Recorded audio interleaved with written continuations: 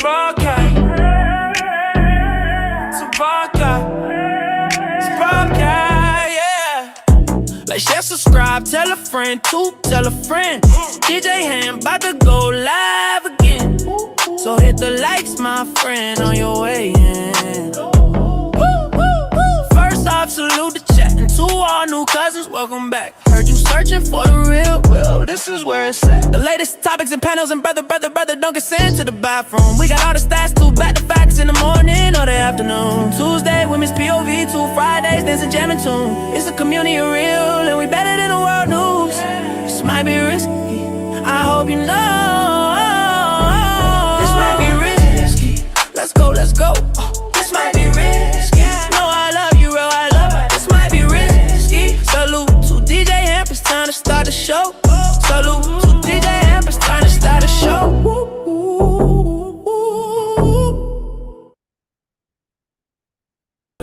Yeah, it's a broadcast. It's a broadcast. It's a broadcast, yeah. Like, share, subscribe, tell a friend, tell a friend. DJ Hamp about to go live again. So hit the likes, my friend, on your way in. First off, salute the chat. And to all new cousins, welcome back. Heard you searching for the real, well, this is where it's at. The latest topics and panels and brother, don't get sent to the bathroom. We got all the stats, too, back to facts in the morning or the afternoon. Tuesday, women's POV, 2 Fridays, dancing, jamming tune. It's a community of real, and we better than the world news. This might be risky, I hope you know. This might be risky, let's go, let's go. This might be risky, no, I love you, real, I love it. This might be risky. Salute to DJ Hamp, it's time to start the show. Salute to DJ Hamp, it's time to start the show.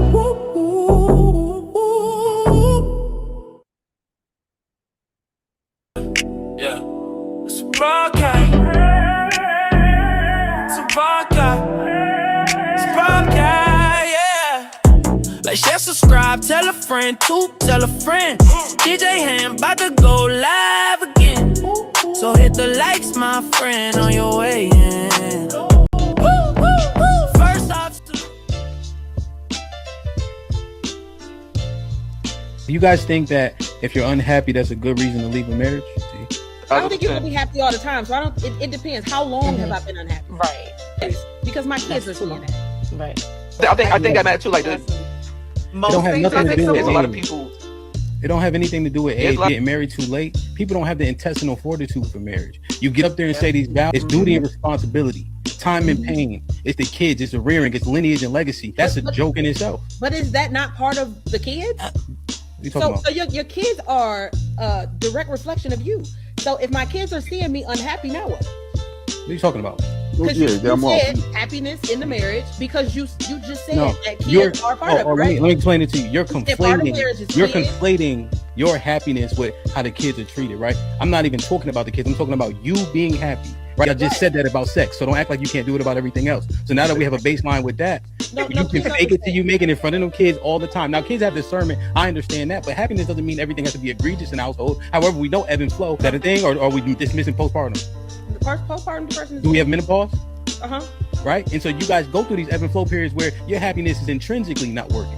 But that's why I agree. But I'm just saying, but you put it on the kids. Like, no, answer my question directly based on happiness itself. I did, but I said it depends on how long I've been unhappy. Raising my kids in a house where there's no happiness is not selfish. That's not life goals. No, just for the sake to say I have a husband. Are you serious? No, you made a commitment under the Most High God, right? Unless you don't believe. Who cares about the commitment if I'm unhappy and I'm dying inside? No, don't interrupt them, Melly. Sorry, Nikki, what you say? I'm not staying unhappy for 10 months. You talking about 10 years? Well, I've stayed unhappy for a very, very long time. But who is going to continuously stay in an unhealthy marriage where you're burning inside, you're dying inside, you done forgot who you are, you done forgot your self-worth, and you're just super unhappy, like depressed to that point, just to say I have a husband and I have a family?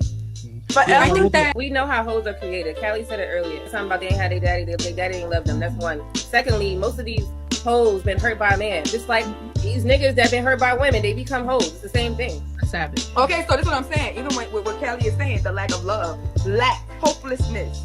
a deficit, desperation. That's all the same umbrella. I'm desperate for the love of a real man because a man never loved me. So I'm out there searching for the love of a man. But because I don't know how to properly find love from a man because I never experienced it. So now from these worst experiences that I've had and the damage that I've had from men, I'm telling you now, I'm only going to use them for what I like them for because there's no possibility that they could ever even try to love me correctly. And I'm so lost on love, so in the deficit, I'll be desperate. And a lot of women have seen this. Had the girl come up here, Hamp, remember the girl that came up here who was cosplaying a man? She was a whole butch, calling the women male-centered up here. You're trying to become them niggas. Talk about worship when you think you're fucking up a storm because you're a man and you're acting like a man. That's male worship down to the ground. So the women who are promiscuous, are we saying they're all desperate? Majority. I'm not saying that, but I know. Yeah, I agree. I feel like in my point in my life, I feel like I was being groomed to cater to him. So at 18, when did you guys break up or stop doing each other? When I was 21, turning 22. So you were for about 3 to 4 years. How did you upgrade him? Oh shit. I think that I gave him a different perspective. Well, you also feel like after you dated him, I upgraded you, and then all these women want you after what I did for you. Hey, bro, he was 18, bro. Like, you grilling him, bro. What the fuck? No, it's hard to imagine an 18-year-old girl upgrading a 28-year-old man, but then like you left curious, what could you have possibly really done to a man that age? Like you don't have no money, you 18, you don't have much knowledge, you 18. What we're witnessing is cognitive dissonance. So there's no way you admonish the man by saying that you upgraded him and then in another breath say he groomed you. Mm-hmm. Those two things are diametrically opposed, right? And then you said age don't matter. People could be wise beyond their years. However, when Tamia gave you the bail money about you being 18, you're like, yeah, I was just 18. Nah, because remember you just said that you had the wisdom and understanding of somebody older than that, which is what you would be able to bestow on him. Right? Ooh. So these things are conflicting when we saying them. Did you actually upgrade him or was you mad and talking shit to him because he cheated on? Are most of us cowards? Are most of us willing to kill and die for our wife and children? Are we willing to defend ourselves? Do we know what it looks like when shit is hitting the fan? Do we know when danger is actually upon us? How many dangerous situations have we been in to tell? Do we know who we are in these ways? I'm gonna just tell y'all this. If you are in a real life situation and a person approaches you after an aggressive conversation, get yourself in a position in which you can defend yourself properly. So don't stay in a position that doesn't give you any advantage but put you at a disadvantage. Don't ever do that. I see people picking and choosing, you know? So if I'm going to approach you in an aggressive manner, then I should stay that way. Or else you look bad. That shit look corny. That shit don't look good for men. Because it's like, damn, is there a low-level threat of violence between men for real? But that's the word. We pump faking, we half stepping. That shit take away from our strength, our bravado, when we don't know how this shit's supposed to go. So this is a thing that I just been trying to process, man. Don't sleep on nobody and be ready. Be ready as you can. The man says he got cheated on and you tell him he's the reason why he got cheated on because she didn't feel like she was getting enough emotional support from him. And you justify him getting cheated on. And like I said, that's unfortunate. But the person that he got cheated on, you would have been like, "Girl, that nigga ain't shit." No, first of all, you don't know me, so you don't know what I would have said. I would have asked, well, what happened? Yeah, it's a podcast. It's a podcast. It's a podcast. Yeah. Like, share, subscribe, tell a friend, tell a friend. DJ Hamp about to go live again. So hit the likes, my friend, on your way in. First off, salute the chat. And to all new cousins, welcome back. Heard you searching for the real. Well, this is where it's at. The latest topics and panels and brother, don't get sent to the bathroom. We got all the stats too, back to facts in the morning or the afternoon. Tuesday is POV 2, Fridays, dancing jamming.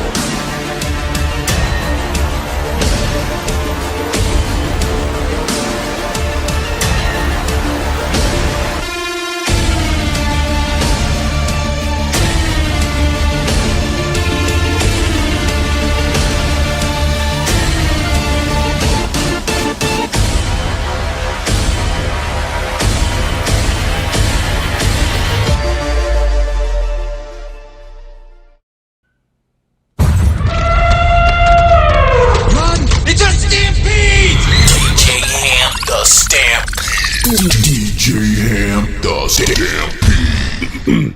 Yo, like, share, subscribe, tell a friend, man. Hit that like button right now if you can. That helps the channel the most. DJ Hamp, the Stampede, we in the building. What's poppin'? Hope all is well, man. We got 50 people in the building. We only got 16 likes. Please make sure the likes match the viewership before we get it popping, man. I want to say hi to the chat real quick, and when I bring my very special guest on as an example of the conversations we had when we just talking and people are actually doing. Fishing the fit in the building. Rob Jitsu was popping. D Majesty, salute. My brother Free Zone in the building.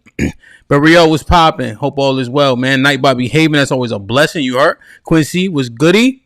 Good to see you. Salute to my OG. T-Mac, what up, I see you, man. Shalom. Cleveland in the building. You already was popping. Salute, man. Hit the like button. Yo. Mr. Williams in the building. Salute, man. Proud of you. Happy for you. Keep celebrating the good life. You know what I mean? Queen T in the building. My brother Chris, man. Damn, man. A godsend, you heard. Make sure y'all go like, share, and subscribe to the BTS show. Chris be putting in work. My brother D Majesty in the building, man. Look, please hit the like button, man. So we had a conversation on Wednesday, and it was multifaceted regarding conservative ideology. One thing we got to was family, and then more so community structure and what we should or should not be doing. There was a sentiment, and a strong one, that, hey, as long as I'm taking care of me and mine, that should be enough, you know? And then in the second breath, we're complaining about the state of the community. We're complaining about the young boys or YNs, you know? And we're saying, hey, this is a product of a single mother environment. Okay. Understood, right? And then we're complaining about the environment itself. And I hear us talking and critiquing, but not doing shit about it. And our thing was, as long as we taking care of ours, that should be good enough. You know, while complaining about the state of the community. That seems oxymoronic to me. So there's this brother that I follow on Instagram. As y'all know, I be covering like different fight videos and critiquing how shit go down. And so I caught a video of a baby boy who is going to be a motivational speaker one day. I promise you, he could be a streamer if he put his mind to it and had the backing for it. And I heard him saying, Coach taught me this. Coach taught me that. Coach said this. Coach said that. Right? Motivating others around them. And I'm like, damn, well, who is Coach? So I reached out. Coach responded almost instantaneously. I said, hey, can you come to the show today to be the example that we acting like we can't be? Doing the thing that we acting like we can't do. When we just maintaining the status quo, we think that should be enough while complaining about the state of the community. So I got my brother up here, Coach Clark, you know what I'm saying? And I just think it's a wonderful thing that the brother is doing, man. Coach Clark, what's popping? How you? I'm good, brother. Bless. Indeed, man. All praises to the Most High. So, like I was saying, yes, Coach, you heard me in the intro, right? Yes. Essentially, we was having this conversation. I'm telling the brothers, look, we understand the products of our environment. We know how we born. A lot of us aren't born in marriages and all that. So I was simply saying, give back when you can, because if you could critiquing it and you could do something about it, I think you should do something about it. You know? Mm-hmm. And so when I see people talking shit about a thing that they can actually impact and don't impact it, I see it as just superficial. You know? Mm-hmm. So if you don't mind, let me just show them this real quick, just so they understand the context, right? And why I'm so interested in your page in the first place. So Clark Brothers _boxing. This coach's page, as you can see, right? Number one in the nation, 90-pound, 9-year-old. This your son? Yes. This your son? That's my son. Your son, right? Yes, sir. So you got kids of your own, is what you're telling me? Yes, sir. Okay. And so 2026 Junior Olympics national champion, 2026 Silver Gloves national champion. You know what I'm saying? So this your son, right? I just want to make sure we on the same page. Yeah. Yes, sir. That's my son. Now, is this your son? No, that's not my son. Is these guys your son? No. And I'm just asking, Coach, Tell us a little bit about your background, your upbringing, and how you got time to pour into these kids that's not your son. Well, shoot, man, I basically grew up in the system, you know what I'm saying? The system's a broken system. I grew up in boys prison, foster care, group homes, was named the ward of the state of Indiana when I was like 10, 11, 12 years old. So, I just grew up in a system where I ain't have no family. So I knew growing up at a young age that one of the main things that I longed for was just somebody to love me and to be able to have a family. Mm-hmm. You know what I'm saying? So I feel like everything that I went through in my life prepared me to be a father and to have a family.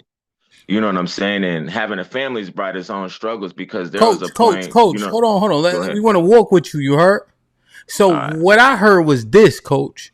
So when I was telling them about, hey, do the things, right?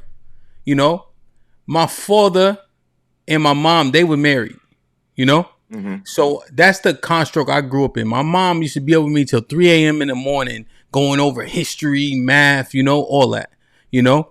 My father is a Marine, construction worker, right? He just worked sun up to sundown, but he instilled that grit, And then whatever innate traits I had, I was able to foster and go further, I was told, well, see, say, Hamp, you had both parents.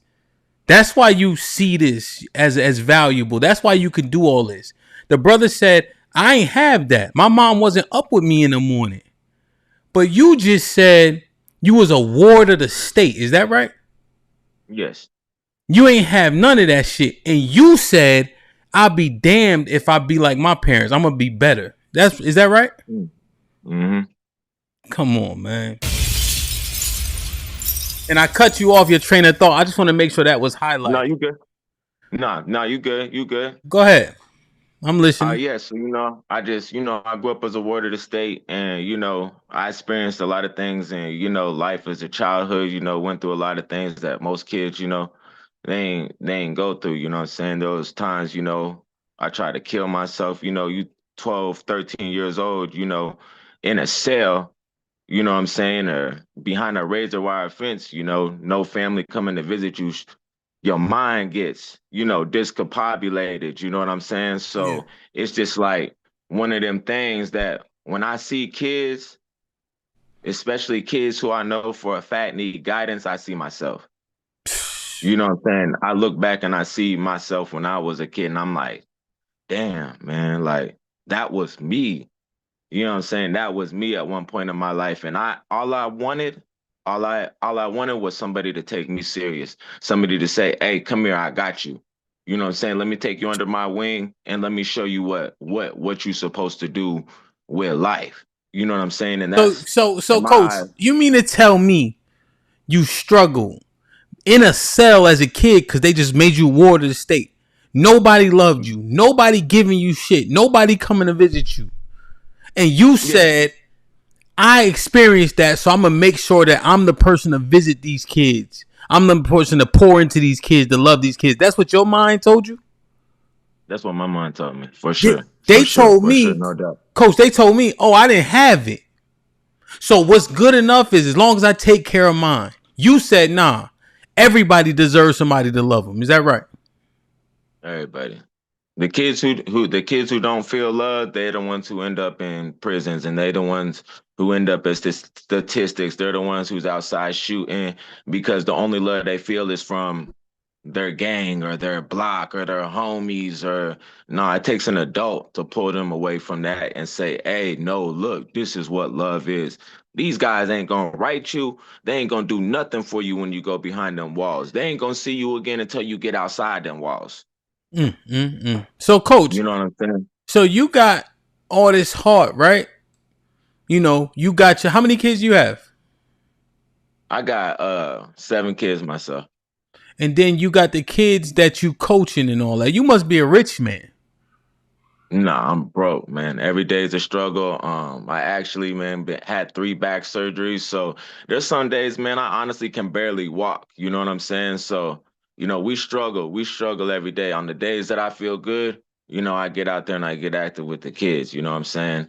I move around with my sons, you know what I'm saying? It's just like one of them things, and the mindset's you know, I got to be disciplined. If I'm slacking, no matter what, if I show signs of weakness to them, then it passes down to my kids. So I want them to always see, you know, me being strong. No matter what's going on in life, you keep your head up, you keep it pushing. You know what I'm saying? And you provide.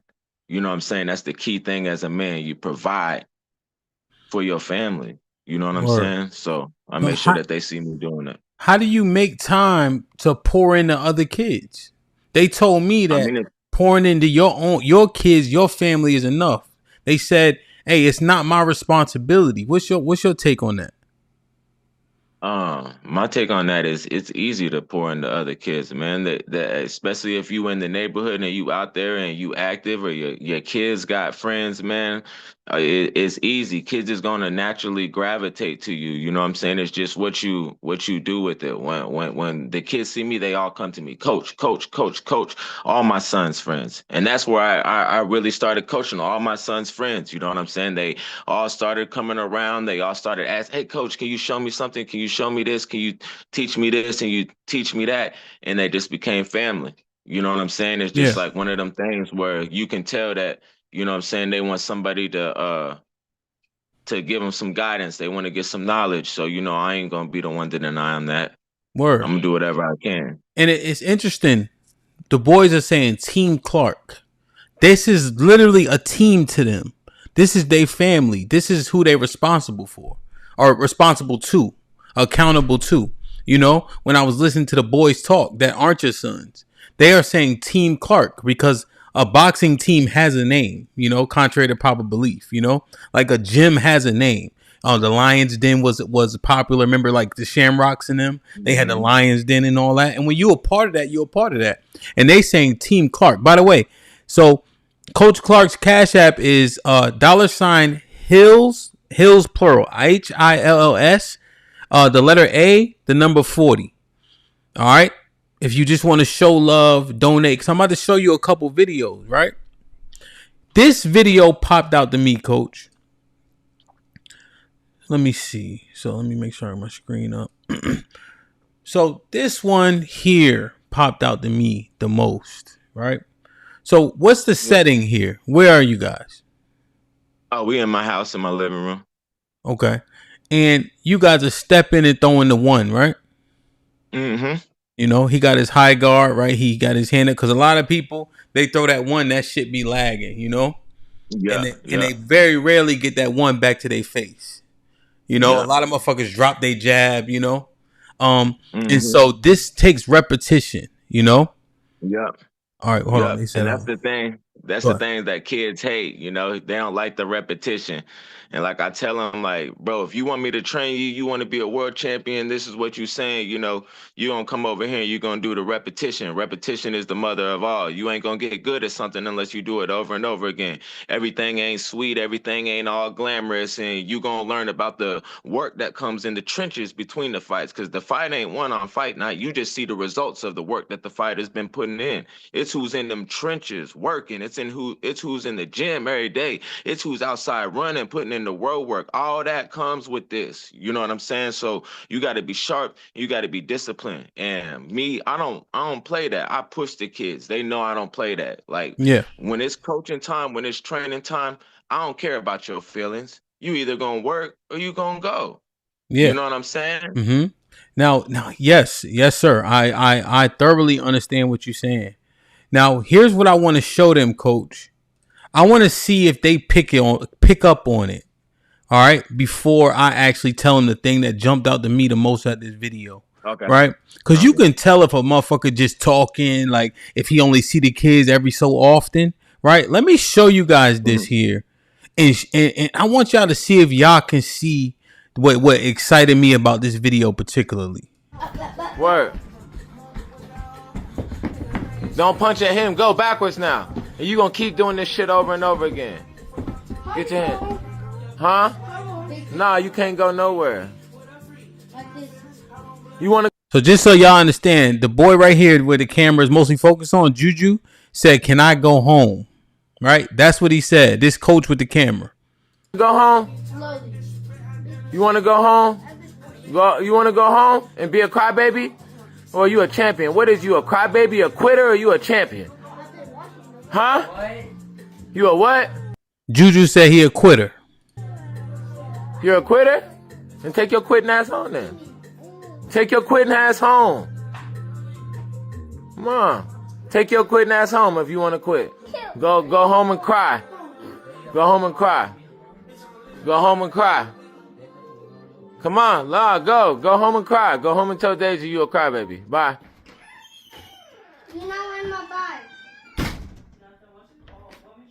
No, stay here, Big T, because he ain't going nowhere. He ain't going nowhere, Big T. He ain't going nowhere, Big T. He ain't going nowhere, no Big T. All this fucking capping he doing. All this fucking capping he doing. All this fucking capping he doing. All this fucking capping he doing. Stop capping, dude. Stop capping, dude. Put that down now and get back to stepping. Put that down and get your ass back to stepping now. Let's go. Coach, do you know what stood out to me in this video the most? You knew he was bringing his $5 ass back in that fucking house. I knew it. I know all the kids, man. I know them like the back of my hand, man. I know them like the back of the hand. I know their personalities.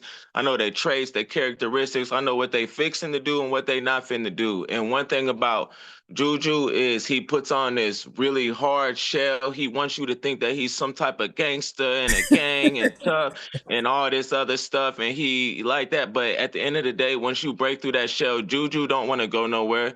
Juju just want to be loved on, man. He a kid.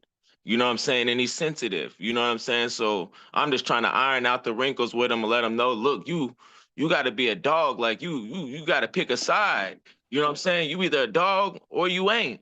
You know what I'm saying? And what coach gonna do is coach gonna put that dog in you because I see the potential of greatness in you. I know that you can be great. You got the personality, you got the attitude to be great. You want this, but you just gotta quit with all the extraness. He used to being able to just blah blah blah blah blah blah. Like I put a stop to that. Like you ain't doing that. You ain't doing that over here, bro. Yo, and that's the thing, right? This is not a skit. Juju said he want to quit, right? And you literally kept the camera on the door because you know him like the back of your hand. See, that don't come from one off, 1 day a week, 2 days a week. That come from spending real time and pain with the kids. See, that's the part. Like you with him all the time. Yeah, bro. I'm telling you, from the time, bro, he gonna walk through the door any minute, bro. I promise you now. He just gonna come walk through the door. Him and Big T gonna come walking through the door any minute. They don't even knock on my shit. They just come walking my shit. You know what I'm saying? They gonna come knock on the door at any minute, bro. Probably ask for some damn breakfast or some shit.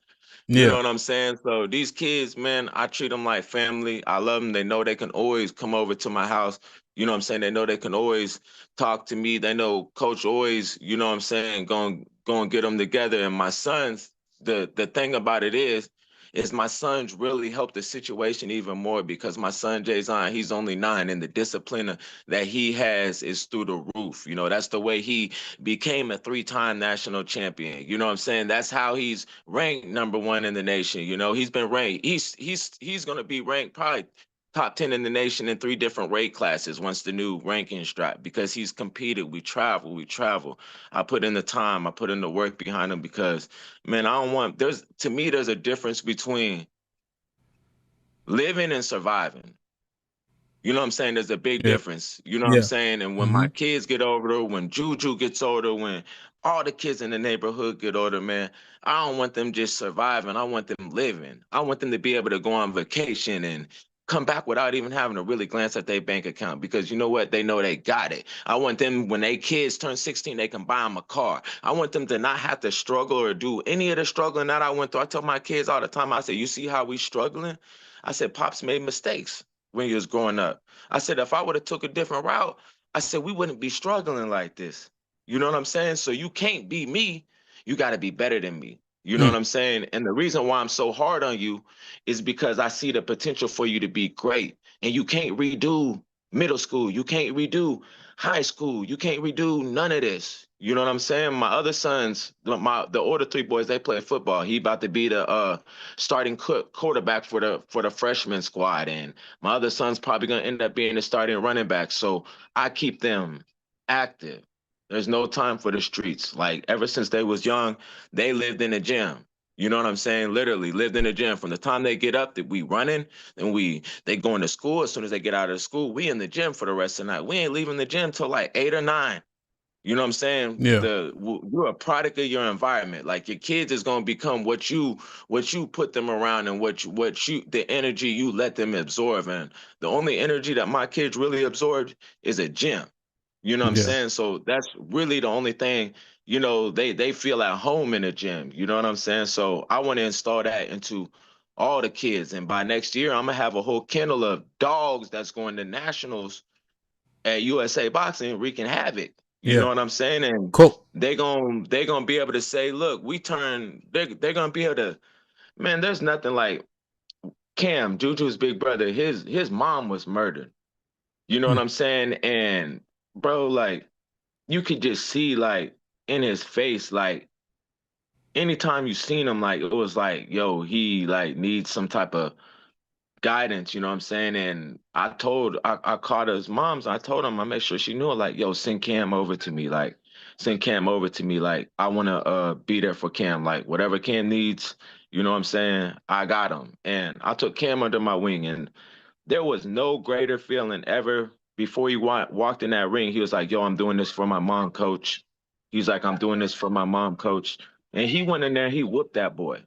Got his hand raised at the end, crying. One of the best moments ever, because it was just like, go ahead, mama. It was just like one of those things where it was like, this is what I'm doing it for. You know what I'm saying? Is to create moment like these for these kids that they didn't think was possible.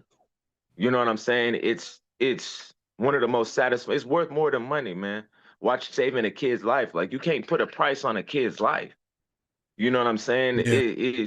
You can't say that you want the community to be a different place if you ain't gonna put time into the kids that's gonna make it a different place. These is the kids, these 9, 8, 10-year-olds, these the ones who's gonna grow up and be the YNs that everybody talk about. So why not put the time into them now and try to guide them on the right path, so that way by the time that they 15, 16 years old, they ain't picking up guns, they picking up books and footballs and boxing gloves.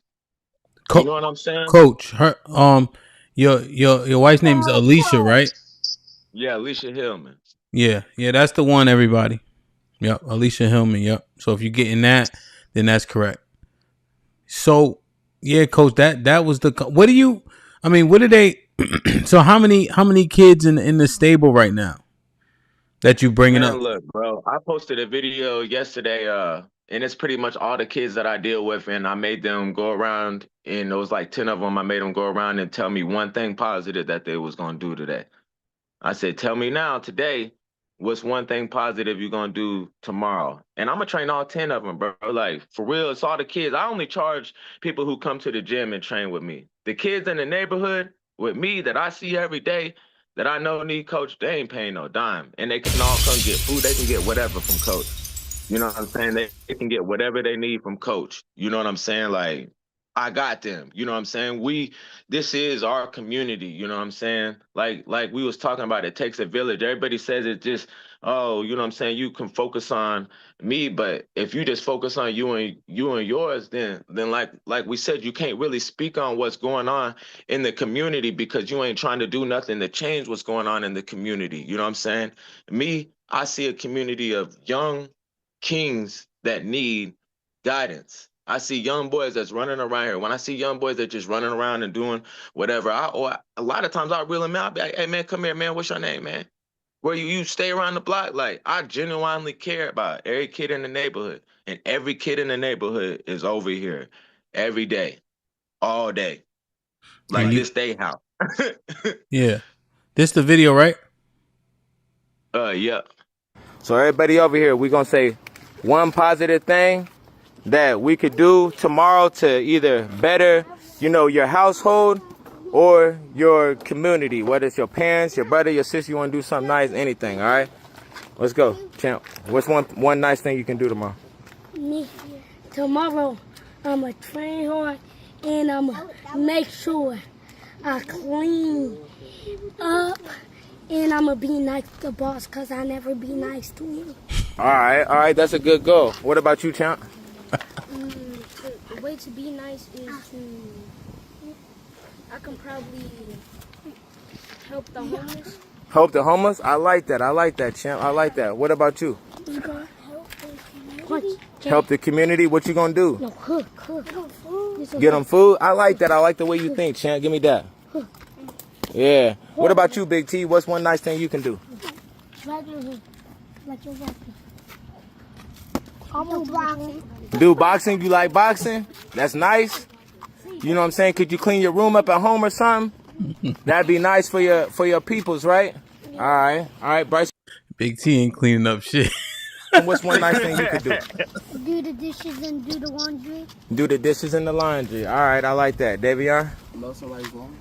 All right, mow somebody's lawn. Jay's on?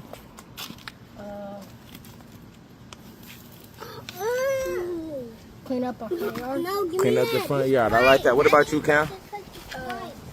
Be more focused on sports. Be more focused on sports and just yourself. You know what I'm saying? Have confidence and believe in yourself because you're a champion, right? Yeah. Let's go. What about you, Juju? Bring trophies and belts home. Bring trophies and belts home, but what about just with your attitude? I gotta change my attitude. And my coach said that I'm not a bum on the carpet. Yeah, you just gotta lock in. And you gotta be focused, man. Stop crying about everything. Be locked in. Handle business, man. What about you, boss? Help somebody if they're hurt. Help somebody if they hurt. I dig that. What about you, champ? You don't know? Just help something at home. You know what I'm saying? Maybe you pick up something for your mom. Anything, right? Right? Yeah. Okay, Mop. I like that. Hey, y'all. So one thing about our I gotta show them this, coach. Go ahead. Hold on, cause Juju gonna be a star. Let me put it on the bigger screen. What you talking about?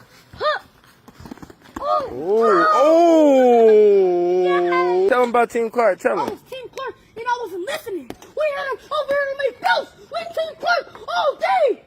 What happened? What you talking about? Oh shit! That's my fault. Tell him about Team Clark. Tell him. Team Clark, and I wasn't listening. We had him over here to make belts. We Team Clark all day.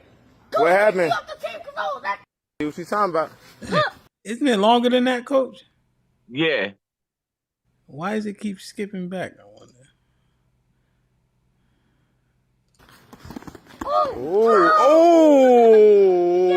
Tell him about Team Clark. Tell him. Team Clark, and I wasn't listening. We had him over here to make belts. We Team Clark all day.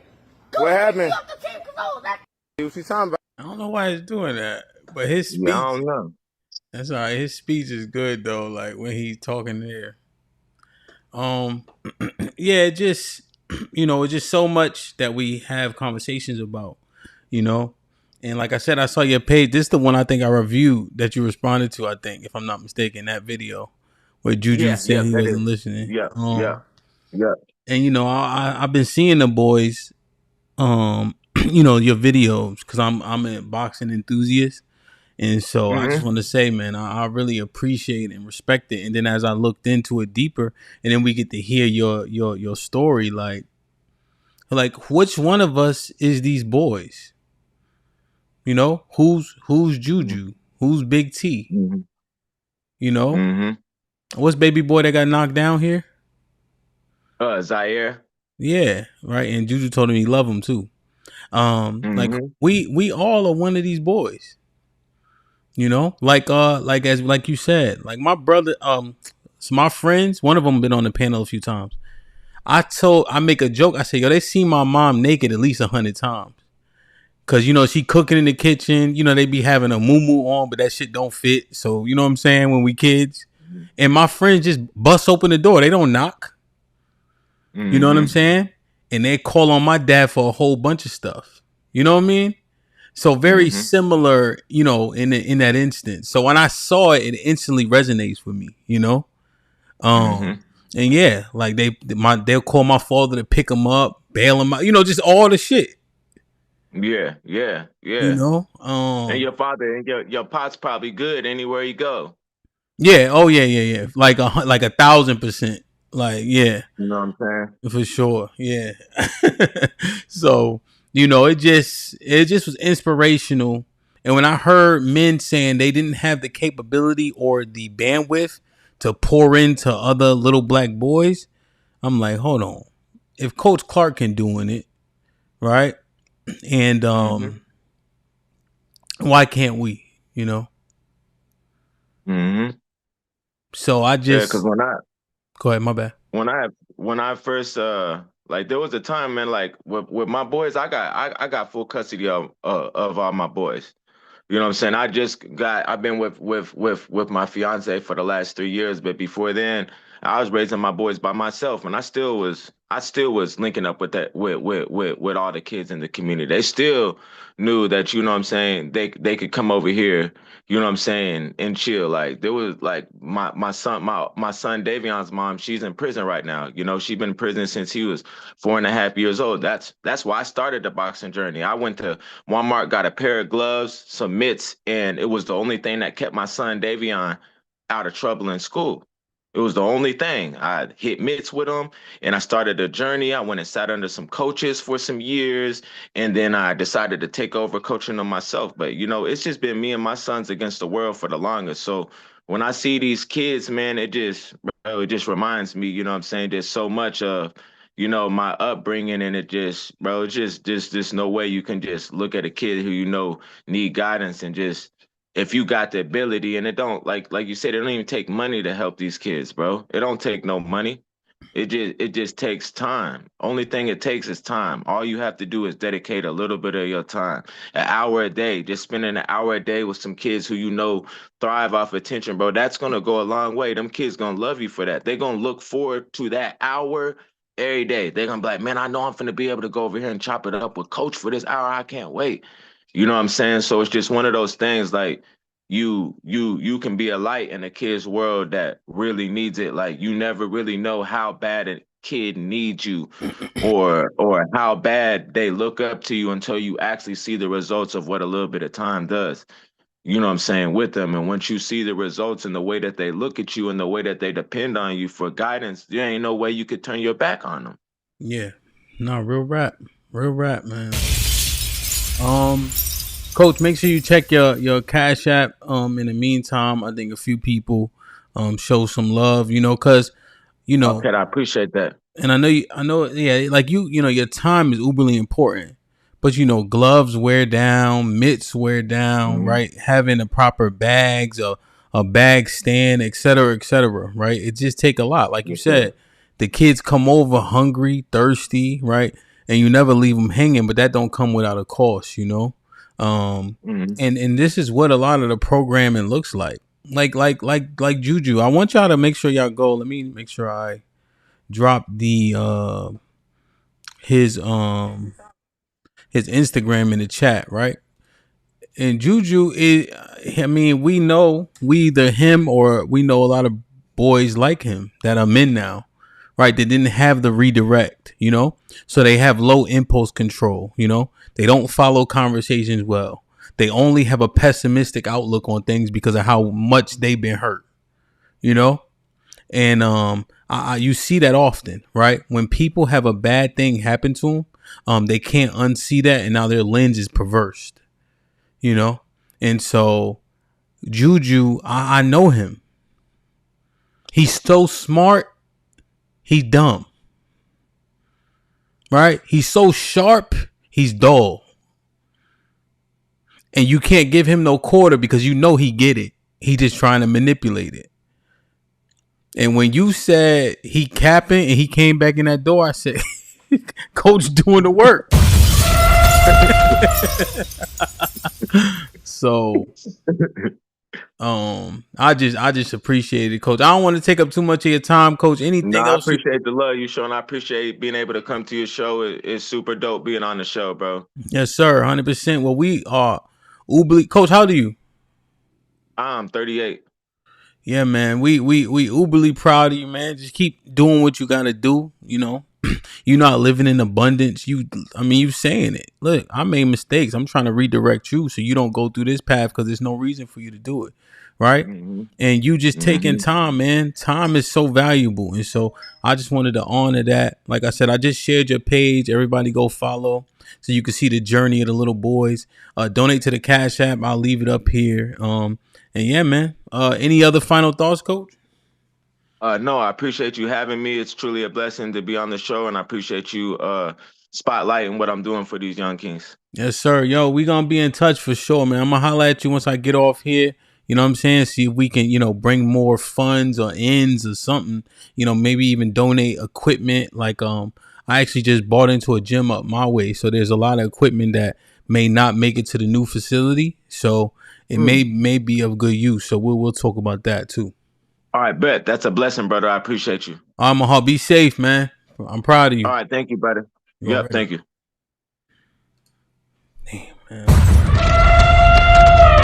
Run! It's a stampede! DJ Hamp the Stampede. DJ Hamp the Stampede. Say located in Missouri. I'll get the information, but he's in Missouri. And so yeah, man. Follow the Instagram. Thank you, Cheeky, for reposting the Instagram, and just see if you can lock in. I just people just so we are overly obtuse. It's ridiculous. You know what I'm saying? And we have so many issues we gotta fix and all that, But I just see the constant and consistent rhetoric from people who mean harm. I could see critique if you mean well, but we're critiquing things that we can directly impact and we choose not to. We don't try to do anything about the potential outcomes. We just complain about a thing that I don't even know if we have real proximity to. And we have this overly pessimistic way of looking at things, especially the things that look like you. That's the nastiest shit. And the man, he not living in abundance. He just giving his time to redirect a few kids. What is a life worth to you? How much does it, if you could save a life, would you? Even if it's just one.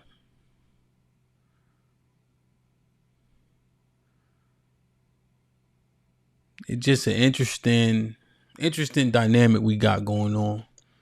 And shout out to the brothers who was on the Wednesday show. It definitely shed light into, I think people would be in, as honest as they could be, and I think they mean well. We just need people to do well, right? Say the thing and then do things that help correct the thing that you're complaining about, that you're critiquing, right? That you want to change. And I think that's where we get value from. Coach come from nothing. At least one of my brothers was with his mom. He come from the system and said, I refuse to be duplicative of what I went through. I'm not perpetuating the same thing I was exposed to. It's now you got 10 little boys out there. You got 10 little boys out there hanging on his every word.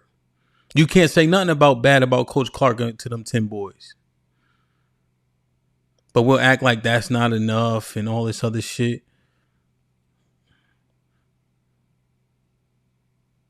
Let's definitely address the issues, and then make sure we have proper context and perspective and do things necessary to help fix the issues. Now, here's why it's so closely related in my estimation. Because who do you want to be applauded by? Who do you want to pat you on your back? Because if you're just saying it and not doing anything about the issue, right? It got to be for another gain, not for actually the intention to fix the community, to help people, right? Are you just bringing awareness to an issue? If you offering a critique without guidance, that shit is moot. So who do you want to be loved by? Who do you want to be accepted by? What's your reason for doing it? And then we have these stories. Shout out to Cheeky. He made my job easy today. I said, Rel, I need you to help me compile these videos. And then Cheeky released a video yesterday that compiled this shit for me. Who do you want to be accepted by? What proximity is most valuable to you? If you never watched a Soldier Story, I would behoove you to watch Soldier Story. Are you a court jester? Are you a clown? Are you the entertainment? Are you a Benedict Arnold?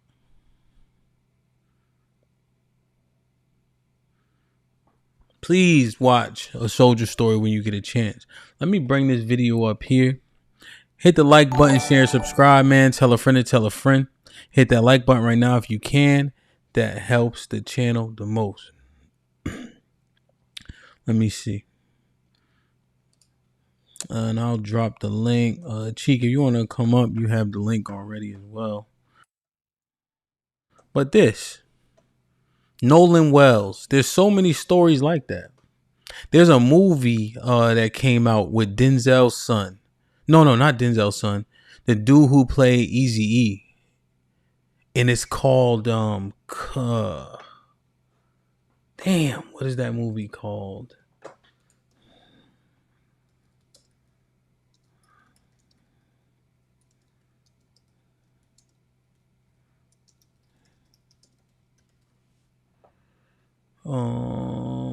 Jason Mitchell, and he played, it's called does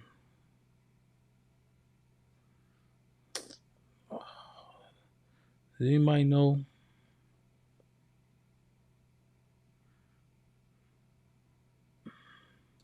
I want to find it.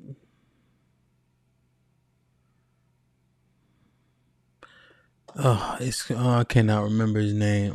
The member of the movie. It's called like Clarence or something. I mean, he's like the only. Not Mudbound. It's thought it was him, but anyway, he's at a party. Like he's at this getaway at a cabin, and he's the only black guy there. And they just doing little things to him. Right. He's kind of being treated differently, like they exiling him and then kind of bringing him back in. He may not be the right actor, but it's called something like that. Yeah, O is another one, but that's with Mekhi Phifer. It's on Netflix, but I can't figure it out. But those situations always look uneasy to me. They always look uncomfortable to me. You know? I covered a story where this dude was getting stomped out at a bonfire by a couple of white dudes set up by a girl. He was black. Damn, but I cannot remember the name of that movie, man. It's called like Clarence or something. I'll figure it out. But Cheeky put this together. I haven't actually watched it purposely because I wanted to have an organic feel. I'm going to speed it up just a little bit. Let's go through this together, man. Like, share, subscribe. Tell a friend to tell a friend. Hit that like button right now if you can. That helps the channel the most. Alarming scene unfolded in Capitol Hill this morning as hundreds of members of the white supremacist group Patriot Front marched through D.C. Repeatedly criticized the vice president for not specifically calling out Antifa and other left-wing extremist groups. But are you willing tonight to condemn white supremacists and militia groups and to say that they need to stand down and not add to the violence in a number of these cities as we... Yeah, it's called Tyrell. Yep, Tyrell. Thank you, homeboy. Saw in Kenosha, and as we've seen in Portland. Proud Boys, stand back and stand by. Somebody said they wanted to make America great again. Nah. What they meant by make America great was when it was great for them, stuff for you. Right. I can't remember a time in this country when it was great for us. Let me see, was it great during slavery? Hell no. Was it great during Reconstruction? Hell no, they burnt all that shit. Was it great during Jim Crow? Nah, we couldn't even come to the front door. Was it great during the 70s when we started to get our together? Nah, because then they hit us in the 80s with crack. So today's topic, unfortunately, is a little bit more morbid. There's been a pattern that a lot of people have been noticing, especially black people in particular, is that when you are the sole black person within a predominantly white friend group, it doesn't seem as if your life is guaranteed. Whatever trip you take, whatever thing you do, it seems like your life, your dignity, your pride, those things are always at question, right? From a co-host that is on a popular show like Caleb Hammer, all the way down to a one singular black child hanging out with his supposed friend group that don't give a damn about him, right? So we're going to take a look at a couple of clips, see if we can find any commonality behind it, or see if we spot some of the things that I saw when scrolling through social media. Unfortunately, like I said, it is a dark and heavy topic, but I think it's one that people should be willing to investigate and look at and be willing to talk about. Authorities say Wells' friends left the island and he stayed behind and was supposed to take a different boat back to the mainland Saturday, but never did. After a desperate search, Wells' body was found off the shore Monday. Investigators say they have no information at this time to indicate a crime was committed. Tamla's family believes race also played a role. The only black woman at the party in a county with few black people. On top of that, some of the responding officers knew the people at the party. The man on that 911 call was a former probation officer who, at the time, worked in the county's court system. Rogers clarified some comments made on social media overnight, identifying the victim of the assault as a black teenager. The sheriff also made note of his relation to a young woman seen in a video punching the victim. Rogers says the woman is a second cousin related to his wife's side of the family. Give him some more. Give him some milk. Oh, God. Yeah, you got to refrigerate. It's hot back here, bro.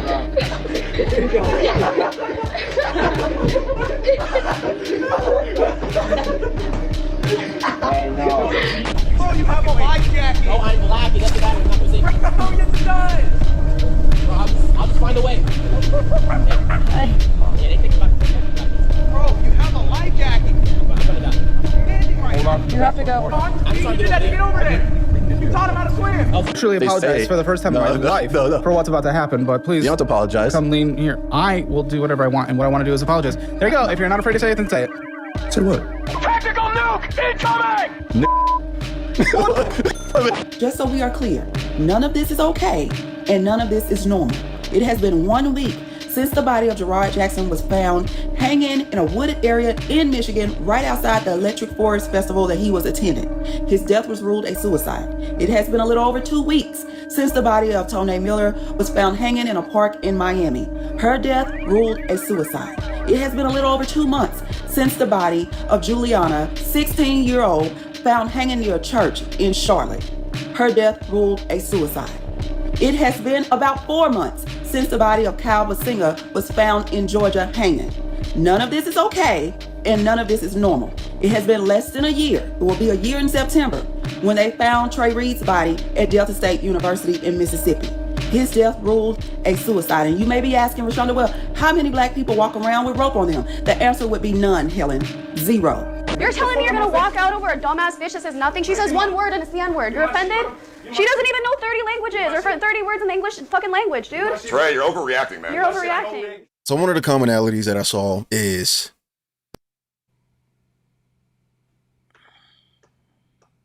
what the fuck?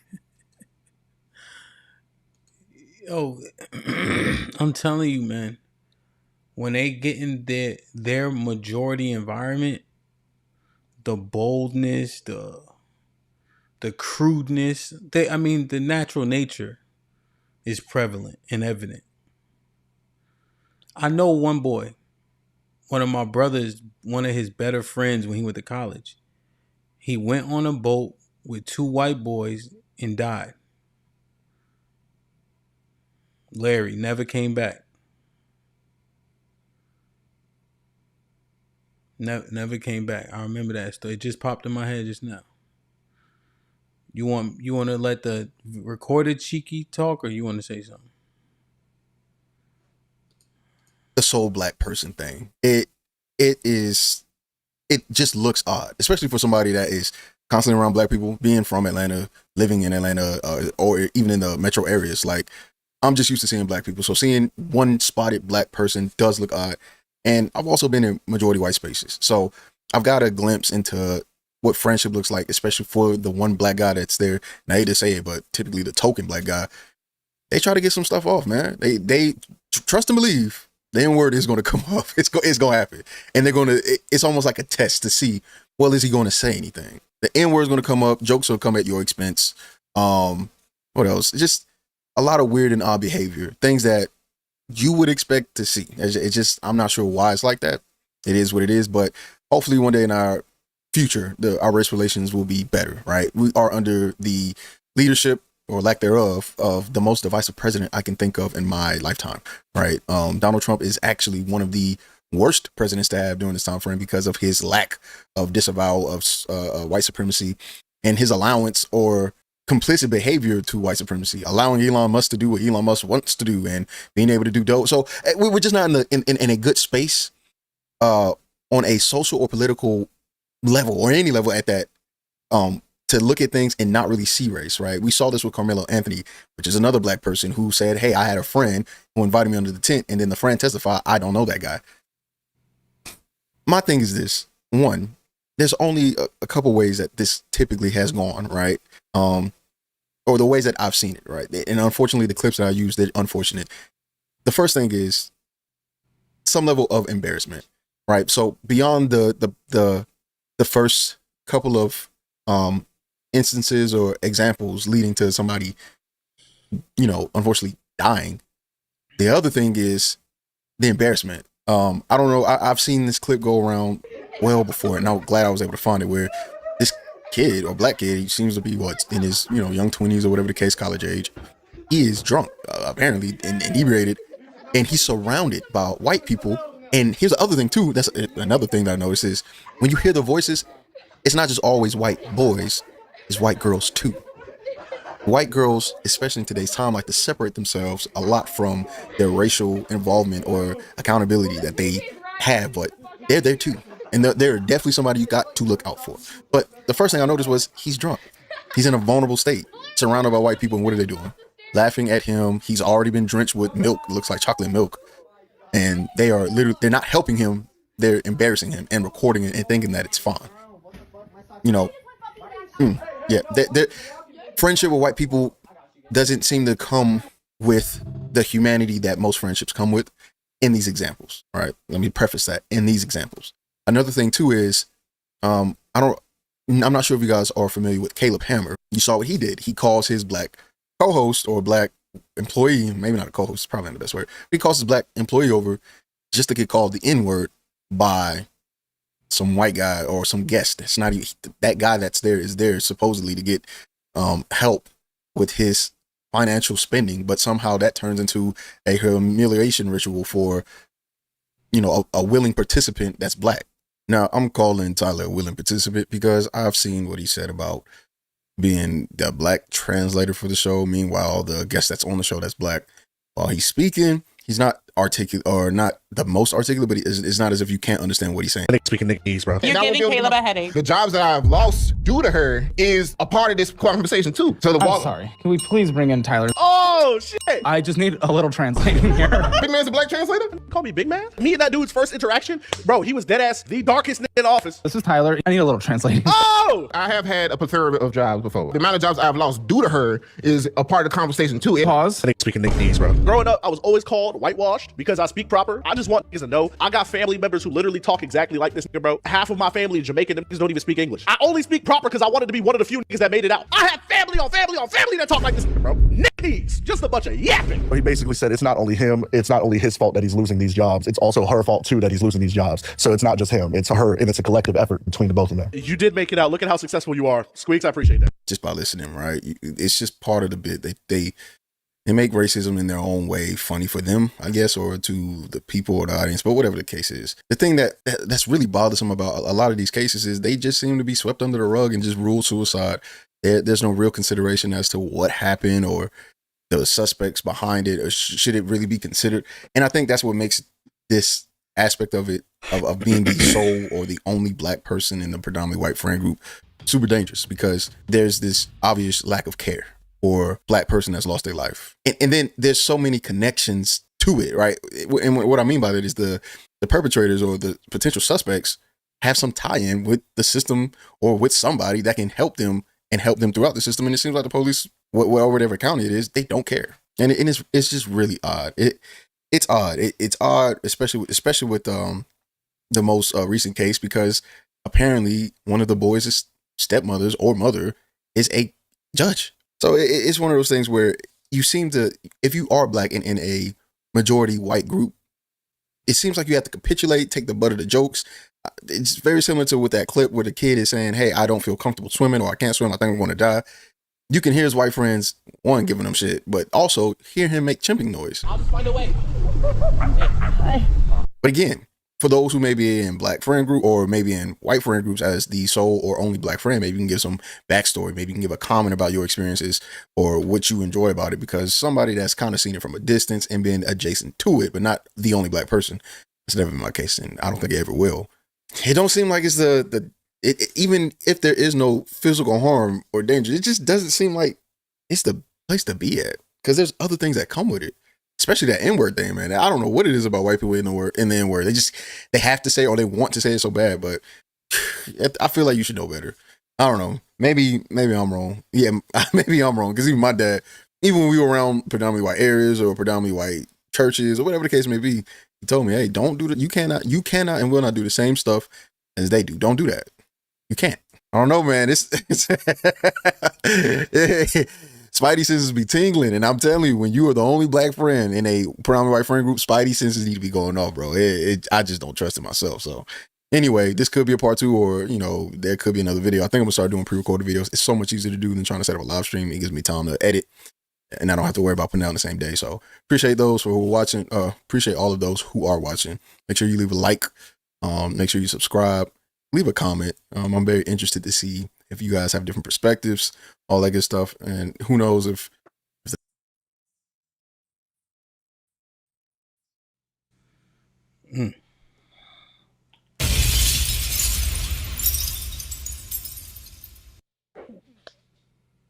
Damn, that shit is. I personally don't understand it. White people pat me on the back does nothing for me. I like to clarify and set a proper baseline and have proper context when we having the conversations. That's why I had to do a show like the one I did last Friday, because I don't want us to be speaking from a place of being obtuse or not even obtuse, ignorant, right? Maybe everybody forgot about all the gangster entertainment from Bronx Tale to the assassination of Jesse James, etc., etc., etc. Don't want to make sure they know, no, this is an American thing. By no means ignoring struggle, strife, and issues. But when I look at this,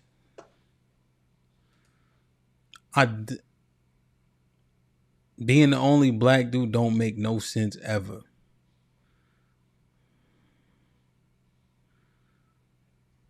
I guess there's value in it for them, but I don't know how you sleep though. To placate to people that mean you harm.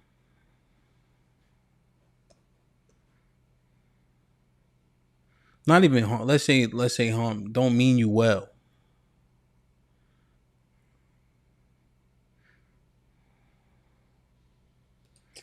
Shit. That was a great video though, Cheek. Appreciate you. Devin, what's popping? Yo, what's up? Good morning. How you guys doing? Doing pretty bad. What's wrong? It's just disheartening. Like a people so extreme with going against their own people. I just had a brother up here who pours into his community with no money, no good upbringing. And we have men of means who've built themselves up that's saying it's good enough that I just take care of me and mine. I just wonder what would happen if Malcolm said that. If Medgar said that. if Martin said that?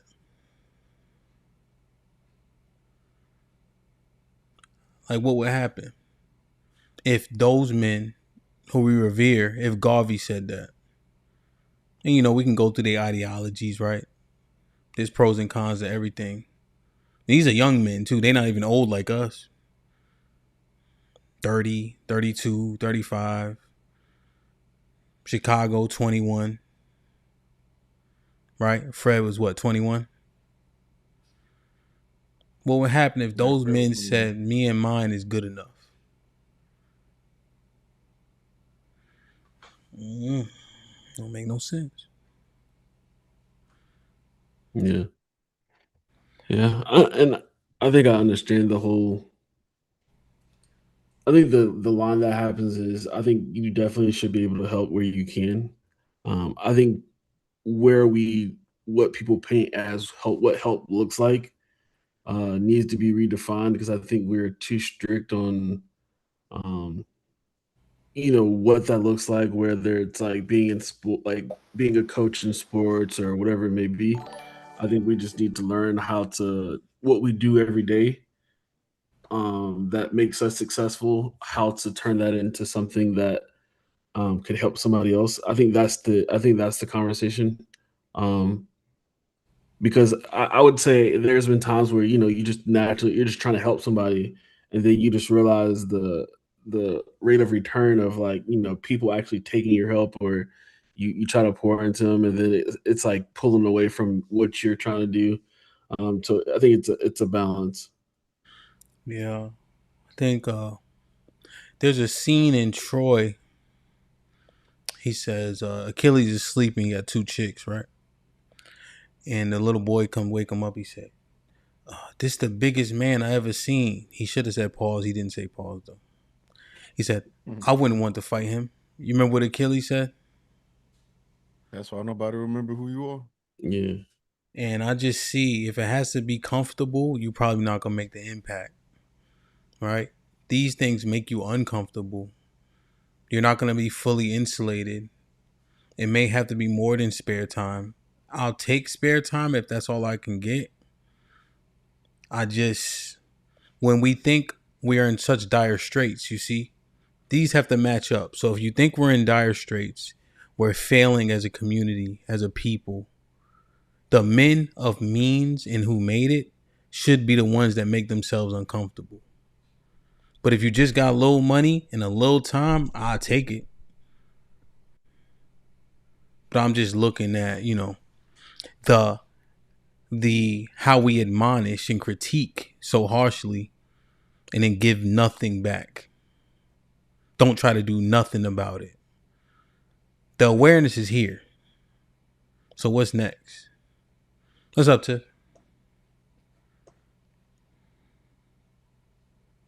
I can't hear you. Can you hear me now? Can you hear me? Yes, my bad. What's poppin'? Hey, first of all, thank you for this morning. I needed that. I needed that so bad. Unfortunately, we got the news that my 19-year-old baby cousin overdosed yesterday. And when you show the impact, I promise you right now, I firmly believe had he had something consistent, we would not be here. So thank you to coach. Thank you for showing those babies. Thank you for what you do for the community because I appreciate it. I really do. I needed to see that this morning. So thank you for that. Cheeky, appreciate the video, brother. You are always timely and even with it. Um, as a person that is frequently one of one, I have a lot of thoughts on this subject as a subject matter specialist. I thank my mother. I really do believe that she was trying to do the right thing. But a lot of times our parents believe that they're putting us in better positions and they're putting us in hostile positions. My elementary had 6 Black children. I went to junior high, I think we were 3%. And when I graduated, it was 6%. by profession in leadership, I was the only one. And then I started teaching yoga, which there's not a dominant amount of Black yoga teachers. I can honestly say I was one of those like, oh, well, we're just all people and like love and light. Like I was a love and lighter. When I met you, you were like, how you burning sage? Like I was deeply. It took really for the election, the first Trump, where I was like, oh my God, you people are racist. Like I thought we were like love and lighters. Like, what do you mean you don't really, oh, you don't really like me? It was jarring because I was raised in a mixed environment where everybody gets along and there's no racism. But every year in high school, somebody painted the word nigger on the track. Nobody could ever figure out why, but it just kind of happened. And we were always told, like, okay, if you went to ban things, we knew to check in and not to check in. And if you're on water, to be careful. And the amount of safeguards that people are not understanding the stress, which is probably why I'm one of the most militant Black people that you will meet, because I have been around these people in a very real way. And what they do is they don't humanize Blackness. They one off you. You're not like the other ones. You're different. Oh, well, not like those people, you know? Well, that is so dangerous. If somebody white tells you you're not like other Black people, you need to literally run. You are in danger. Because what they're saying is, I don't really like Black people, but you're the one-off. Black people don't dehumanize people like that. Like if you're a jerk, you're just a jerk. You are a jerk that happens to be white. You are a jerk that happens to be this. But we don't categorize people in their value and then one-off people. And again, as a person that has done this from childhood to adulthood, I have been one of one. My spouse, my husband is one of one. And normally, whenever we go, we are the one of one. They can be very cordial. They can be very kind. And they really can see you as friends, but they take your Blackness away. You happen to be Black, but you're just Tiff. Oh, that's just so and so. These babies that have been lulled into the afterlife, I know that they were so confused because they really thought that they were among friends. And I know that their parents believed that they were giving them better opportunities. You've got to understand the level of what they do and how they move is not like Black people. We are very communal. If you've watched the interview, you've heard the father say, like, if we leave with 5, we go with 5. In Houston, I'm for sure that, hey, if it's this many people, it's this many people. We tend to really check on each other communally. They don't operate that way.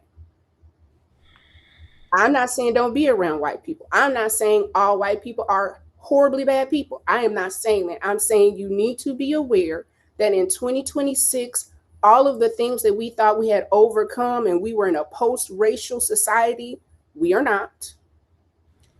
And then the extra caveat, because I'm so sick of hearing spin that and all this.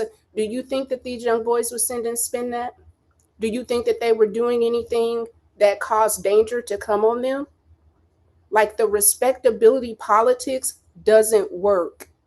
These boys were in the right schools, with loving parents, active, participating with peers, and they were still harmed. You are still Black. Even when they other you, they othered you. Everybody else around them did not. You're their friends. You're not the core group's friends. And the racism is very thick. It's just, not necessarily as it's louder now. It's not as what do you call it, cheeky, when it's kind of like it's sneaky. Covert. It's covert. Covert. It's not as covert. And overt. That's a blessing. I believe it's a blessing. I want to know how you feel about me. I thank every one of my yoga sisters that put a Trump sign up. Thank you. Because I understand that you may be a good person and you're voting about taxes and all the other stuff. Absolutely get it. But you also didn't think about my Black body and Black issues and Black things that could happen to my Black son. And at that point, I've got to just address that you are no longer a safe space. You're not threatening, but I'm definitely not going to relax my guard around you. And that's the thing, we get in these spaces and we get relaxed. And it's not safe for us and it's not safe for our children. And it's clearly not safe for our boys. It is far too many of them going to boat trips with friends. And these are not people that they just became friends and like these are childhood friends. These parents have known these boys. They've known them. So what else can you say but to say, like, if it's not more than 2 or 3 of y'all, or if you can't guarantee me your safety, you just can't go. My husband's company has a boat ride every year. We do not go on the boat ride. Thank you, but no thank you. Wonderful people, but no, I don't play with white people in water. And now we see why. You want to go hunting? Thank you so much for the invitation. That is absolutely lovely, but no thank you. Because it just seems very odd to me that if it's a group and you're the only one and everybody else but the Black person makes it home safely. And then the code of silence of how everybody can maintain the same story. That's a pattern. This is a pattern. It's this historical pattern that Black people can no longer ignore. Shit, watching what Trump got to do with anything? I believe that these people were always probably a bit racist, but because of his policies, the way that he talks, and the connection with white Christian nationalism, they are very loud because they have a leader that supports the way that they believe. We've never seen white Christian nationalists like this. Like, you've seen the picture of where the 400 guys went to march on the 4th of July and the Black lady sitting on the train by herself. Like, the way that they are moving, you didn't see this with Obama. Like, this is a white lash. There is a white lash to Obama being in the White House because he literally fries their brain. He's everything that people say they're not. He's a loving father, a married man, not a baby daddy, highly educated, very accomplished, beautiful wife. The Black excellence is the smoke for white supremacy. You can't be supreme if Black people outperform you in everything that they do. There can't be white supremacy. So you have to snuff out the excellence. And that's what this is. I don't know. I think, and we have to do the show. Black liberal ideology next Wednesday. Okay. 8 p.m. Central. I got you. Because we did the conservative ideology. I'm not a liberal though. Yeah. Well, in comparison. Right. Okay, because I'm conservative and I've been very honest. Like the first time I voted, I'm not trying to get caught there. I got you. I'm just saying, like, there was an oxymoronic statement I asked you to clarify. You said they're great people, but I won't go on a boat with them. Yeah, but that is, I can believe that you're an absolutely great person. I also have to look at history, and I can be proactive in my protection. I'm not getting on a boat and I'm the only Black person. I'm not doing it. And it's not because of those people. History shows I'm not safe. I'm not as safe. I can come to Houston without my husband and be around him and a whole bunch of different men and a whole bunch of different women. And I feel absolutely safer than if I was to get on a boat with people that I have taught yoga with for over 15 years. I'm not doing it personally. I'm not doing that. Did anybody want to comment on anything Tiff has said? Yeah. I think the issue is when we have these conversations, we just throw everything that we find convenient into one box, and then it just muddies the water of the conversation. That's bullshit. To the reason why, like, I think of course you can say of course me, but then even Hamp was like, why would you even say Trump? And then like, or like why would you, like, even he had to say that. You can't say that me or Hamp are the same. So there's some truth behind that. There's some truth behind my statement. The other thing I would say is I would say there is the truth where I think people put themselves in situations that they are not prepared for and or shouldn't just be going along just to, get along, i.e. Black people when it comes to water situations. I think that is just a naturally dangerous thing. If like, if the trope happens to be true where you're not that great of a swimmer, or you can't handle yourself in the water, you probably shouldn't be hanging around anybody in the water messing around. So what? No, Like, stop. can I No, finish stop right, no, stop right there. No, I didn't interrupt you. Because what you're doing is you're literally No. Let me. I didn't agree with a lot of you. Tiff. I didn't. Let I didn't him interrupt. go, Tiff. He I didn't didn't interrupt. interrupt. Go ahead, Devin. Like, even when I thought you were gonna stop, I then you kept going. I was like, all right, let me let you finish. Yeah, go ahead. I think people put themselves in situations. I've seen where Black people were just around other Black people and they end up just messed around in water and they almost drowned because they didn't know how to swim. They're messing around in situations they couldn't comfortably protect themselves within. And then I would agree with, like, even the growing up around and being around a lot of white people. There's been situations where I might have been the only Black guy. But then, that same friend group, the friend group might be half and half Black, half white, or majority Black. Like, I've been in all those mixtures. But one thing I could tell you in situations where, especially when I went out or hung out with them, my parents were like, ultimately, the rules within our house, so don't just go around and follow up whatever they're doing. And when I was in those situations where, they were drinking, I chose not to drink just because, again, I was following the rules laid by my parents. Those same dangerous situations, that would put a Black person in danger, they put themselves in danger. When it came to them being drunk, doing nasty stuff to each other while they're drunk, they did that stuff to each other. When it came to fight, think of this, none of them fought me, but they would fight each other in a heartbeat. Like, there was a set of twins, the white twins that grew up. They would fight, like, just brawl, or the other friends. They would brawl and fight each other, but they never fought me. I would say, again, we jump to a conclusion of something, but there's always like, why is he out there swimming? The guy that got there across the water himself with the monkey noses, I think his friends are probably still racist, but he shouldn't have been in that situation in the first place if he didn't think he could swim. And the reason why he got over there was because he had a life jacket swimming. Like, don't put yourself in these situations. And I'm agreeing with a lot of what you're saying is don't hang out with people doing things that you're not comfortable with just being, like, by yourself doing.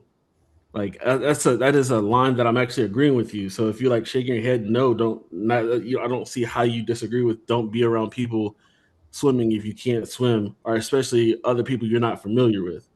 I'm just saying from my experience, those ugly situations, mocking, fighting, beating each other up, like, I've been in those situations, but they've been more directed to each other than it was to me. Well, Devin, I'm so glad that you're a unicorn. We know that you're special. And this is what happens with Black people that get access to whiteness, is you will buy into the I'm special. It didn't happen to me, so it couldn't have happened. But we've seen I didn't. You told me.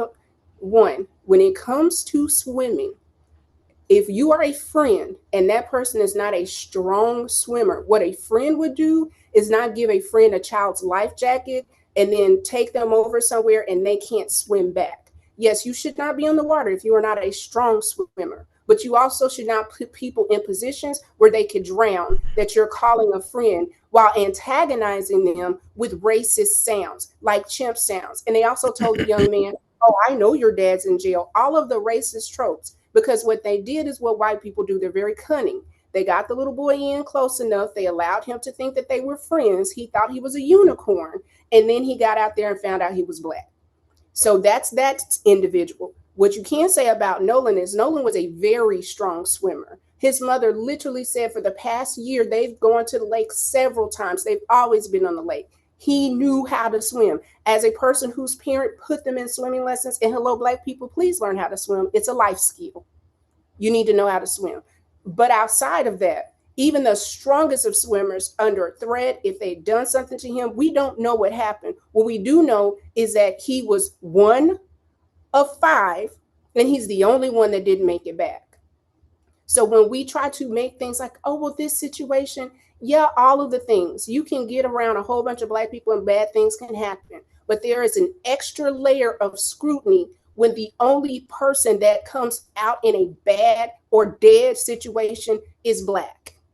And if Black people don't want to have an honest conversation, to me, this is when I have to question where allegiance is, because I understand that people may be married to non-Black people, but when Black people are dying, specifically young Black boys, then we owe it to them to try to find out what the hell happened to them. And if something racist was connected to it, it has to be addressed so that the patterns can be recognized, so that other young boys don't get on the water, but also they know how to swim. But also white people understand that if you do this, there's accountability, because what you're doing is releasing accountability for atrocious behavior.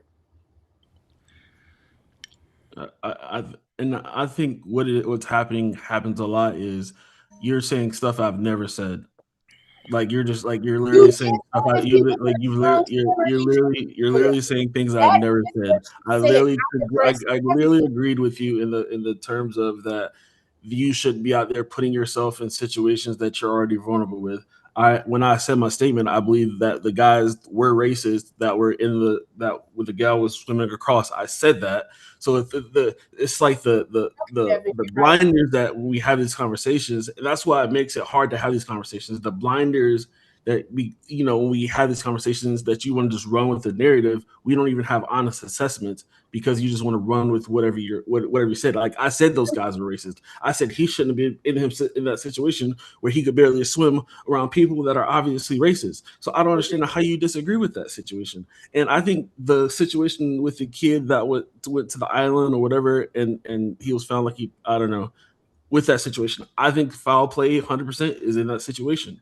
You never asked me about that situation, but I agree 100% that foul play is in that situation. But your first inkling is to think that I have some opposing view to the Black plight in that situation, which is crazy and says more about how you view me or everything I say.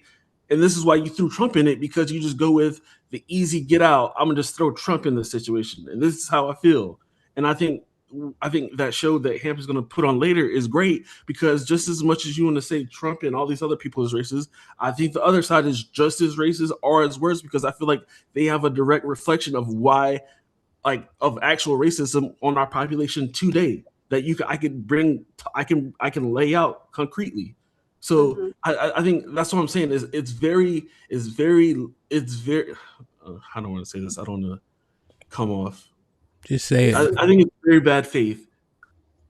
I'll leave it at that. Mm-hmm. Hey, Black Dawn. Hey, Black Dawn. Oh. What's up, Black Dawn? How y'all doing? Bad.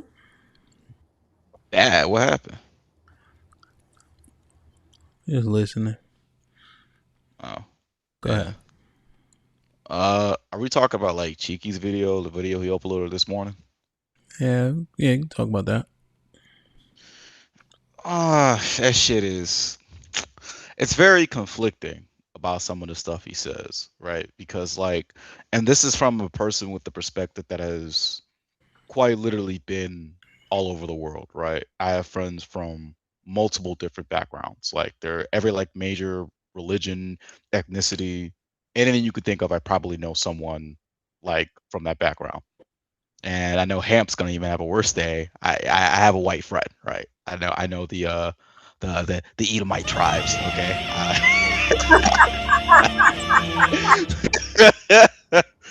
Like I went to his wedding and everything. That shit was fun. It's mostly Hispanic people there because he got married to like a Mexican, but that's neither here nor there. So I lived like in the South for like majority of like my high school and my college. So like I kind of know what Chidi's talking about, like being around with like other white dudes and how they like move, and you really just the token black guy, and I don't recommend it. I'm gonna be honest with you. Yeah, southern white guys, nah, they don't see you as, I'm not gonna say they see you as non-human, but they definitely don't see you as like a regular person. They see you less than in some degree. It's just very uncomfortable. For some reason, they always have to get like those racial jokes off. It's like why? Like we just kicking it. Why the hell did you have to, like, what the fuck? But then like if you go up north, it's a completely different vibe. You're just another person, right? You're not really you don't kind of get that thing. And even if when those like jokes do come up, because I have a friend group that's like white and then Indian and a whole bunch of other shit in between. We kind of shit on all of our cultures respectively, right? Like for example, like one of my white friends, he was like, "Oh yeah, did you find your dad yet?" I'm like, "I don't know. Did you find your wife with some BBC, whatever type shit like that?" And then we have an Indian dude that's like, "Oh, did you take a shower yet?" It's like, "Oh no, nigga, did you learn math yet?" Like it's like banter that we do with each other, but it's not like we don't take it that personally. Like it's kind of like understood that yeah, we kind of fuck with each other. We're just guys being assholes to each other. It's nowhere near that same level of volatility that you see in the South with white people. It's a lot more, what's the word? Friendly. It's like another word for like friendly. I don't know. I'm just gonna say Banter? friendly. Yeah. It's a banter-esque. Yeah. I don't know. So I don't that's know. how it is. I don't know This what is Black Dawn is talking about. and Of course you don't. Have you ever heard of a place called Maine? Oh yeah, man. Yeah. How about a The worst. Vermont? Yeah. How about a New Have you ever- Hampshire? Yeah, New Hampshire, they're not that, they don't care. How far did that guy have to drive to Buffalo to shoot black people? Where did he drive from? Did he drive from Alabama? Which guy? What are you talking about? He shot up the grocery store in Buffalo, New York. So some white guy drove all the way up to Buffalo, New York to shoot. You don't know the shooting story. black I'm people. saying he drove. I don't know the story. Yeah, I got you. I thought you did. He drove 2 hours. He didn't drive from Alabama or no other southern state. I got called. This white girl from Maine. She asked me, "Did I have a tail?" what? Mm-hmm. What? Yeah, and then things got broken on people and places. Like I That's don't crazy. know what Black Dawn is talking about. It's so I don't know, because I stay. I'm from the East Coast. See, that shit don't really work. Where did you primarily stay on the East Coast? Did you stay like around in the city? Did you stay in suburbia? Did you stay in the urban areas? Yeah, Like where did Connecticut. you? I'm from Connecticut, so I went to school in Springfield College, right? And initially, and there's a whole gamut of people from Maine, New Hampshire, Vermont, because it has such a great like sports management program. John Cena went there initially, and it's like 95% white. When my mom first dropped me off, I played football, so I got recruited to go there initially. I transferred to University of Rhode Island once I got that opportunity. When I first got there, my mom said he ain't gonna make it. They was having a bonfire, and motherfuckers was sitting Indian style. So what the fuck is happening? And football players usually have a different experience. Yeah, all that shit is weird to me. I never seen that. My sis, sis, how tough she is. She was crying when my mom dropped me off. She's like, "What the fuck is this?" In Springfield, Massachusetts, is like black and Latino, but you kind of insulated in the school. But no, Black Dawn is absolutely incorrect. That's the problem. Like Connecticut was voted Connecticut, like Hartford, and like Erie, Pennsylvania, top 10 worst places for black people to live. I don't know if you ever seen these lists, because it's covert and we don't have a lot of control in things, right? And so you get pigeonholed, right? And you get a ceiling. Nah, Black Dawn is absolutely incorrect. But that's the thing, and I've had these conversations. Hold on, Tiff. And Yeah, You ain't but from the like, East Coast. no, I'm not. so Yeah, I'm talking to Black so Dome. you telling me like majority from like these like major urban areas, right? And I'm talking specifically like Boston, outside of Boston, New York City, you know, the five boroughs. Like, Boston? Do you want to come on, Black Dome? Do you want to do Boston? I live here right now, bro. I don't know Do if you you? want to do that. Do you? All right, so let's do it then. So, are you in Mattapan, No, Dorchester? I don't stay in Murder Pan. I'm trying to live. All right, Dorchester. Are you in Brockton? No. You in Roxbury? No, I'm not Roxbury. Where are you in Southie? I'm in the east. Let me ask you a question. The Irish side, you think that you wouldn't experience nothing? The Irish side? You talk about the north end? Come on, Black Like it Dome. depends. No, it depends like how you come up there and how like you present. If you just out there, so if you come to the north end, you just like go to like a restaurant. Yeah, I want a pizza, whatever. Like no one's really gonna like give a shit, right? As Mhm. long as you just chilling and kicking it. Now, if you come up there like an elephant and you just be like loud and obnoxious or some crazy shit, then yeah, they're gonna be like, yeah, something like that. But for the most Come on, part, man, them crackers is I've the never most seen. rate. Come on, bro. You're not gonna So tell what? me So what happened to you then? Bostonian white people. I mean, they are you if you had racist white people, they'd be in the top 10. Easy. It's not even a conversation. Bostonians are assholes, but they're not. They're not like that. Can I ask a real quick question? Black Don, are you FBI? What does that mean? Are you foundational Black American? Like, are you your parents from here? Oh, no. My shit. Sorry, my parents were born in Nigeria. Okay. Wait a minute. Let me ask. Devin, are you first generation? No.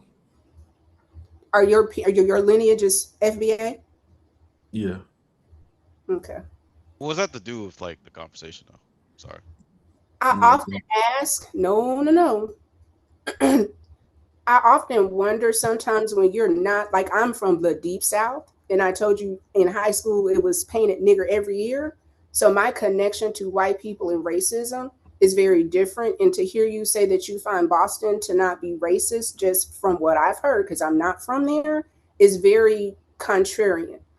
What I also know is that oftentimes white people have a way of othering Black people. So when I said that they can make you unique, you can be unique because you're not Black like the other Blacks, or you're not Black because you're not Black American, or you're not Black because of your behaviors. And some of the things that you said, one, I just wanted clarification, because you said like, oh, well, don't come in stomping like an elephant, like as if to say if you're loud, you deserve some type of racism.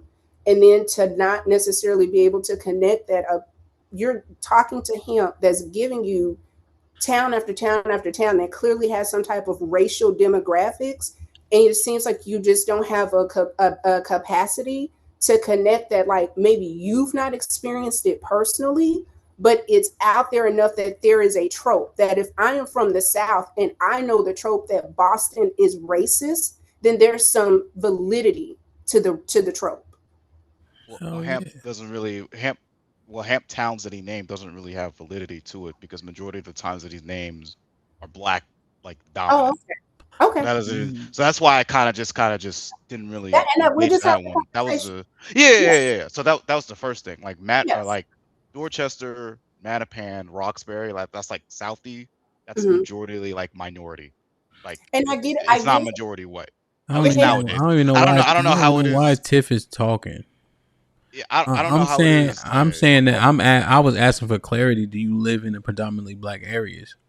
Right. I think Tiff made a good point about going like an elephant. What the fuck that mean?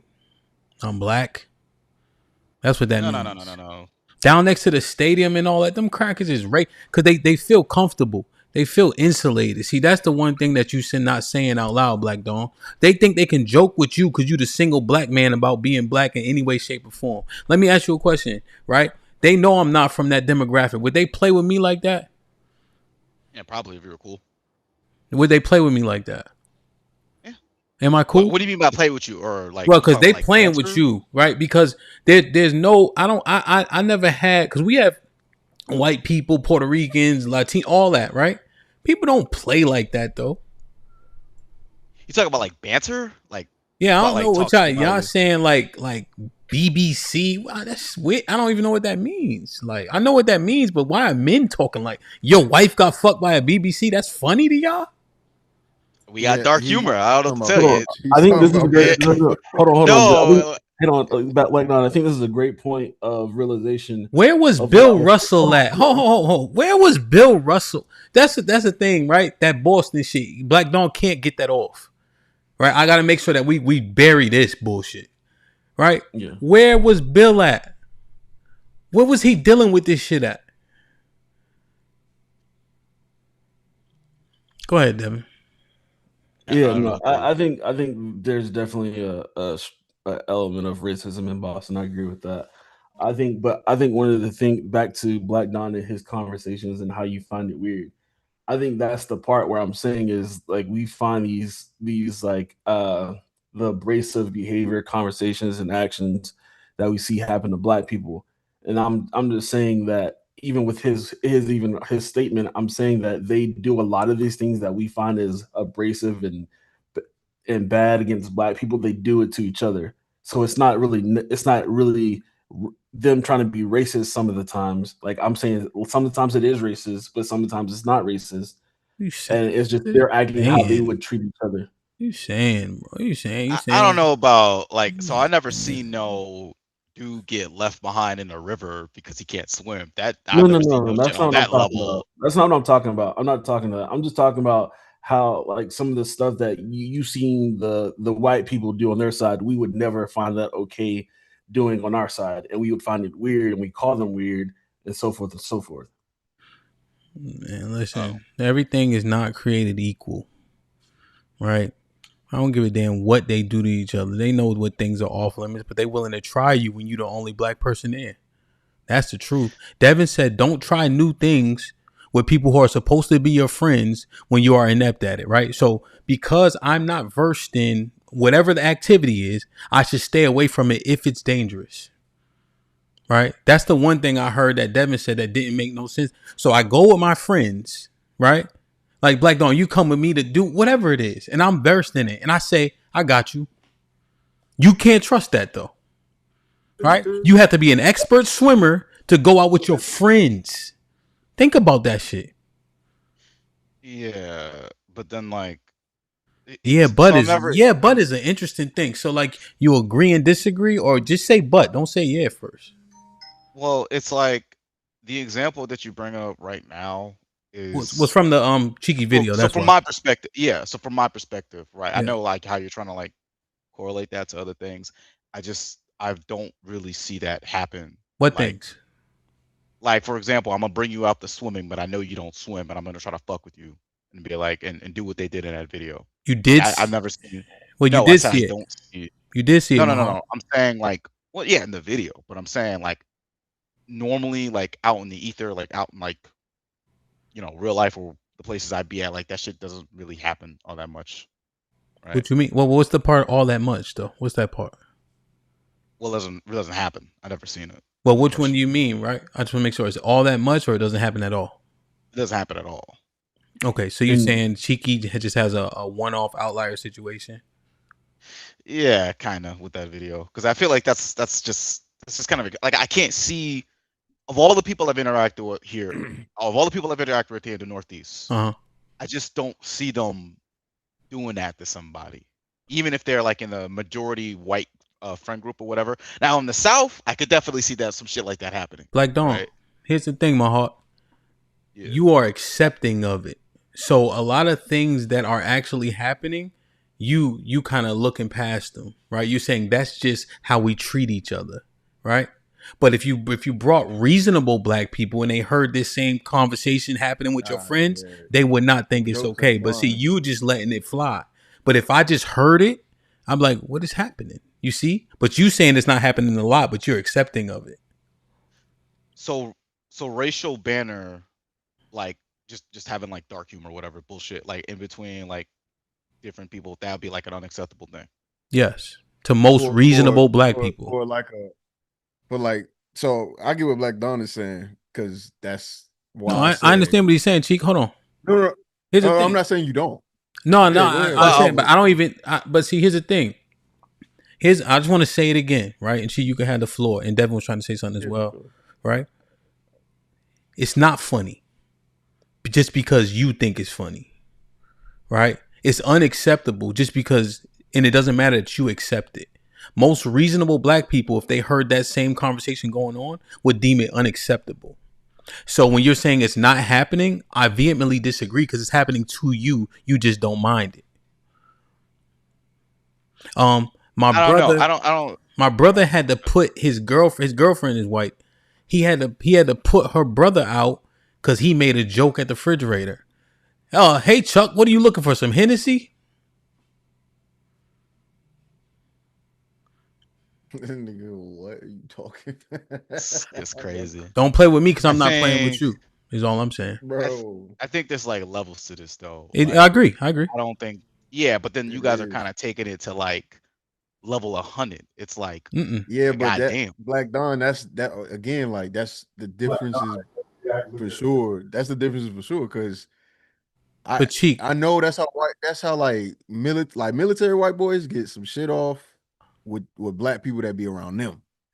But there was a group of black people, no matter where you was at, Air Force, and I always found them because I don't really fuck with white people like that. You know, none against them personally, but just I don't fucking trust them. I don't fuck with them. Yeah. I always found a black group, and we didn't all of that shit that they was doing. We ain't go for all of that weird heterosexual behavior, all of that, like that stuff that Black Dawn is talking about. He's absolutely right. That is a thing, and some black people are down for it, but they knew who not to do it with. But Chief, we make it very clear. Here's the problem. Here's the problem with what Black Dawn just said that I take exception with. He said we taking it somewhere else. We taking it to the extreme. No, I didn't. I said it's unacceptable. I didn't say beat nobody ass or nothing like that. I said it's unacceptable. Right? That's what I said. I didn't take it anywhere. I just want to be clear with that. No. So this is what I mean by when I say like I think some of you guys are, and I probably, that's my fault. I kind of polluted the water when I said, "Oh yeah, your wife is probably getting fucked by some white That's guy." White people banter, bro. That's regular shit. Oh yeah, that's what I'm saying though. It's like because your wife is like whatever. So I opened it with like that. I got you. That's my fault. I polluted the conversation. Yeah. No, well, I mean, I think it's a good offering, though. You brought a different perspective. Go ahead. Yeah, but then that's the problem though. Like you guys kind of took that, and then like we now we're mentioning like this homoeroticism shit and like all this other nah, bro. We just no. It'll never be that deep. Like so Black Dawn. Wait, Cheeky, you can't do that because again, a lot of us seem like we've grown around a bunch of predominantly white people. And it's the term of that's that white boy shit. Like we know what white boys doing white boy shit is, and it is homoerotic, and it is super weird. And the fact that you made a joke about BBC, that's a weird joke to make. And that's not a joke that you would make with other black men. So the fact that you're not being honest in the sense that the joke is racialized because you're around non-black people. Black men don't joke with each other like that. Like the whole Klux thing, like there are certain things that are very specific to white people in white spaces.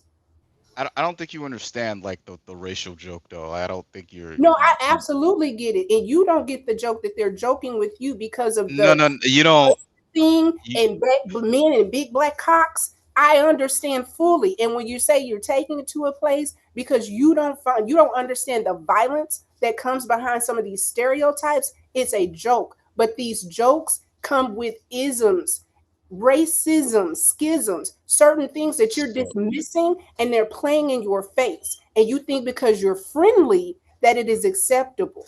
It's not. It's not funny.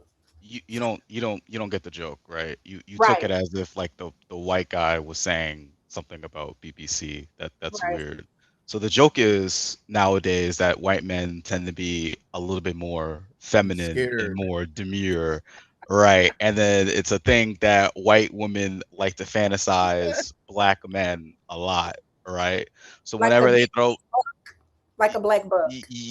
yeah, so the Oh, joke that they threw like a black joke my way, and so I threw a white joke their way, something racial yeah. about them. It's like, oh yeah, well, yeah, that's why your wife is craving blah blah blah blah blah. That's that stuff. It Because wasn't buck breaking is hilarious. huh?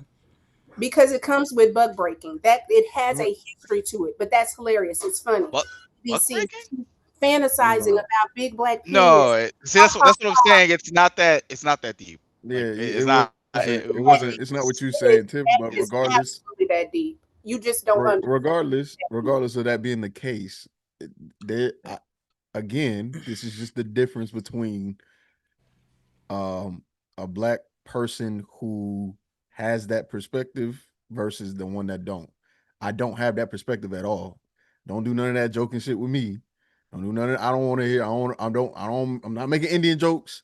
I'm not making courage. I'm not doing none of that. All right. And if you got a joke that come my way, because I don't talk about people, even in front of their face or whatever the case. If a joke come my way, a fist coming your well, let me not say that because I ain't never been in a fight and I'm not a tough guy. So I'll say they know who to do it with and who not to do it, and that's all I can say. Because no matter where I've been, even if I wasn't, if it wasn't a majority black space, nobody ever got no shit off. None of that. Right. I've even heard white people, if they know that you don't play that, will tell you who say the N-word so you know not to be over there. They'll be like, yeah, you gotta chill. He'll do that. And I'm like, okay, so why y'all hanging with him? And then it get awkward from there.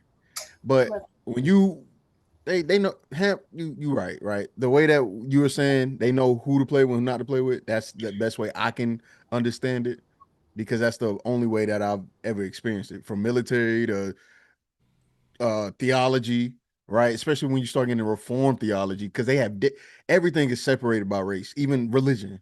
So when you understand certain denominations and getting that, man, come on, bro. No, they know who to do it with and who not to do it with. They know who to invite to certain bonfires and kickbacks, and they know who not to invite. They know if they want to hang out with me, then they're coming where I know other black people are at, and they're okay with that. Not the other way around. That's how that goes.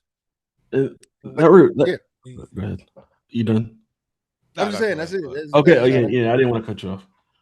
No, that reminded me. So I think something else that I was saying was, we want to talk about this like black tokenism. Like we don't do that to white people with like ourselves. Like we make these points, but then I can easily flip it over. Like we don't say, oh, we're gonna invite that white person to the cookout. Like that isn't a statement we say when somebody we find deems is acting appropriately within the white community. Like we do that exact same thing. So it's like we have these things, but and I get the reason why we have these, feelings, but it's like we never sit there and like rationalize it. And I'll leave it at that. I guess I want like more details. Yeah, Like, Devin, why are you focused on the whataboutism game when you admonish that game usually? What do you mean admonish the game? Like why are we talking about like you white don't want to people? play it. Yeah, usually you don't like want to play the the whataboutism. What is the value of it today, in your estimation? So no, it's the reason what the value is. We bring it up like being the token such and such is something that we talk down on, about like, oh, you want to be the token, so why would you be over there, yada yada, and it goes straight to that. But I'm like, we do the exact same thing. So it's like, is it really this racist like mindset of being the only that happen to be the only black person in a white space, or are we being racist also by saying, oh, we're gonna you're invited to the cookout? Like, is that the mindset of us saying that we find you acceptable? Is that the same thing? Are you listening to what you're saying? You're saying I didn't say anything. I asked a question. No. Okay, so let me answer. Yeah, but hold on, wait. No, Tiff, because you've been talking. Let me go, please, because this is starting to frustrate me. I'm starting to lose patience.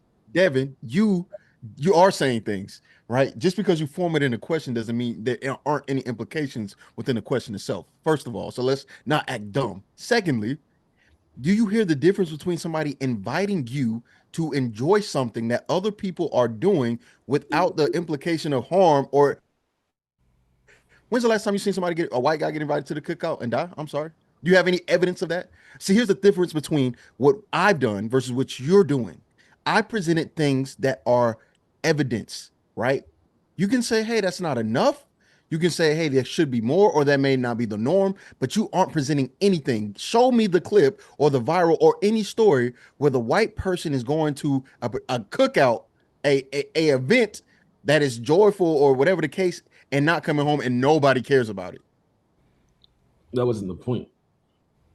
But that's the question you asked. No. You're if that wasn't the point, then that means you're wanting to move the conversation into something totally different. Now say that. No, I'm not moving the conversation because this was something else that was brought up and I was just thinking about it. So I'm not moving the conversation. I'm talking about something that was already spoken on. There's a difference. I'm ultimately just saying the people, us saying we're the token or whatnot is like, so I mean, I'm answering my own question now as I'm talking through. It's literally what you're saying is it's not being the only individual of a race or group going to another group is the issue. You're saying it's the reason why you're going over to hang out with another group. Absolutely. Well, that would be part of it as well. For example, if your supervisor feels comfortable enough with calling you and saying, sit down next to me so I can let another white person from a different race call you nigger, I have a question about you. And then when I see your mentality about somebody that looks like you, well, let me be the black translator. Although everybody who was listening understood him well, the comments in the section that showed it understood him well, but your white supervisor is going, I need a black translator. This is all coded in racial undertone and in some type of superiority complex that you're willing to be a part of. That makes you a token, not you being the only person there. You just happen to be the only person there. I think this is one of those things where I think you're just actually being too sensitive to the situation. Like, yeah, like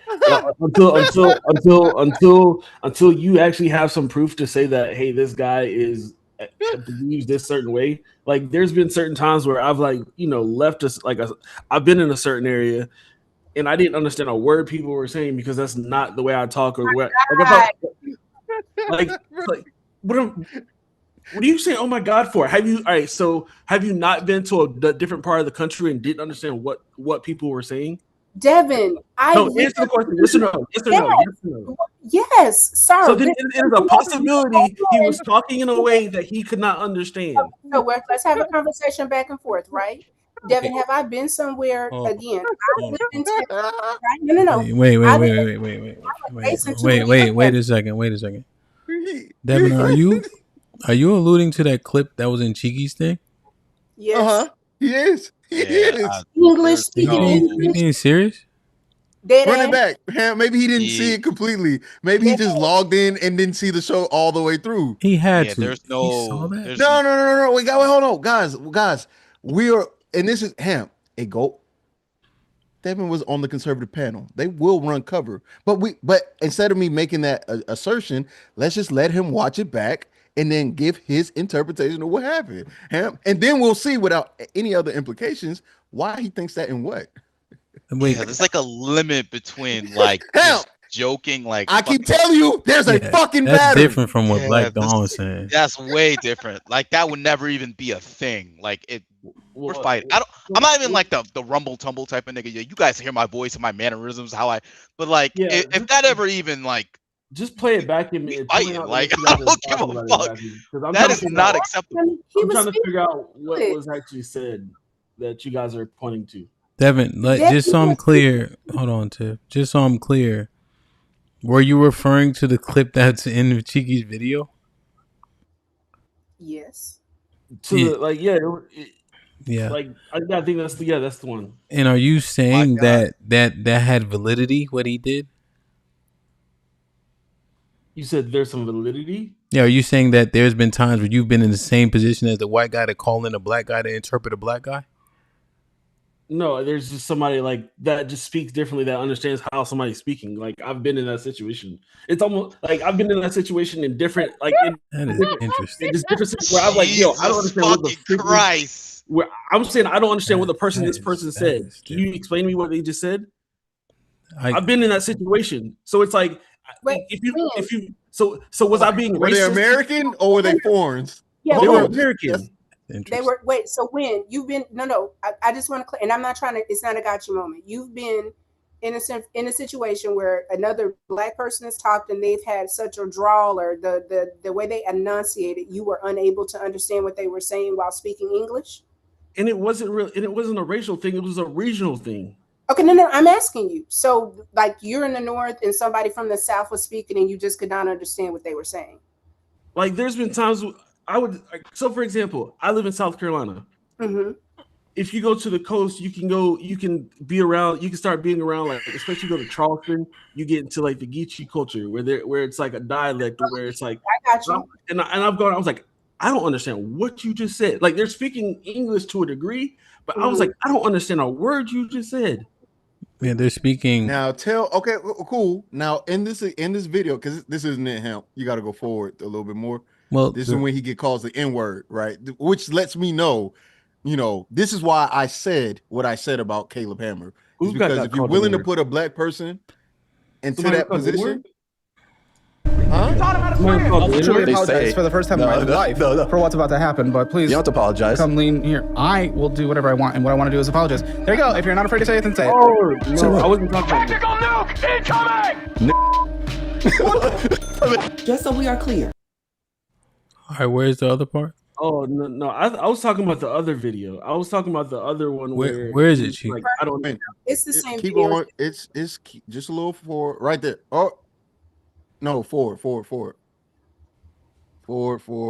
Right. It should be timestamp too. Keep going.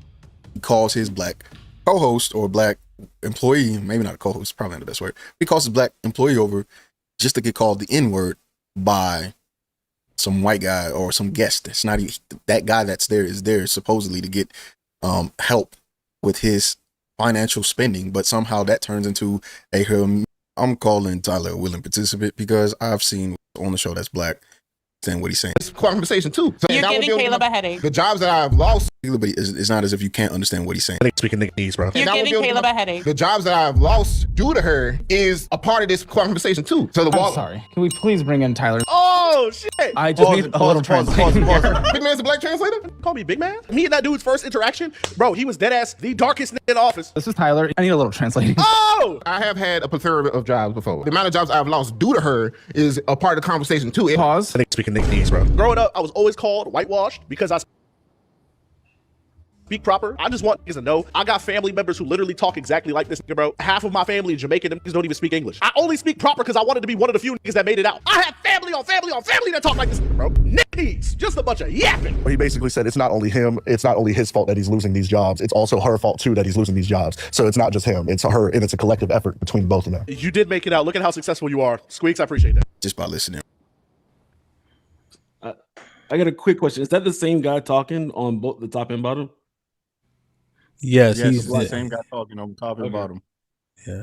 Okay. Yeah. And you're saying that you see that being necessary?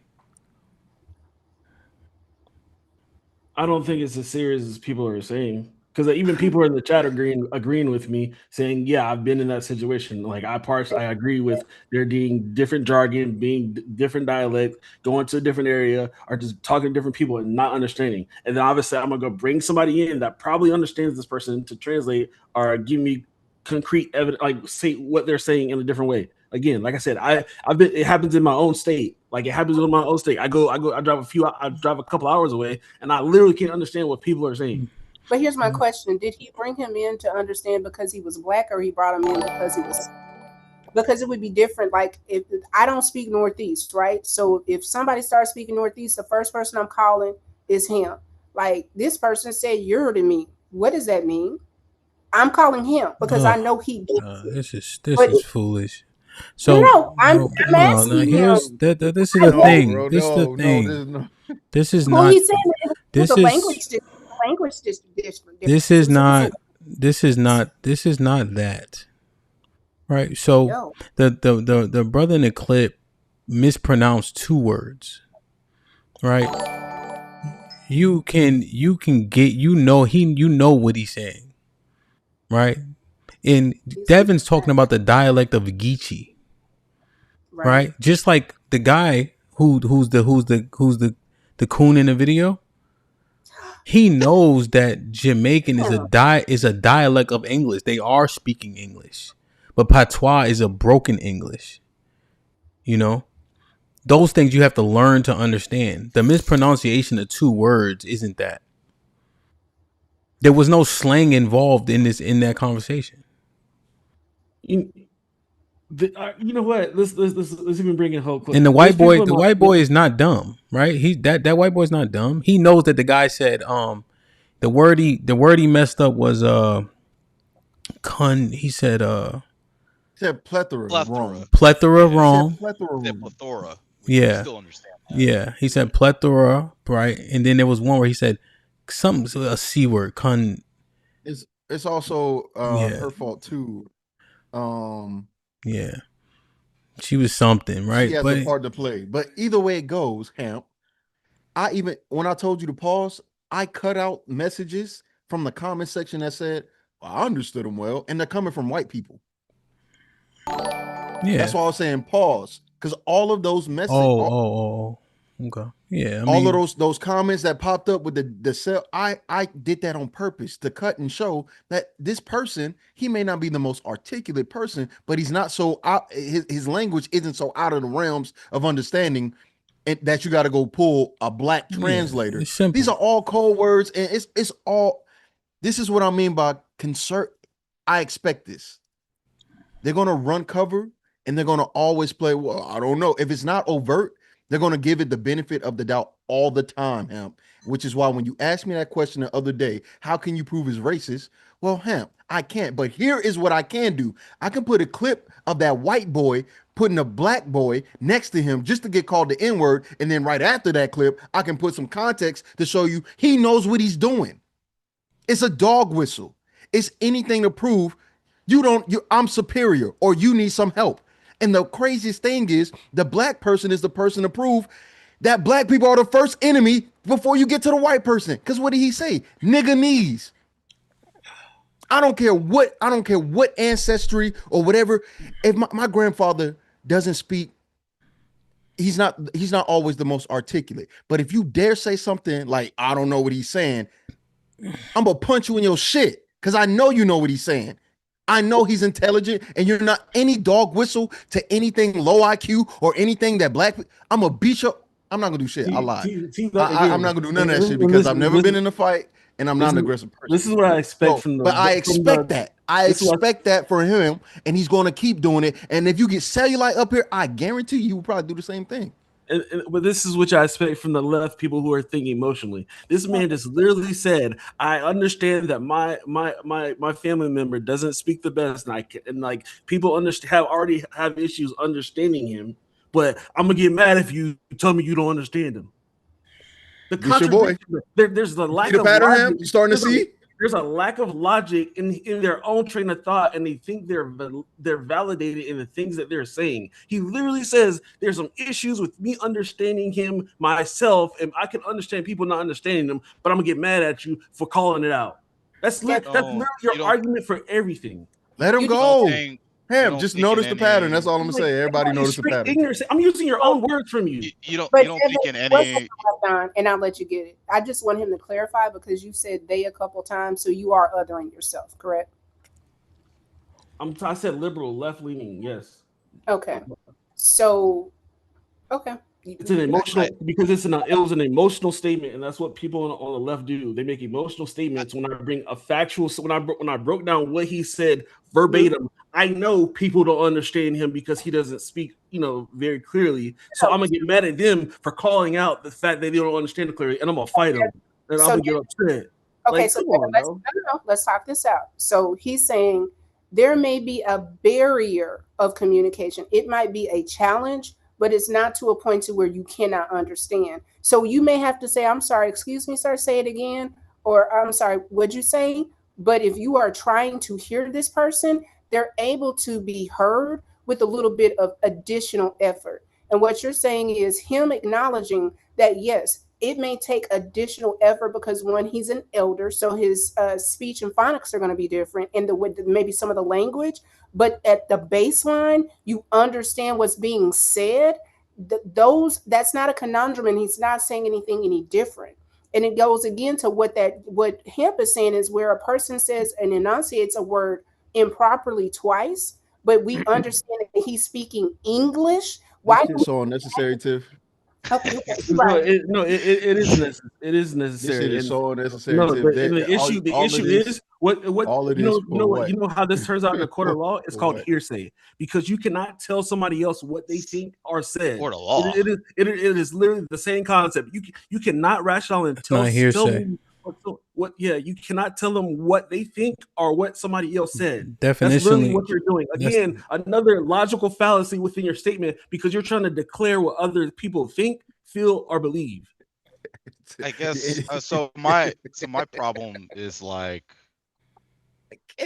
that. Do you not see that? How could that could possibly be like disrespectful or demeaning or humiliating? Or racially motivated, or just the black people in general. The thing is, yes, I can agree with the fact that it could be at a point of just being humiliating or demeaning, but the say that it was like purely because he's on some racist stuff. And the other thing with the other guy bringing the black guy, it's usually like, I don't agree with what you believe. I don't think you got the balls enough to say it in front of an actual black person. I think that's what that other situation was. But like, why would you even set up that situation at all for that to even happen? Right, and then when you're demeaning and then humiliating somebody, because at the same times when you think you're dealing with covert racism, you want to sit there, you want to shit test somebody to say, oh, are you that bad? And ultimately, I think that's good. The thing is like, okay, I put you in a situation where I can see your true colors. You're not some like racist that is hiding behind, the things that we're saying are code words or X, Y, and Z. He says, okay, we're going to put you on Front Street for actually who you are. That's the situation. So you're gonna humiliate the other guy in order to make an example out of something else in a completely unrelated talking conversation. To a lost cause, brother. Like I don't want to like brothers in Christ. Stop. And then you said like what Cheeky. No, what you said. What Cheeky said was like he's being emotional or whatever, or liberal. Because I take offense to that because I'm a liberal. But it's just like you understand how someone would get emotional when you demean and humiliate them. You understand how that might get. Yeah, sure. You have the right to feel everything everybody has the right to feel whatever they feel. But what happens is just because you feel something doesn't make it true. That is 100%. That is 100% fact. Just because you feel like somebody disrespected your family member or whoever doesn't mean that was their intent. That's what that no. See that now. What you're saying is what you. So what you mentioned is that's not hearsay. Like me and you hear something and then you interpret it differently isn't hearsay. An example in the court of law would be you tell the jury and the prosecutor if you understand what I said. That's hearsay. So if you're testifying, you say, well, the information I got was from Hamp and Hamp said X, Y, and Z. If they can't verify that, that's hearsay. Yes. If somebody, when it comes to saying, hey, this is what somebody says, but you cannot, they would. I'm simply saying what hearsay is. That's all. What I understand, yeah, but there's also a part where there's different levels and elements to it, to where you can say, hey, this is what was said in a certain situation, but that same person could not tell you how somebody felt or what somebody felt or what their intent for saying something was. I got you. That's not hearsay though. Just specifically, you're saying, can we define Pearson's intent behind their words? You'd be hard pressed to do so, right? Usually go off of action. I think when you're looking at this as an example, that's actually a great point pertaining to this. He called in a man, right, to call his friend a nigger. And then the man mispronounced two words.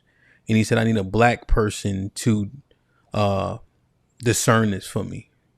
Right. So what'll happen is you don't know his intent, but based on his actions, right, there's a plausible intent. You can assume it and prove it based on these examples. Yeah, and like I said before, I've seen it plenty of times where somebody would say something and you're like, oh, like I bet you won't say it now or whatever. Or you just like, are you like you're trying to pretty much validate what how far they're willing to go or where they actually lie. Because in the day, him saying the You want the to N word. validate something at the expense of somebody else, though. Like if somebody else First of is all, like, validate at the expense. Who died? Because he said that. Nobody died, but what you got from that was that he is an actual racist, and You he's said not who hiding died? behind What do you photo mean? ID. What do you mean who he said died? who died. I don't even know what Because that means. he said who was like what you said Black Don You said specifically. you're I don't know. validating an The example expense. based on somebody else's expense. As an expense. So who was expended? Like what Are was you saying? expended? Are you The black saying? guy. Are you What? saying that you should just be able to offend people, and as long as you don't think it's egregious, then it isn't? No, I don't think you should try to just go offend somebody. But at the end of the day, you didn't take no money out of this person's pocket. You didn't hurt them. You didn't hurt their family. Nothing. At the end of the day, what I think was what my perception of it, because I'm not in their brain or what is happening in that situation. But what I'm saying is, it's called shit checking. You're just checking to see if they're on that same shit when the rubber hits the road. At the same time, we feel like Why if you're did you? talking, if you're, Why did you say who died? because he was acting like something crazy happened because he said the N-word to him. That is crazy. Being called the hard R is fucking crazy by a white person. Bro, Let me just say this. Please don't try. Listen. I am not tough. Please don't do this to people with Devin saying. I mean no disrespect. But if my wife was in an interview and they were like, "Hey, say it now," you like, "Bitch." Okay. I'm gonna beat you. I'm gonna beat you until I'm tired, right? Because and I agree with that. Well, hold on. But you said wait, who died though? Be called a hard R? Well, hold on. I'm saying, but you said who died though, right? See, you don't do these things, right? Because they're risky, and then you only do it in an insulated, safe environment. That's not actually a real shit test, right? It would behoove him to go to a place where you know people to be aggressive, and then use similar terminology. That'd be a better shit test, not in an insulated environment with cameras running to where what's the likelihood of people to respond? Okay, I think that's a valid point, but that doesn't change the fact to where it's valid and but. Yes, it is. Your point is that something physical or something wouldn't have happened in that environment. I agree with that as you're speaking it out. But my point is, if you're feeling that way, I want you to say it. So if I want to take action, I can. Or if I know who you are as a person, I know how to slot you and put you as a person. Like I want you to tell me who you are. I don't want this whole like ambiguity, like you're speaking a certain way. I want you to go ahead and say it so I can handle it accordingly. That's my conversation and my viewpoint on it. He already did though, Devin. But you're saying, but the issue is we never got to that point because you're saying even getting to that point is an issue. It's like, no, stand on your 10 toes so I know who you are. I'm saying that he already did say it though. I only heard it that one time. Well, he's saying say it again in front of boy, right? Yeah, see what I mean? Yeah, so he's saying say it now. I want to see, but you already said it. You already expressed this. Okay. Be okay if that black guy like reached across the table and started just like wailing on that guy that called him hard R? Would you be okay? Yeah, no, that's the point. I agree with it, but my point is like, my point was like, oh, he actually said it, and he's like, my feeling was that he had some undertones that he was acting a certain way, being a certain way, and then he was like trying to put him to the test, like, you gonna sit here and talk like this about maybe black people or whatever the situation be? I'm gonna bring out you a black person. It's like, are you brave enough to say it now? Would you say the guy the black guy that went over in this hypothetical that went over to go beat up that white guy, would you say he's acting emotional? Thank you, Black Don. It's a lose. I mean, yeah, I would say it is emotional, and you would just have to deal with the consequences. But don't you like? Evan, but you just criticized Cheeky for being emotional. But you're saying, oh, that was these liberals are just emotional. They don't know what to do. Because the logic didn't follow to his old statement. Okay, but Devin, here's the conundrum. He knew in saying that to that man that one or two things was going to happen. He either one was going to respond in jest, so he was going to get emotional. So, oh, look at them, they're violent. Or two, oh, look, see, we beat him down. He's a broken spirit. Look how we've captured him. Either way it goes, he put this black man in a situation to where he could not win. And if this is an employee or a friend, you don't put people in that kind of predicament, specifically with racially undertoned words. Like the N word has a very strong connotation. No, Tiff. What I found out the other day is the N word actually doesn't have any context at all, and it just means nothing. Don't really, yeah. Ask Light about it. You know, these niggas is. Hamp, what I told you, when you start hearing weird shit, start asking who they vote for and what they believe. I'm gonna clarify. I'm gonna draw the line in the sand so we can understand, because we were trying to conflate chicken situation.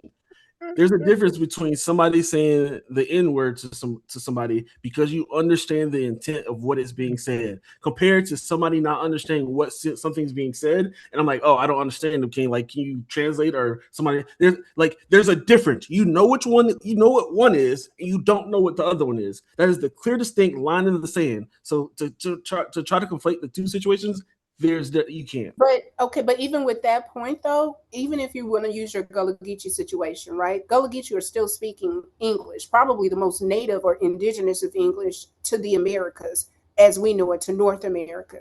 Yeah. If you understand that this is a native tongue and you are probably entering a space because they're very insulated and insulary, if you've not been able to say like, hold on, slow down. And when they slow down, then they were able to be understood. It is something like you're acting as if this. Okay. I just wanted to read over you. There's been a little bit of a delay on it. At Jalen24.7 donated $19.99 through Super Chat. Devin, whatever conservative propaganda slop you've consumed has scrambled your ability to have mental autonomy. #Koa-Keed. AKA just think like everybody else. And then he does the play. It's because I think differently than everybody. That's why they don't like me. I'm an independent thinker. Because I'm off the Democrat plantation. That's why they don't like me. They hate me because they ain't me, head ass boy. Mr. Independent Thinker. It's Mr. Independent Thought. I'm a free thinker. You guys got to get off of the plantation. What are y'all talking about? All he needs is a tinfoil hat, and I swear to God, bro, these niggas is different. These niggas is different. Y'all did all that talking for no reason. Well, it's he still think the same way, bro. Well, Fuck out of here. Here's the truth, though. Devin he's not thinking differently, right? He knows it's offensive, and his reply to me was, but did anybody die? You see? So he acknowledges that it's offensive. He's like, but he disagrees with the egregious. Vontae donated $20 through Super Chat. Bingo. But he disagrees with how egregious it was and what should happen and the intent and etc. You see? That's why he replied with, but did somebody die? Because he knows it was offensive. Mm-hmm. Right? Because really the reply would be, who cares? Right? That would be the reply to where it's not offensive. But if anybody died, I mean, you know that's a trigger point for people. So I opened up this earlier because in my friend group, our limits are a lot more looser, I would say, than most people on the panel for sure. That's because we like to fuck with each other's racial backgrounds. That's just kind of how we like to talk. We're assholes, right? I get that. But for Devin, do you not have like a limit to what someone can like say to you? Like, out of care, is there anything that someone could just be like, nah, you're not doing that to me, or something there's not a limit. Great is about to happen. There's a limit, but also I'm a person that I want it to be known who you are, and stop doing this whole like hiding behind political correctness or whatever it is. I want to know how you feel and say it to me, so I don't sit there and have to guess about what you're saying. I just like, why did you need to like put someone in front of you to actually sit there and actually have that happen to them? Like, the thing with this, what I'm saying isn't like some weird thing that people don't understand. So say, for example, if somebody's talking about your friend behind their back, there's been times where you've seen like, oh, let me go get my friend. I bet you won't say it to their face. It's the same concept. With racism? Never seen that. No, oh my god, dude. No, yeah, Devin, I think it's a difference in just upbringing, right? Like, so one of my mans, matter of fact, he been on the panel before, and this dude was looking for him, right? He like, yo, where's Uncle Ron Ron at? I'm like, for what? Oh, nah, because X, Y, and Z. And then so the situation then escalated between myself and the guy who was looking for him. You know, I never seen that. Like, yo, let me come subject you to some negative shit. Yeah. You know. So I'm just saying I've never seen that. Like, you know, people like, oh, go get my friend. No, we could just handle it. You know. I guess my issue with Devin specifically, it's like, it's the public humiliation aspect. Like, why are you? I'm not like a super blackety black type, whatever, but like, just as a racial aspect, why would you then not only make like your race of people like look bad like that, and then on top of that, like you're gonna try to like condone it in like other further videos? Can you be like, more I speak specific? Blackadees and all that stuff. Can you be more specific? What do you mean? Like because we're jumping around different scenarios. I want to actually understand. No, it's the same scenario. I'm just saying, like, which one? Which one? Hold on. The one with At Sean.Antonio donated $19.99 through Super Chat. From the Democratic Plantation, with love, smiley face emoji. Foolishness. I would never like open up the door on a public live, and that's Caleb Hammer, right? Like, he has like 1 million subscribers or whatever. Like, I would never like open up 3.2 million. Like, yeah, I would never open up the door for something like that to happen publicly like that ever to anybody. And my counter to that is, you have 1 million people that are then going to know this white person who said that on a big stage of who he is, and we're aware of who that person is and how they think and how they move. If he didn't open up that door, now we're oblivious or not sure. Like, instead of seeing him 100 miles away, now somebody has to deal with seeing him like a foot in front of him and having to deal with his racism. I think that's not really real. I think one's more. I think one outweighs the other. Like, you know what? Let me correct one thing, Devin. I've seen that. I've never done that. That's what I meant to say. Like, my actual friends, I never been subjected to that from them. Like, yo, Sean, dude was like, you know. So just to be correct, I think what you said probably actually is more common than you taking up the mantle for your friend, like people taking up the mantle for their friend. Yeah. And then a lot of times when I say it, when it happens, it's not that the friend just grabs his other friend and they just duke it out. It's usually they grab the other friend and they both beat the other person. It's how I've seen it. So, Devin, do you not find an issue like when people are being baited into racial tropes? You feel like I get to this helps me identify the racist as a racist better?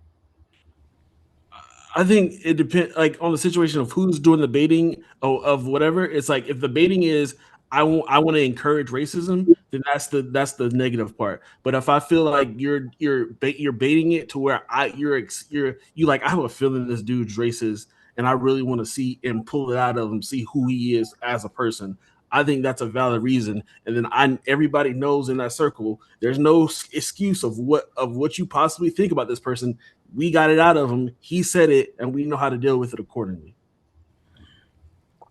Did you ever give a white guy an N-word pass out of curiosity? No, I've never done that. Would you? No, I would not. You ever thought about it? No, I've never thought about it. I'm gonna put an example. You sure? I'm gonna put it. No, leave it alone. I'm gonna put an example of what I think checking somebody would be, or whatever the case, in the back chat. And then if you can click, okay, man, I'll text it to you. You let me know if you think that would fit, because this is I can't. I'm Devin, and I don't want to be combative. Black Down, I appreciate the conversation. I'm a little befuddled, and I am, but I'm not, because again, as a person that was raised in a mixed environment, and I raised my son in a mixed environment, he's got friends across the rainbow, but as he's adulted, the friends that have kind of clicked off, it's like, there's the friends that they married white girls, there's the friends that married black girls, there's the friends that, married Mexican girls, and the men will intermingle, but there is just some slight differences. And I'm trying to understand like this level of tolerance of like, I don't want to test a racist to see if they're racist. Like if I feel it, I'm gonna go with gut and discernment. And normally if you think a person is racist, like it plays itself out later, but I don't need to test you to be like, look, guys, I gave you the proof. Like that's odd to me. That's Well, just I mean, I guess I think we're just dealing with the situation. I feel like I want the conflict. If you are that as a person, I want that conflict. That's my mindset. It's like I don't want there no reason, no doubt. When if I had to beat your ass, why I beat your ass?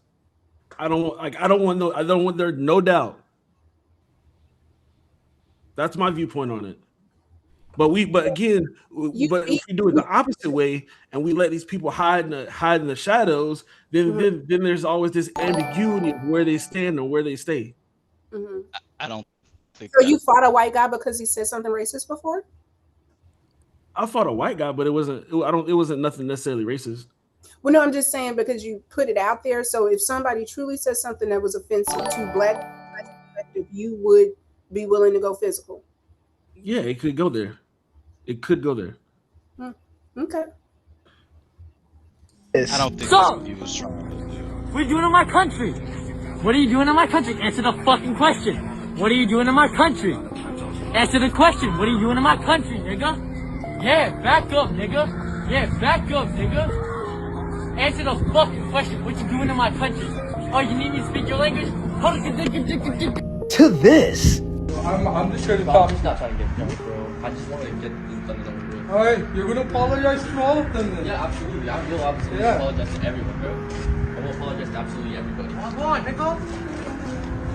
What's up? I just want to apologize. What's up? I'm gonna apologize. What's up? I'm gonna apologize, okay? Get on your fucking knees, kid.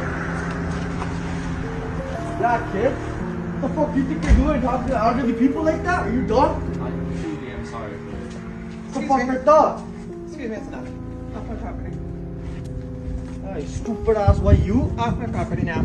Just look at the state of him. Constantly apologizing, saying he just wants to be done with this, after he literally went out of his way to be racist and harassing an old man that did nothing to him.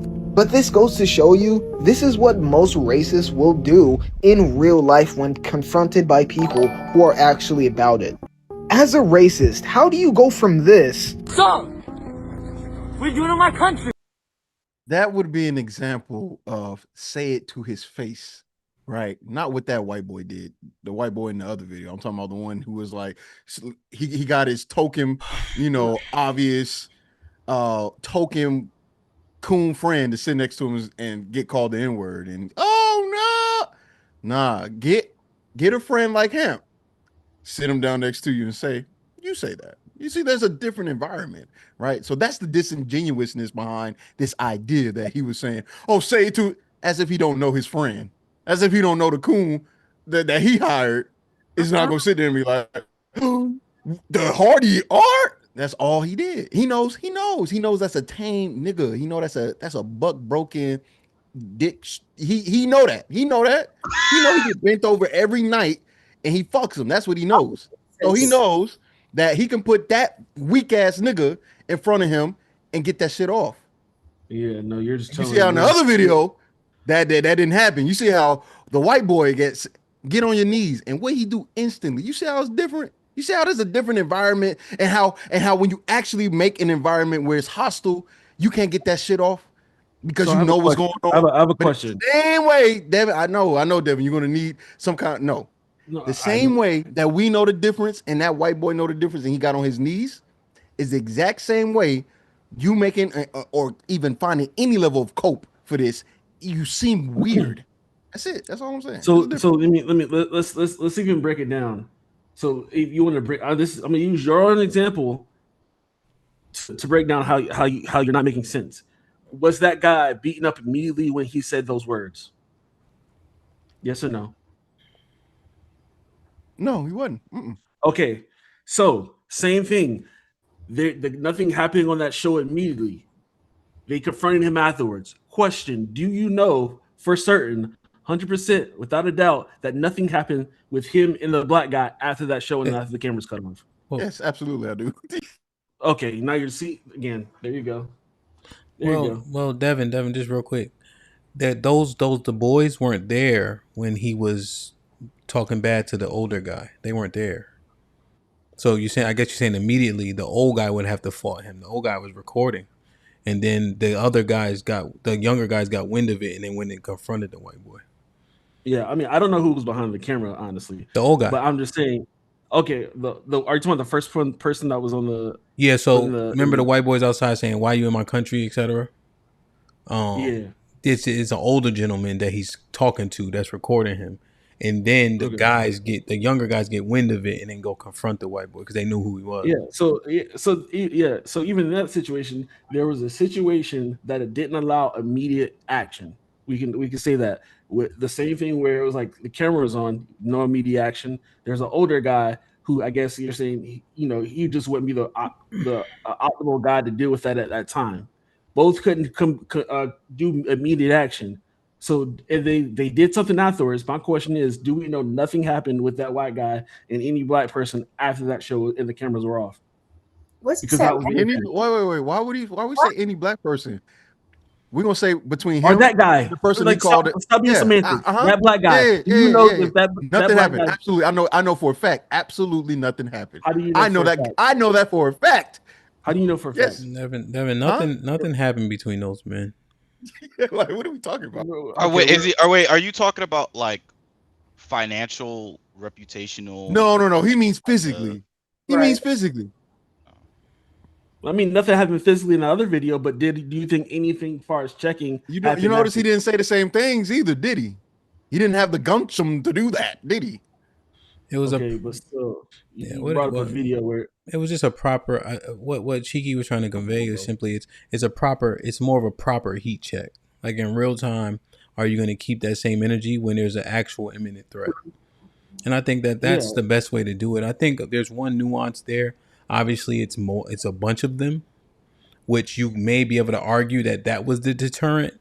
But I think fear was the deterrent of actually having to stand up for it. But there's a few different things you could argue. You know what I'm saying?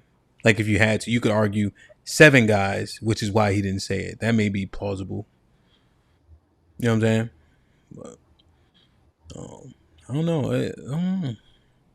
It just. But doesn't this go to the topic though? Like even having these conversations of people justifying really weird behavior, of trying to justify aligning yourself with whiteness when whiteness shows up in ways that are dangerous, when whiteness shows up in ways that are disrespectful, when whiteness shows up in ways that you wouldn't do this with other people. It's very intentional poking of the bear or prodding, or that in itself to me is just, it's odd. Like if we do POV and you talk about women and unbecoming behavior and certain things, like there's no justification of, well, I get to have bad behavior because blah, blah, blah, blah, blah, blah.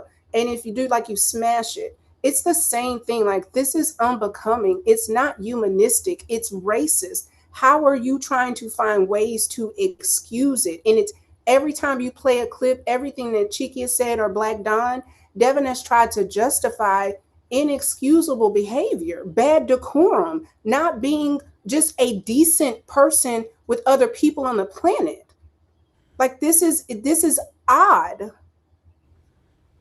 And if it was coming from the other direction, I guarantee you if a Black woman was demonstrating this kind of ridiculous behavior, he'd be able to identify it, call it out, and say it was a bad thing. Oh, you're saying that there's nuance with his takes that don't seem so nuanced for us or seem nuanced for most people. But when there needs to be some nuance, it seems pretty black and white. What did I justify? I don't know. Sheesh.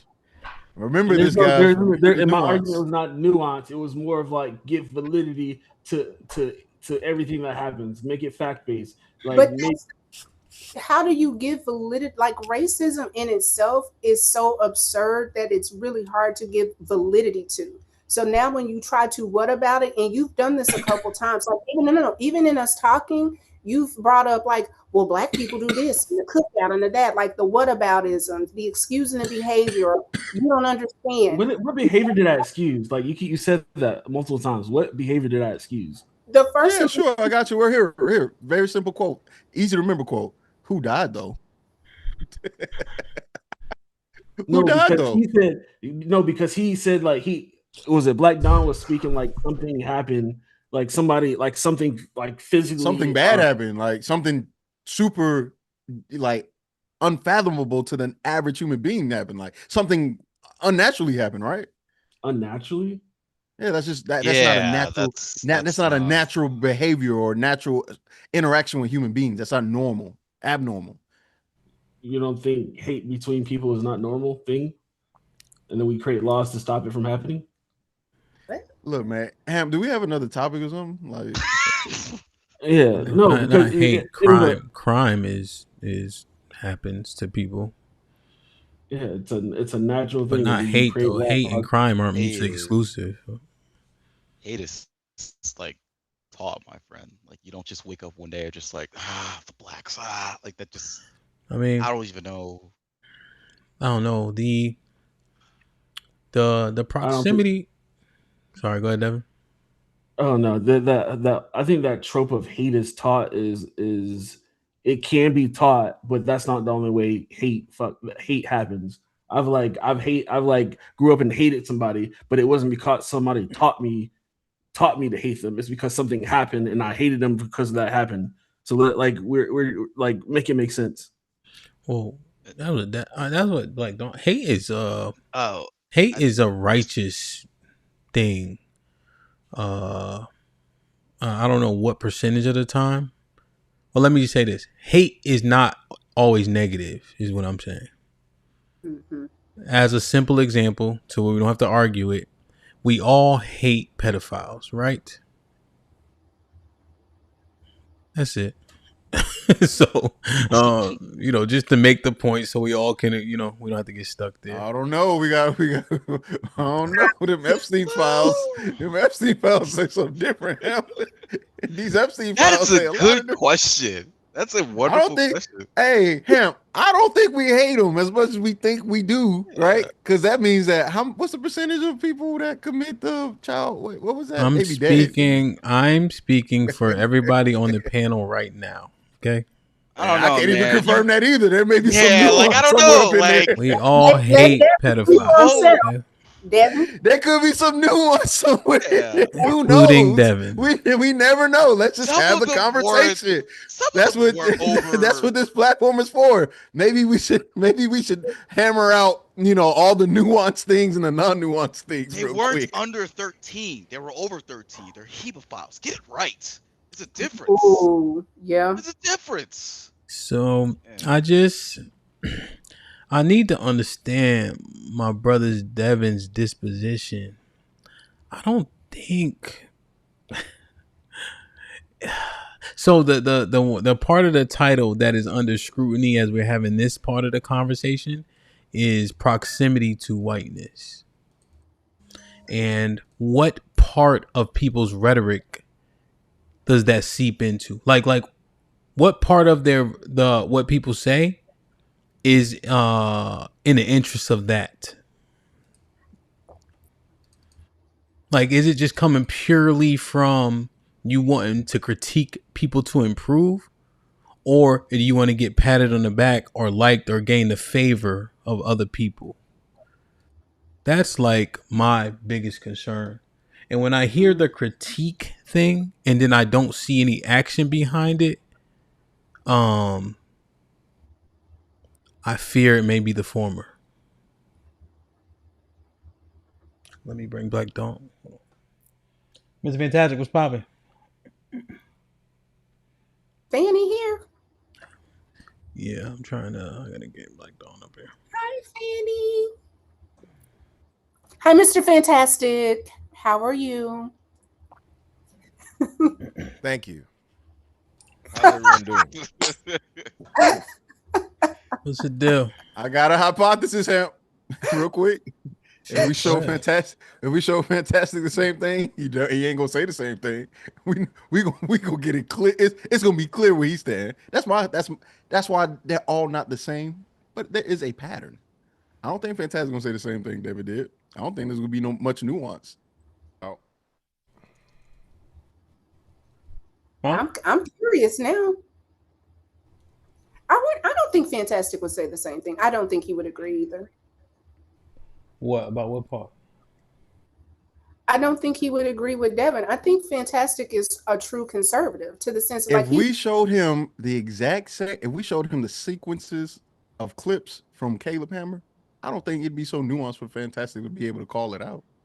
Yeah, I don't think so. Mr. Fantastic.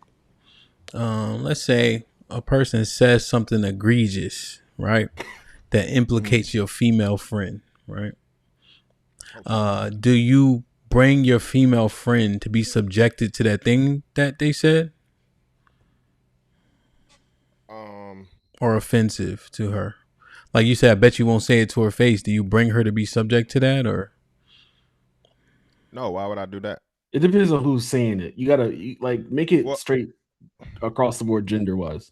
Here we go. So yeah. Is it a female saying? So just run it by Right, me one time. That's a poor example. So in the example that we're discussing, there was a white dude who said nigger. The host brings his black friend up to say, well, say it to him, and he says nigger.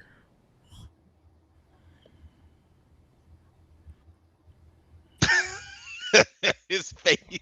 And what happened? Nothing. The black dude got slapped. Nobody got slapped. Nobody got hands put on them. Nothing. No cursing. No raised voices. Nothing. He's like, what the fuck? That's what the white man said, or the black man said. That's what the black guy said after he got called a nigger. So I'm confused. So and this was the friend said this to the guest, or the guest, because I think I know who you're talking about. Y'all talking about. I didn't, but I hadn't watched this, so I heard people talk about it, but I haven't seen this happen. Let me just. You're talking about the goofy white boy, the goofy white boy that does finances. Mm-hmm. Yeah. Yeah, I heard people talking about it, but I hadn't seen it. Right, Fantastic. The guy that offends white people all the time on his show. Oh God, here you go. What did I say that was factually incorrect? I don't know that show. Watch the clip. That's all I said. Does he offend?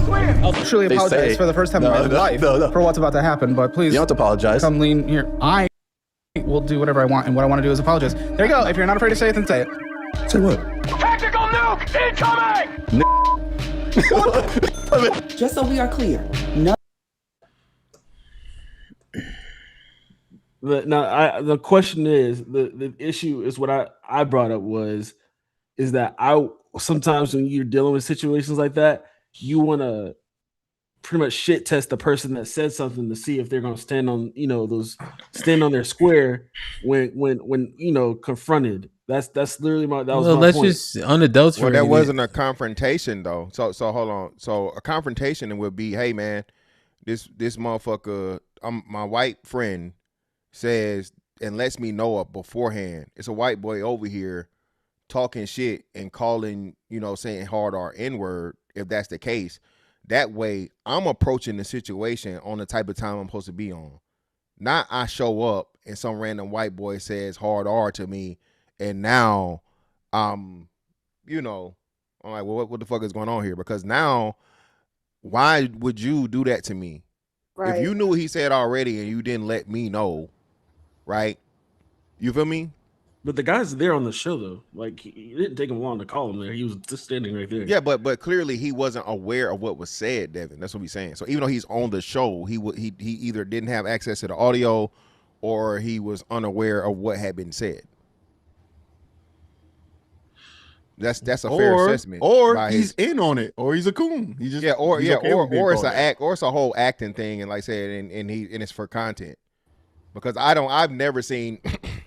Oh my God! Wow, what the fuck, nigga? No, nigga is like, hey, what the fuck you say? It's supposed to be a totally different. You know what I mean? The key point, I kind of wish Cheeky didn't say that. What he just said. I'm just looking at your take on it, Mr. Fantastic. Like when you see that, what's your thought? Yeah, what the fuck? Why would you even have to subject me to that? You're telling me about a racist motherfucker that said the hard R or whatever. So what am I there to do? Am I there to crash out and get in trouble, or what's the deal? What benefit spent? Yeah, what is it? Yeah, what does it benefit me other than, like you said, I'm being in like a catch-22 situation? It's because you speak nigganese, Fanny. That was. Well, I don't think hard R is that's pretty much universal. They say that shit in Japan and in China. Wow.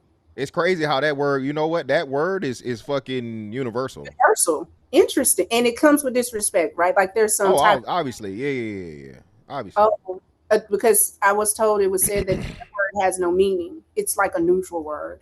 Who said that? Yeah, it has no context. It's not a descriptive anything. It's not implied that it. Yeah, nigger.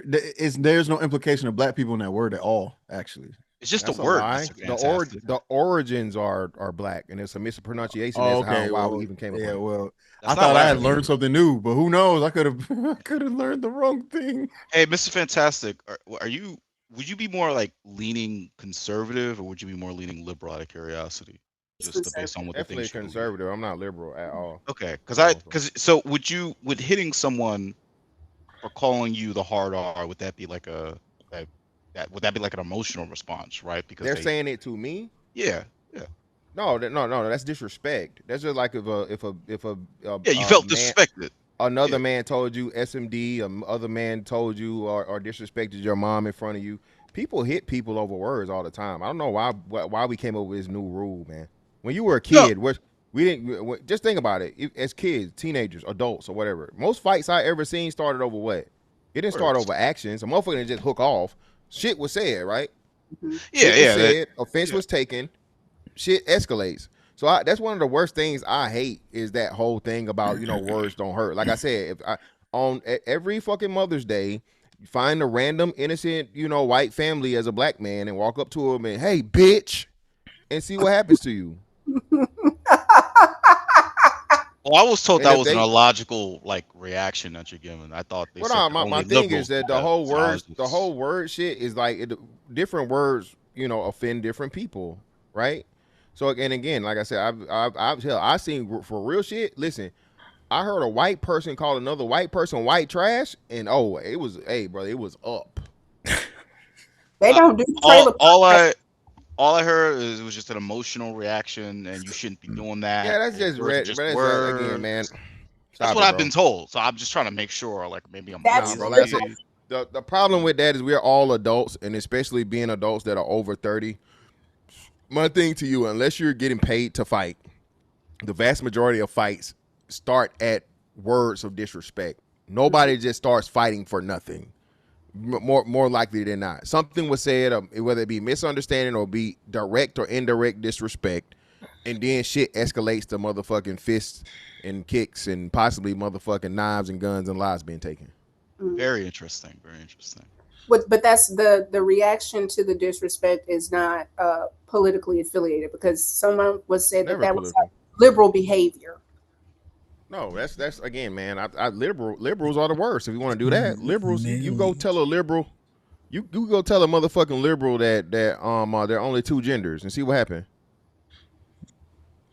at one of them rallies. Again, he's not. It's fantastic. What you think about this part? Articulate or not the most articulate, but it's not as if you can't understand what he's saying. Speaking Nicknese, bro. You're giving Caleb a headache. The jobs that I've lost due to her is a part of this conversation too. So I'm sorry. Can we please bring in Tyler? Oh shit! I just need a little translating here. Big Man's a black translator? Call me Big Man? Me and that dude's first interaction, bro, he was dead ass the darkest nigga in the office. This is Tyler. I need a little translating. Oh! I have had a plethora of jobs before. The amount of jobs I've lost due to her is a part of the conversation too. Pause. Speaking Nicknese, bro. Growing up, I was always called whitewashed because I speak proper. I just want niggas to know I got family members who literally talk exactly like this nigga, bro. Half of my family in Jamaica, them niggas don't even speak English. I only speak proper because I wanted to be one of the few niggas that made it out. I had family on family on family that talk like this nigga, bro. Niggas, just a bunch of yapping. He basically said it's not only him, it's not only his fault that he's losing these jobs, it's also her fault too that he's losing these jobs. So it's not just him, it's her, and it's a collective effort between the both of them. You did make it out. Look at how successful you are. Squeaks, I appreciate that. Just by listening, right?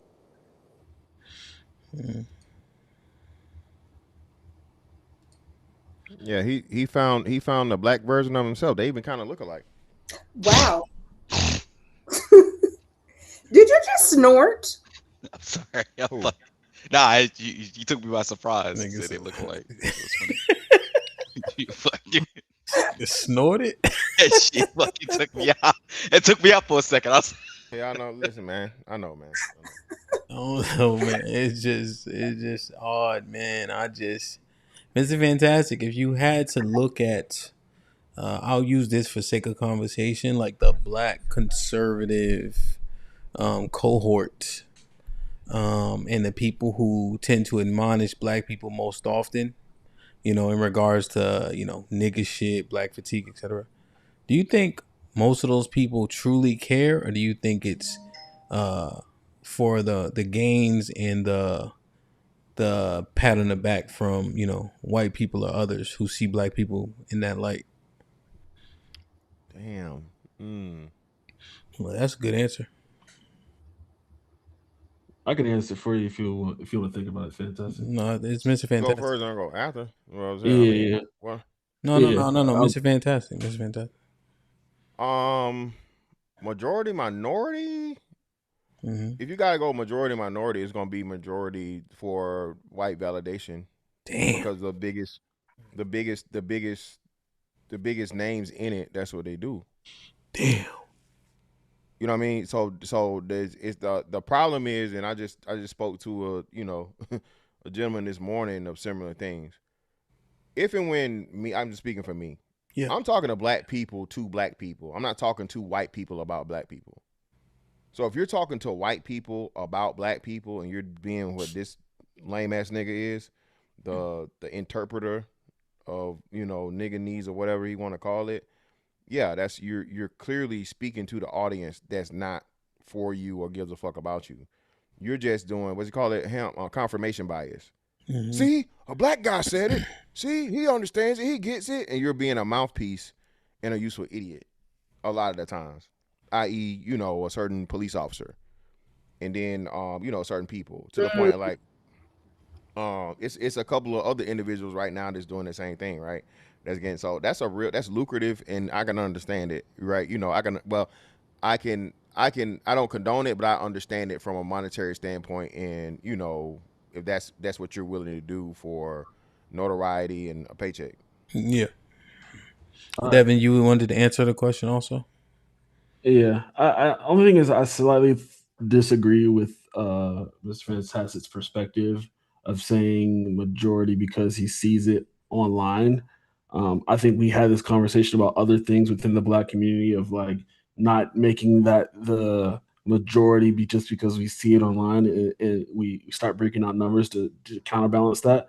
But what I will say is, especially like just like what he said, I don't go out, I don't have a public platform to talk about these things, these issues, these topics. I don't go talk to white people about this.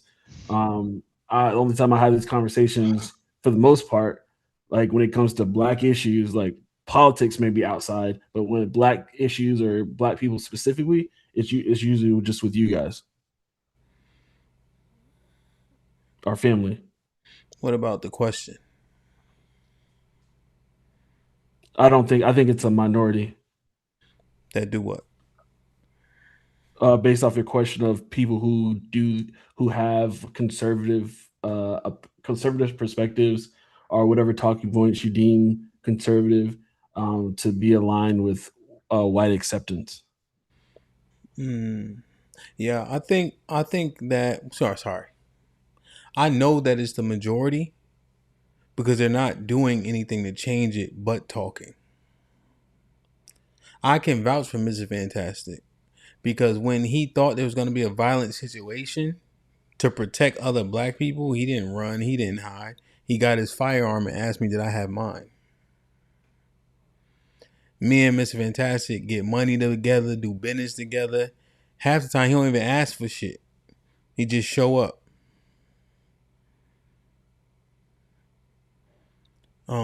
Most people ain't doing nothing to impact nobody that look like them or nobody that they complaining about.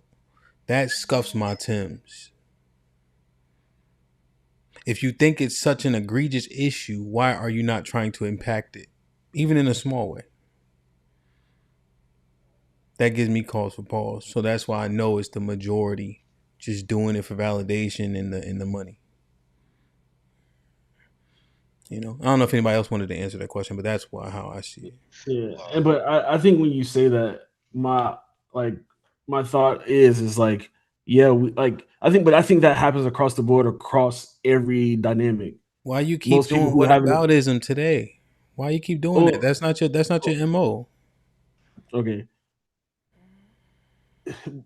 I just think that statement isn't genuine and doesn't bring credence to your viewpoint because it's you're saying who's doing something about whatever they speak about. Whatever they're saying is egregious, tearing up the community. I'm talking about the thing that they're saying that is the worst thing, the worst representation of a thing. So it's not just Yeah, like, no, hey, I don't like dandelions.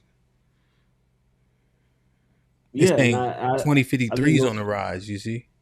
That's what I'm talking about. It's something that's dire. yeah, and I'll give. I think most people who complain about stuff are not doing what they need to do to actually switch or change the circumstances of what they're complaining about. That's what Hamp just I'll said. I'll I'll give Devin I, this if we're talking about both sides of the political aisle when it comes to like American I'm not. commentators. Well, hear me out. I think there is like grifting like on both sides that people just try to uplift themselves. I think that really is a thing. But the only difference is the liberal grifters, quote unquote, they do it. At least they're like pushing positive messaging and out there to like better uplift Black people. The positive. conservative, or at least way more positive than it is on. You're gonna get more positive coverage from an MSNBC than a Fox News. Come on now, like Positive for who? Black people. or Black. Let this is the one thing I messed up, Black Dawn. I'm more or less talking about the commentators about Black issues and etc. I don't know what their Right. affiliations is. I could care less about the politics shit, you know. But I guess my question is the people who have that type of commentate on Black issues, Black people, are they doing it for the white proximity and money, or are they doing it because they actually care? That's really my question. If I remove like the conservative label, because I don't know what they are, you know. Fair enough. So that's my I fault. mean, I to see your why you point, were saying. I see why you were answering like that, Black. Don't that makes sense? Yeah. Yeah. I see what but you're saying though. but I think Hamp, to your point, like you're a living example. Like you literally had um, a brilliant man on this morning that's working with children that he's not financially in the best situation. He's making things work and he's having an impact. You have a lot of responsibilities. You're making impact. I don't often always agree with what Fantastic says, but I know that Fantastic loves Black people.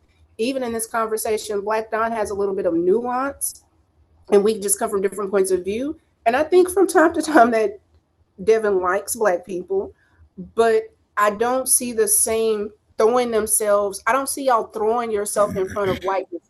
Like whiteness doesn't need protection. Whiteness never needs protection from Black people. It never needs our protection. It never needs our voice. We don't have to defend it. It does a really good job of defending itself. So when Black people jump in front of whiteness, it just reads like, do you not understand? Like they don't need you to advocate for them. That's not, it's unneeded. And it becomes almost traitorous because they are so dangerous. Like the fact that you had to say sometimes it's good and sometimes it's bad and sometimes it's okay and sometimes it's not. Like sometimes I might lose my life and sometimes I might not. That's dangerous. So that means I'm always in danger. So what specific thing are you talking about? So Devin, you've done whataboutisms. You've talked about not being able to understand some Black people. You talked about, oh well, did they die? Like you did a lot of front work for whiteness that's unnecessary. No, I didn't do front work for whiteness. It's more of like we like throwing everything in a bucket and it's intellectually lazy when we have this conversation because that's the low hanging fruit for us to do is to say, oh, it's always this, it's always that, it's this, and you never actually have the conversation because it's easy just to say, all right, white people bad, end the conversation, let's end the talking, we're done. Like that's the issue I have with these things. If It's you like well, that is let's talk about it. If I said that statement, prove me wrong. No, I'm not saying. I'm not No, I'm saying saying. let's do it. Let's do it. If I said that, prove me wrong. What do you mean? Or like White the people rhetoric. bad. Prove me wrong. I think he was talking more like the rhetoric and Well, just like no, the general vibe of it. let's figure out the nuance though, Black Dog. Prove me wrong. If I'm saying that statement, prove it otherwise. I'm not so like. Are you saying? So you're saying Are you saying every white person's bad? Is that your stance? Man, white people bad, like you said. All white? Are you saying all white people bad? I'm saying if there's a pit of snakes, 25 poisonous and 25 not, are you jumping in there to find which one's which? I mean, I would say not all white people are bad. Let me ask you a question then, since you can't answer mine. There's a pit of snakes, 25 poisonous, 25 not. Are you jumping in it to figure out which one's a which? No, I'm not. Are you gonna stay out the pit? Yeah, I do that. I do that in a lot of aspects of my life, not just white people. Here you go. You've been doing this all show. I'm kind of surprised. I'm kind of surprised that you've been like deflecting like off these like, what about this and what about that? So I'm asking you, right? Let's say we had the conversation. White people bad. I'm saying disprove that statement. And I'll just give you one hint. Don't try to use about abolition of slavery. It's not gonna go how you think it's gonna go. So just give me some stuff. I might be wrong. No, I think this thing is just like, I'm not gonna say everybody's good or everybody's bad, because that same sentiment is what puts people what hinders us as black people, because everybody wants to think we are all one way or one certain way. Like that's what I'm saying. It's like we have these talking points that we blame, like we attack black people, I mean white people for, but then we do the exact same thing, and then somehow we're. I think I have to actually stay on Devin's side. I'm not okay with the blanketed statements either. I'm probably gonna be on Devin's side for this one. Yeah, I'm saying prove the statement inaccurate. Prove it incorrect. We know that all doesn't mean all because he know where we at. But he know we don't say some, and to say everybody and to say a lot is the same thing.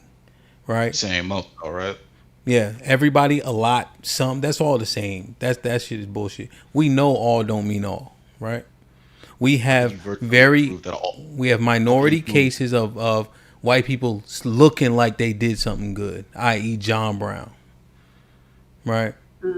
But we don't know people's intent. How can you put majority of white people are just intrinsically bad or evil? How does that work? Even that statement, I would say majority of the white people I've ran from my day-to-day life aren't doing bad things or doing bad things. I've had more positive than negative. It's not about white people. No. I'm just using his words where it says, "Oh, if it's most, then it's all." Well, I'm like, in my case, it's whose not words? Stop! You're going too fast, right? Yeah, if it's most, then it's all. What are you talking about? I said all don't mean all, but we know that. Right. And what I was saying, I was talking to Black Dawn when he was here.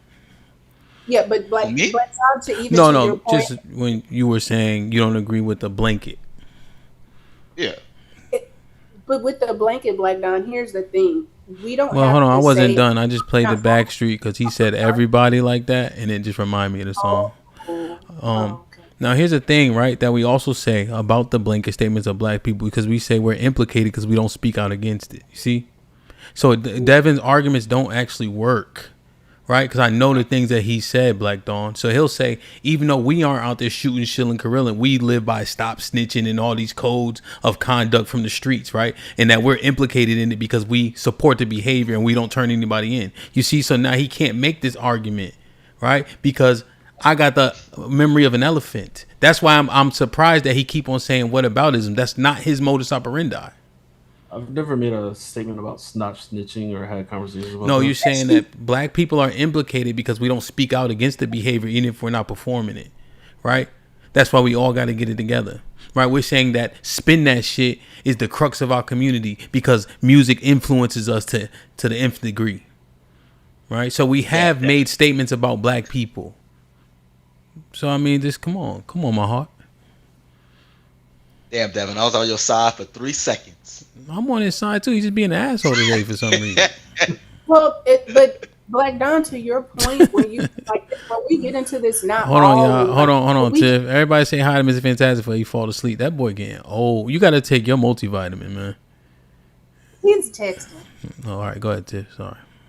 No, I'm just saying, I don't even think that it's a fair thing for Black people to even, I don't like when Black people do this, like, well, that's what they do to us. It's like, Black people have never had the way that whiteness is systemically infused in systems and government and policies. Like, we know that this is a thing. So even if everybody Black said, oh, all white people are awful, we do not have the same power. We're not in politics. We don't have the same level of being able to manipulate the system based off of our race. And no, you don't have to say all white people are racist. What you can say is a majority of white people will benefit from whiteness, which is why poor white people don't believe in white privilege, because they don't even understand even white and poor has an element that you still benefit from, because they believe in certain things and they don't address certain things. So it goes to Devin's point about, like, well, if we're not addressing it and saying that spin that is awful, then we're feeding into it. Then white people not saying anything about racism feeds into racism.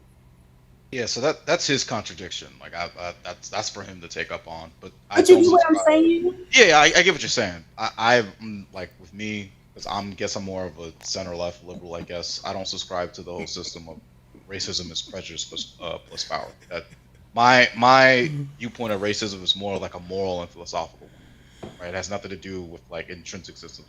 So you don't. Wait, hold on. We're bypassing a key point that Devin has not even touched. Yeah, we kind of skipped around. Tiff, what we're gonna have to stop doing.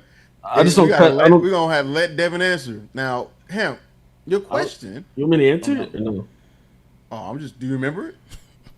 Because you've been doing a terrible job of answering questions lately. Well, no, because usually what happens is you guys go on the monologue and I just don't interrupt you guys, and it's like stuff. So ask the direct question. I'll be quick. That's what she said. What was the question that I didn't answer? Oh, well, Hamp was asking, right?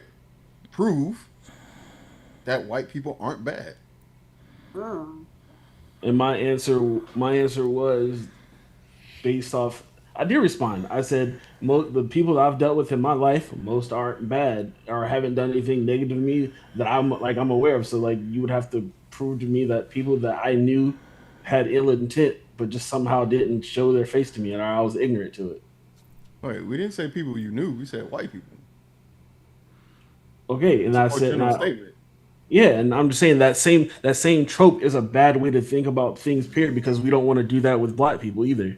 Like we don't want to do that. You're saying it's bad, but you're not proving anything. I think that's the point. No, that's what I'm saying. Is that you're asking me to prove something that's just based off of what you want to say is historical context, but like there's also historical context for bad people in everything, Asian, Indian, white, black. Like I can say we're all bad. We go 2 nights in a row, baby. No, but even earlier in the stream, you acknowledged you used the word. Wait, no, Tim, stop. I'm sorry. Did he prove it? I'm still lost. Did he? Prove it, or are you just saying? Like so give me an example. Prove to me that not all Asian people. Wait, that's not my question. I'm not. No.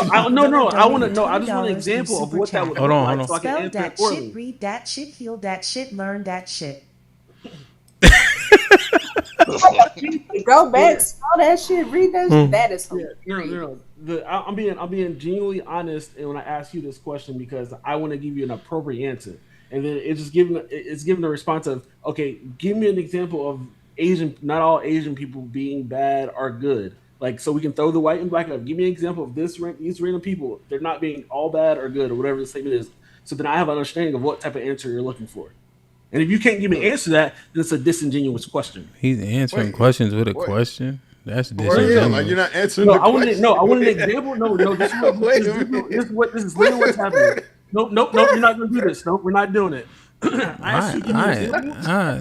you're not gonna perverse mine. I just retract the question if you're unwilling to answer. I mean, it's ridiculous at this point. I'm willing to answer 100%. I'm just asking, what is an example answer for this other group of people so then I can answer accordingly. Because if it's not a real answer that For you who? give in any case, then it's a disingenuous. For question. what people? What people are you asking about? I said are all Asian people good, bad, or good or bad? Well, nobody said all. Are Asian people good or bad? Asian people are mongoloids. What is?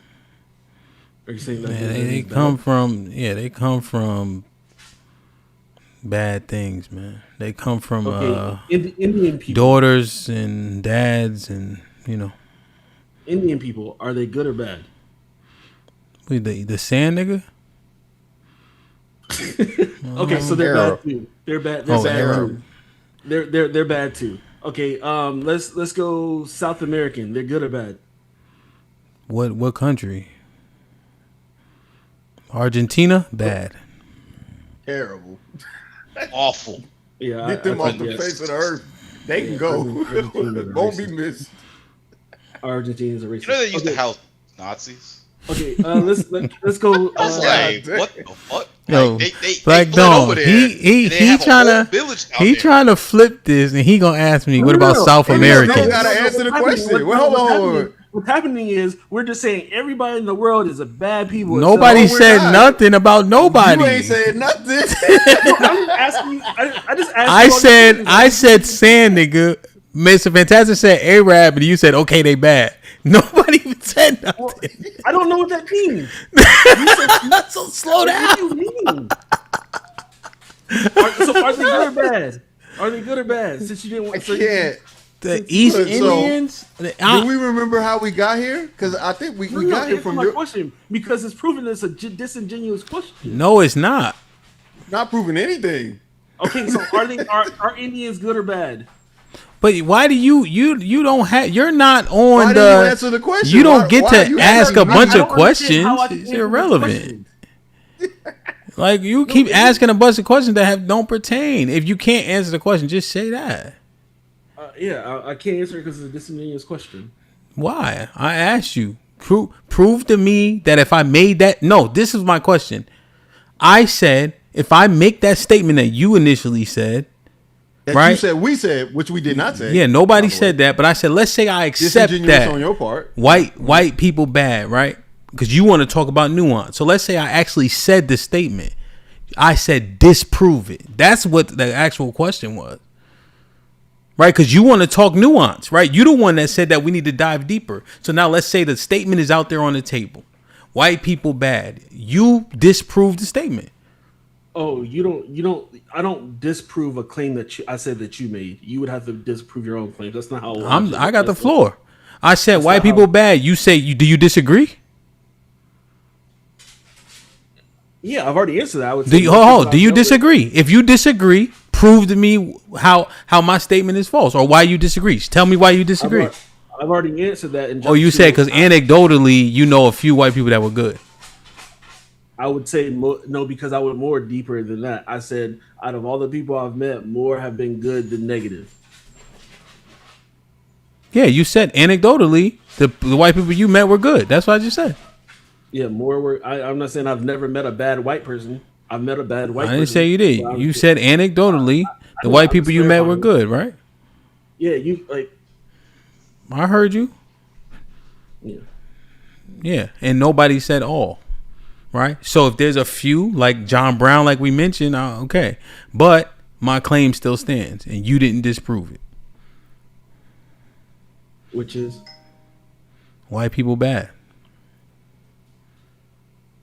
Okay, you can't prove a negative, but okay. Huh? It's not a negative. So you can't prove a negative, but okay. What do you mean? What do you mean? Logically speaking, you can't prove a negative. What do you mean? Like it. It's irrelevant. You got to get on camera.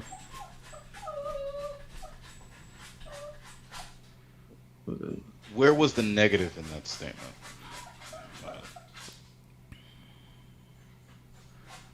It's irrelevant. You got to get on camera.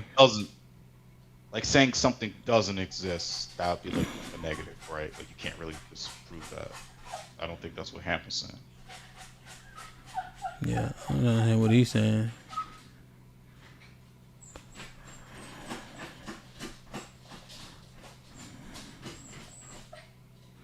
I'm saying I made a claim, but you disagree. Tell me why.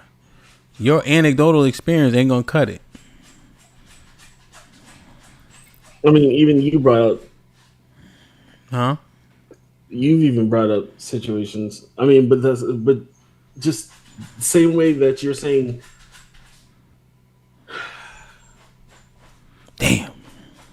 No, it's not. It's more of me trying to break it down to a way that I can explain it. Like it's just you're saying a statement that can't be like you would have to be more concrete in your question because you're saying I said it's not all right. I said Are you saying that, all. I are said. You saying that, go ahead. Sorry. No, sorry. You said all. No, I said all don't mean all, but you know that. That's why I gave you the example of John Brown. Okay, so but you're saying most then. Yes. Well, because you made the statement, so I said, let's say I accept what you say we say as true. I said disprove it. Come on, Devin. Come on. Okay, so then you don't even think it's most. Yes, I do. Because you're just saying it because I said something. Yes, I do. But you introduced it. So I said, let's say what you said we said. Now I'm actually saying it. What's next? Hey, come on, this ain't even that difficult. Yeah, that's literally what happened. Yeah, I just think overall you can't. The way you're framing it, it's like you can't prove. You can't. You just running around, bro. Just run. Don't introduce some shit, right? And then I accept what you said we said, and then you can't retort it, and you brought it to the table. That's all I'm saying. I said, okay, let me say I accept what you said we say. So now disprove the statement. Your few anecdotal experiences does not do that. That's all I'm saying. I gave you John Brown. That's how you know all don't mean all. Come on, man. That's not fair, Devin. All right. I mean, this. All right. I just overall think the claim that most white people are bad. Because when you're having these things, but even if I introduced it, like Yo, Sal, what up? Go ahead, my bad. But the burden would still be on you to provide like a criteria or representative, like or an evidence to that claim that most people are something. I don't have to disprove it like a sweeping accusation. You brought it to the table. You defend it. Yeah, you brought it up. That's the key part. Hey, Josh, say good morning, Josh. First off. What's up, everybody? How's it going? I Hey. apologize. You know, us white people, we majority ain't got Raised by damn wolves. Yeah, man. Damn, boy, y'all came out of them caves, man. Y'all hairy as them up. Well, all right, so the Black Dawn, that's how y'all do it, right? Is that how it works, Black Dawn? That was a love tap. You gotta go a little harder. Oh, than that. all right, no, I ain't fucking with you then. But Devin, that's the thing I've been saying. Like, you brought this shit up, So the better question would be: are you for I guess to actually bring this like succinctly is like, are you saying I would have to prove that why you believe most white people are bad? Most white people are bad. Huh? Like hell? Are you like the thing is the claim that you're putting in is like something that can't honestly be explained because of how it's framed. It's framed in like it's the claim you put on us. It's not the claim we actually brought. Come on, Devin, He entertained the claim you put on us just for you to go. I can't even prove the claim I put on you. No way. No. So then, why are we even having this conversation? If you think it's only a few of people that are in this situation, why are we even having this conversation? Because of you. You said it, bro. Yeah, you said that these conversations most white people are bad. Based off everything you guys have said and believe, like everything you guys have said up here today. Huh? On the totality of the evidence of everything you guys have said up here today.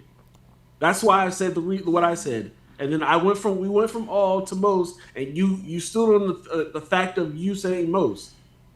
Yeah, most. Yeah. So you want me to prove why most? I don't want you to do nothing, to be honest. At this point. Yeah. So you want me to prove why most people aren't white, aren't racist, are bad, or why all white people aren't bad? Which one is it though? Racist or bad? I know. I asked a question. I said, so now you know prove everybody. That most white people aren't bad. You know everybody. You know I know everybody racist, man. Even if you do come up with the answer, your own framework kind of automatically traps you due to previous conversations that you said. So I think this one you could just kind of just been like, yeah, I don't think that, and what I said before in the past was wrong. Let's move on. I think that would have been the better. I don't think what. Like you saying, what was the thing you said in the past before? All black people have to be held accountable or get on the same page when it comes to music and what happens in the culture, all that stuff. Remember those past conversations? No, my argument was that the people that they promote aren't even black people that promote that. That was my argument. If you want to talk about music. Yeah, but you said that all black people, well, maybe not all, but most black people have to get on the same page because they're all like going to be liable for it. At least that's what Hamp said. I think that was how that conversation went. And I think that framing is is not how I think or how I view things. Fuck it. I mean, we can move on. Fuck it. Yeah. I mean, that's what I'm saying. It's like I haven't even said that, so I think that we're just building on false premises. I quit, man. I quit. No. What's up, Josh? Go ahead, man. How's it going? No, I'll take up Hamp's position and prove it. I would be speaking about majority, but like you can't even take one example. Take me. Now, Hamp has openly said probably at least a half a dozen times, I'm evil. Prove I'm not. I can give you a demonstration. I am the most immoral person you will ever come across in your entire existence. Because I can take an immoral position, and if my supervisor says I have to put you in a cage, you're going in a cage, regardless of whether I agree to it or not. The most immoral position. Okay, Josh, just because your personal identity does not give evidence for a statistical claim that most white people are a certain way. If that's the claim, then why would you put the claim on us that you can't even Bro, I cannot believe he answered the question by not answering the question and then gave an answer as to why he should have never said that's what we said, because nobody said it. You made that up. Okay, no. It doesn't become I made it up anymore when Hamp says I'm standing on that statement now. He could have just said I disagree and that's not what I believe, but that's not what he said. So he's proving proving the ignorance behind you making a statement that nobody made. He said, okay, now the fact that now we all know we didn't say that. He said, oh, well, let me do this. Let me just take the stand. Now disprove it. It's only showing you that nobody from this entire conversation made any claim like that, because there's no way to prove it based off of the standards that he already has for the show. This nigga Devin crazy as hell. Oh my God! Please. Then he told, hold on, yo. Then he told Josh. I don't care if you're a white man saying no. I'm saying Josh. He told Josh. Josh can't speak for white. Josh can't speak for white people. Yeah, Josh could be a bad person. In a situation, which you said I couldn't use to validate my own point. Yo, Josh can't speak for white people, bro. That's crazy. obviously I can't speak for black people because y'all think no. Stop. No, because I made an anecdotal statement and they couldn't be used, but now Josh used anecdotal statements. Or that the reason why we've been having these discussions is because all black people don't think alike. That's the reason why we have these panels, because we all don't think alike. Huh? I was very clear. Listen, I'm just laughing because Josh can't speak for white people. Josh is a atheist Christian nationalist, man. Yeah, I mean, but Josh, how many people do you talk to on a daily basis?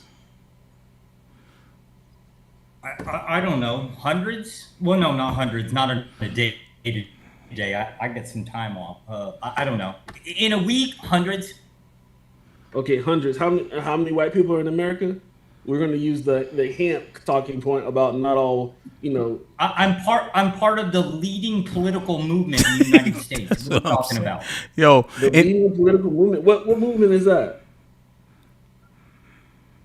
Christian nationalism is the most dominating political movement within the executive and the judicial branch. And you're the leader of that?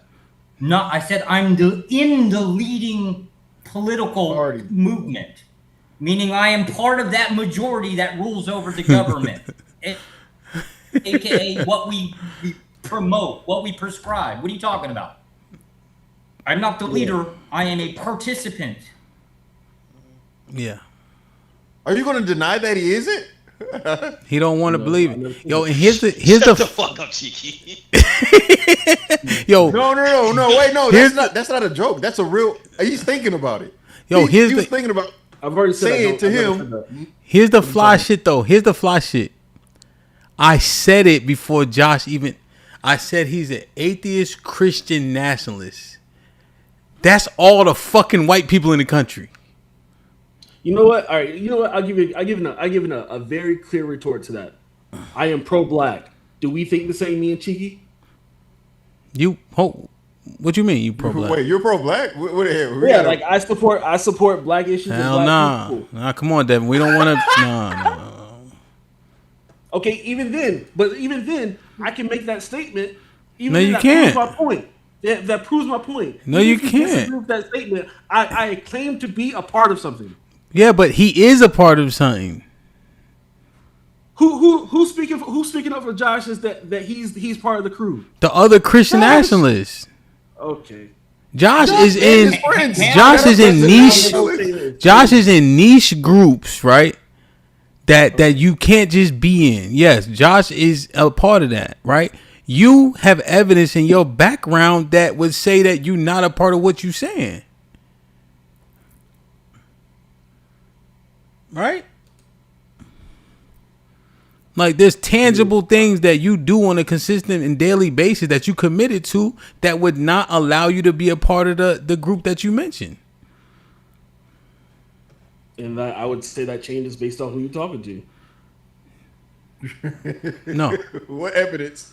Oh, now we're back at the whole claim. He started prove it. And he the one starting trouble. People too. that would disagree with your statement. No, yeah, prove it. Prove that you're pro-black. Hold on, Will. Let me change your name real quick. I said that there's certain people that would disagree with your statement. So you're saying everybody believes that I'm not pro-black? Yes. Everybody? Yes, prove it. Chat. Put a 1 in the chat if Devin is pro-black. Put a 2 in the chat if he's not. Here, I'll prove it right here. Hey, Devin, can I say the N-word on this panel? Specifically. Go ahead and say it. What was the point of the conversation before? Josh, nobody's going to now, die. How many people think that Devin saying go ahead and say it? Wait. Oh, I see a mixture. So it's not a mono. No, it's not a mixture. It's not. Hold on, Sal. You got to say good morning first. I can't see Tuesday. Whatever one you want to put is, I see both of them. No, it's overwhelmingly 2 to the point where it's a non-argument. It's probably 99% 2s. Like Mrs. Vontae meant to put 2. Okay. Well, watch. Let's ask her. Now it's me now. So you got to be careful with the facetious laugh because it's me now, right? So now let's see. Uh-oh. See how hard he laughed? I know my constituents. Yeah, because you're telling me I don't see what I see. No, I'm saying I said Mrs. Vontae said you said right? I'm just telling you I knew that she meant to put 2. And I'm saying that it's 99% twos if you're being honest. Come on. And then you got the same person voting over and over and over. Hey, Sal, what's up, my G? You got Convergence who put 1, and you had one more G. Love Band voted 30 times, literally. Yeah, you got Mr. Irrelevant put 1, Convergence put 1, and then where is he? It was up here. It was one more. I think one of the older gentlemen put 1. I see a J in the booth. Yeah, JG in the booth put 1. Convergence. Mr. Love Band All Famous. That's what I was saying. See, I knew it was one of the older gentlemen, JG in the booth. You see? Come on, man. All right. Big draw ever. So 4. And there's 400 people Big in the chat. Forever. No, not everybody answered 2. So I'm just saying though, 4 out of several. Damn, niggas even super chatted too. It ain't looking good. Look, niggas even super chatted too. Are you really trying to make an argument that you got a lot of 1? Are you dead ass? Yes, he dead ass. No, but he also believed the 2020 election was stolen. What the hell? Well, what's good, my boy?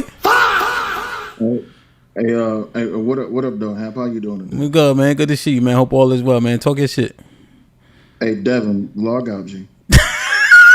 Log out and go do some conservative modules. You need to take like 10 conservative courses, brother. And I say that respectfully, right? And I'm not saying this at or against Devin. I'm saying this for the chat. This is what happens when you want to claim the conservative banner because it's cool to do. But you're not using any type of conservative rhetoric or talking points.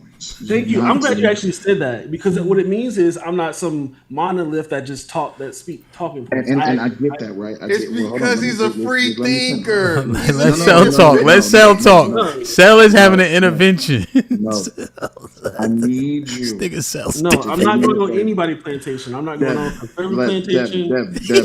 Devin, listen to me, brother. Listen to me. Man to man, I'm just telling you. It's cool to claim to be conservative because it's cool. You technically an outcast, right? You're an outlaw. But the problem is this: you can't be on a soapbox inside the conservative mindset and then go back to the field and try to blend in with everybody else. It don't work like that. I need you to log off. Okay? You're doing a bad job, brother. This is your conscience speaking to you. You're not doing a good job. No. I need you to log off. No. Because when Josh just asked that question, it should have been a fervent no. Question, period. Everything that they've been talking about, and then the corner that you put yourself in, bro. You've been taking more L's than just log off, brother. Respectfully, okay. Just log off and then don't use Chat GPT. I need you to go read about 10 books of conservatism. Start with Thomas Sowell's book first. Which one? Okay. And don't come back to the internet until you read all those books.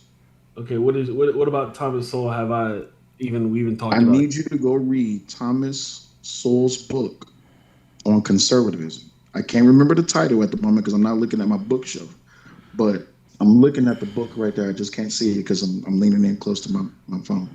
But I just came up here to let you know. Log off. Go do some homework, brother. All right.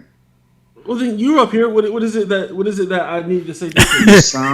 You sound like a liberal who is wearing the conservative banner because it's now cool it to sounds like be. a liberal. So You then why do. didn't Wait, they hold agree on, with me? wait, Devin. But here's the thing. I'm not saying that to be disrespectful because I'm gonna use what it is that you revealed to me. You said you grew up liberal, but you left, correct? Yeah, I agree with that. So, but the problem is that the programming is still embedded into you, deeply rooted programming of liberal ideology.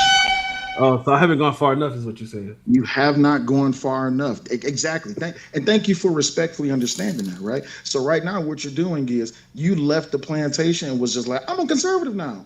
But the liberals can still identify your liberalisms. So yeah, those horns that you hear, that's the horns calling you back to come back. Cause you ain't went far enough yet. You ain't learned enough yet. So go ahead, log off. What is my liberal viewpoint that I need to? Everything you've been saying so far, and even yesterday on the was that yesterday or the day before on the show? Log off. Nah, I'm good.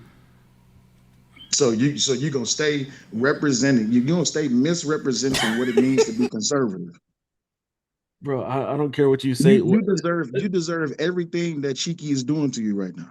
Cheeky ain't doing nothing. Exactly, because you did it to yourself, and Cheeky is just helping you try to understand what the problem is. You don't see it.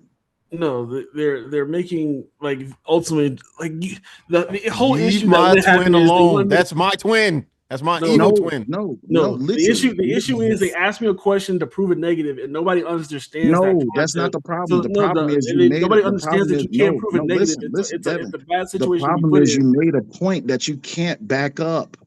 You created the issue. They just asked you for deeper understanding. You couldn't explain it.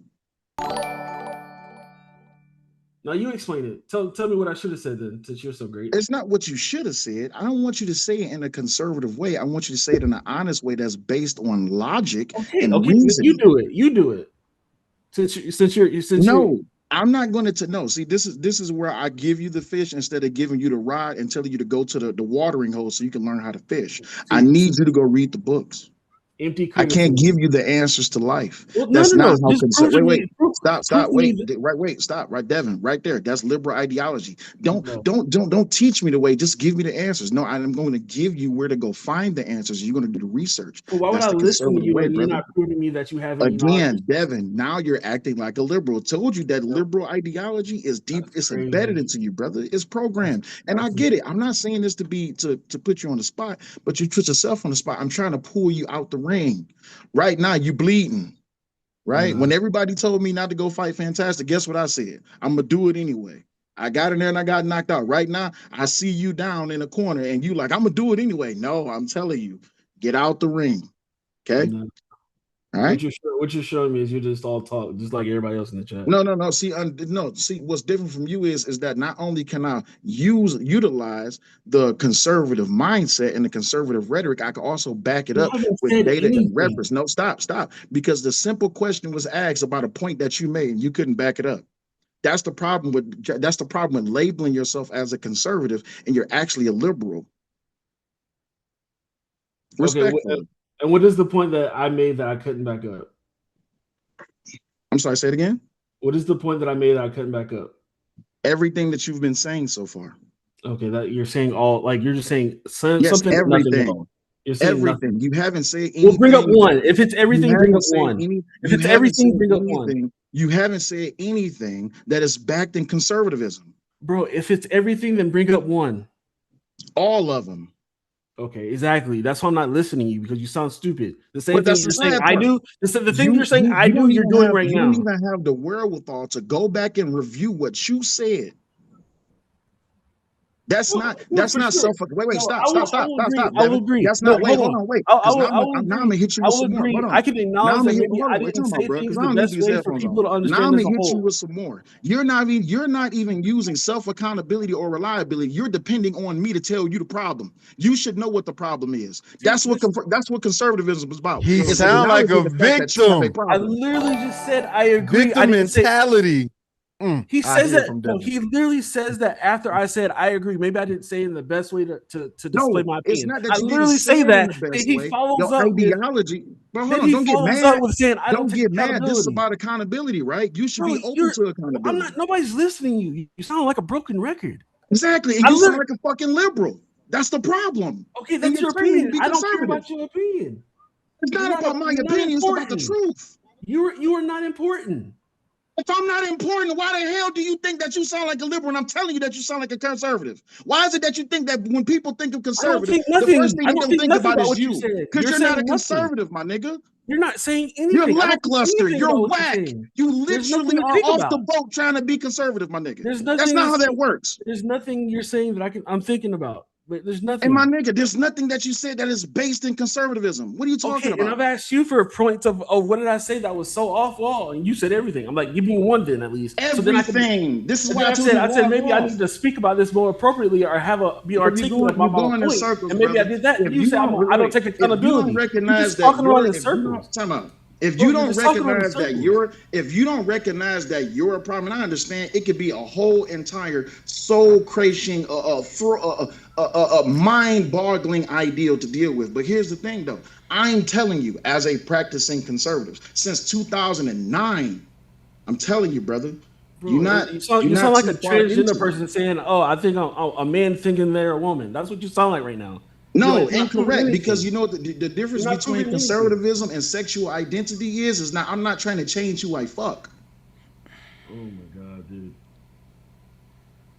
Identity and ideology is two different things. You should know this. You're just talking. I'm not just talking.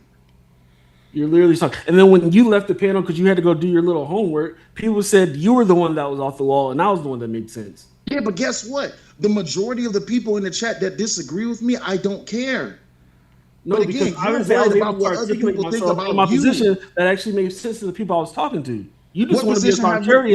contrarian. What position have you taken today? What position have you taken today that made sense to everybody else? Go. I don't speak for everybody, so I don't know. Exactly. And you haven't given me anything of what I said that was so bad that we can have an actual discussion about. You just want to argue.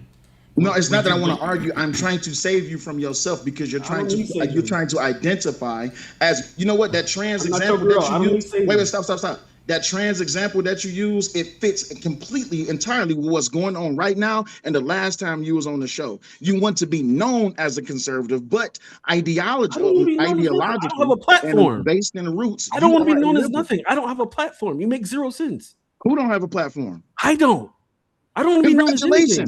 Congratulations, you having a platform. What do you mean? I want to be known as something. Wait, stop, Devin. Having a platform or not having a platform does not result in how much it is that you believe in the ideology that you say that you're practicing. You don't need a platform to be a conservative. What are you talking about? This is just entertainment for people arguing with each other. This is not entertainment. This is true.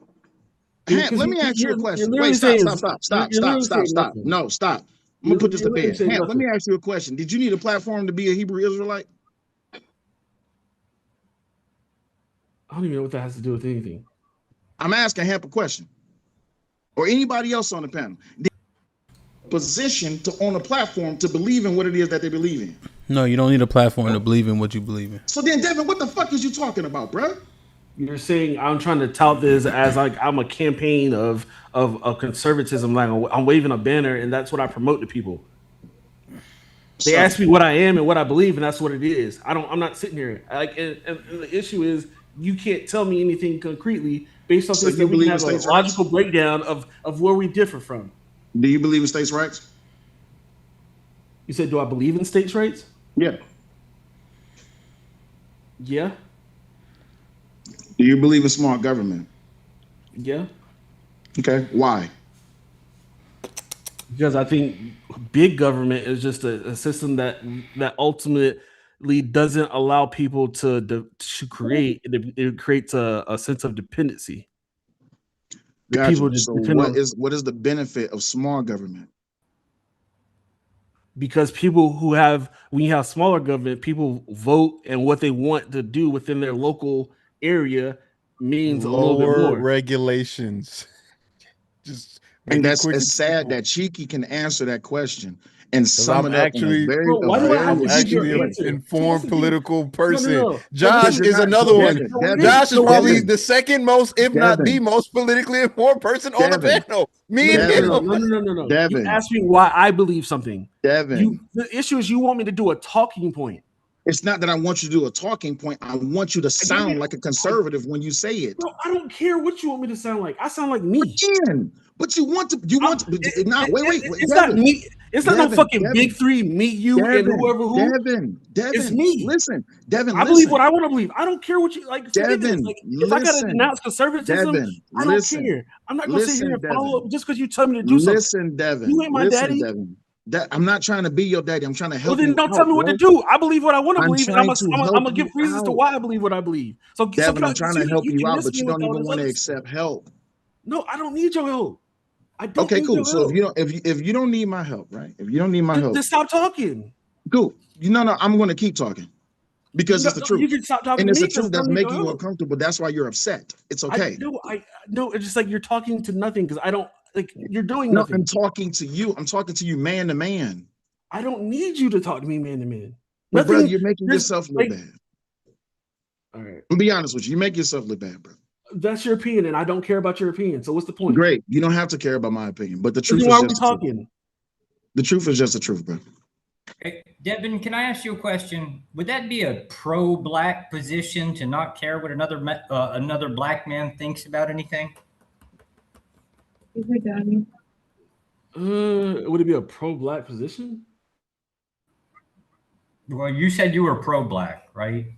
Prove you're not, right? But that would be the thing is, to be pro-black, wouldn't you care about what the other black people in this case think? Not if you think what they think is detrimental to the community. Okay, so if it was a large group,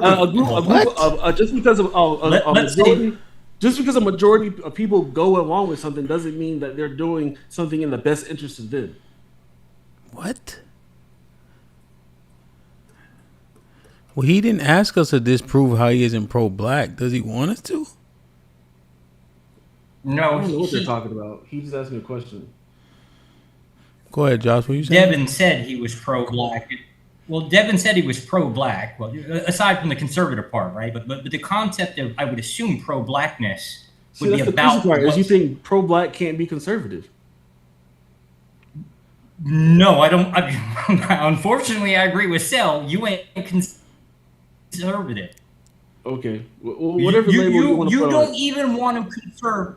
Forget the talking points. You don't even want to conserve just basic self-respect. No. If I can say the N-word, right? There is no way in hell. Yeah, no, and the thing is, if you were my friend, my face, and you decide to say no, that's the thing. And if you decide to say it, you would get dealt with accordingly. And that's not what you said the other day. Except for that's not what you said earlier on the panel. Earlier in the panel, did I not say this? I want you to say it so I got a valid reason and everybody can see why I did what I did. I said that earlier in the panel. So I'm saying if you want to go ahead and say it. And when I come across you, you got to deal with the consequences. Plain and simple. Okay, that would have been the best answer to give. That's literally what I said earlier. You're not listening. No, that's not what you said earlier. Okay, you're not listening. I'm not going to argue about what I know I said. And I when they played the video clip, what was your answer? You heard me say it. So, Devin, if somebody call you a nigga, you putting them out, right? Yeah, I'm dealing with it accordingly. No. That's Devin. I asked you clearly. You putting them out. Sorry. Do you know what putting them out goes for? Stands for, means.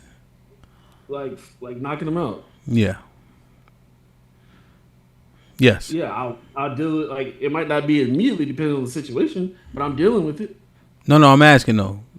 Physical. That's what I'm asking specifically. You gonna deal with it physically? Yeah.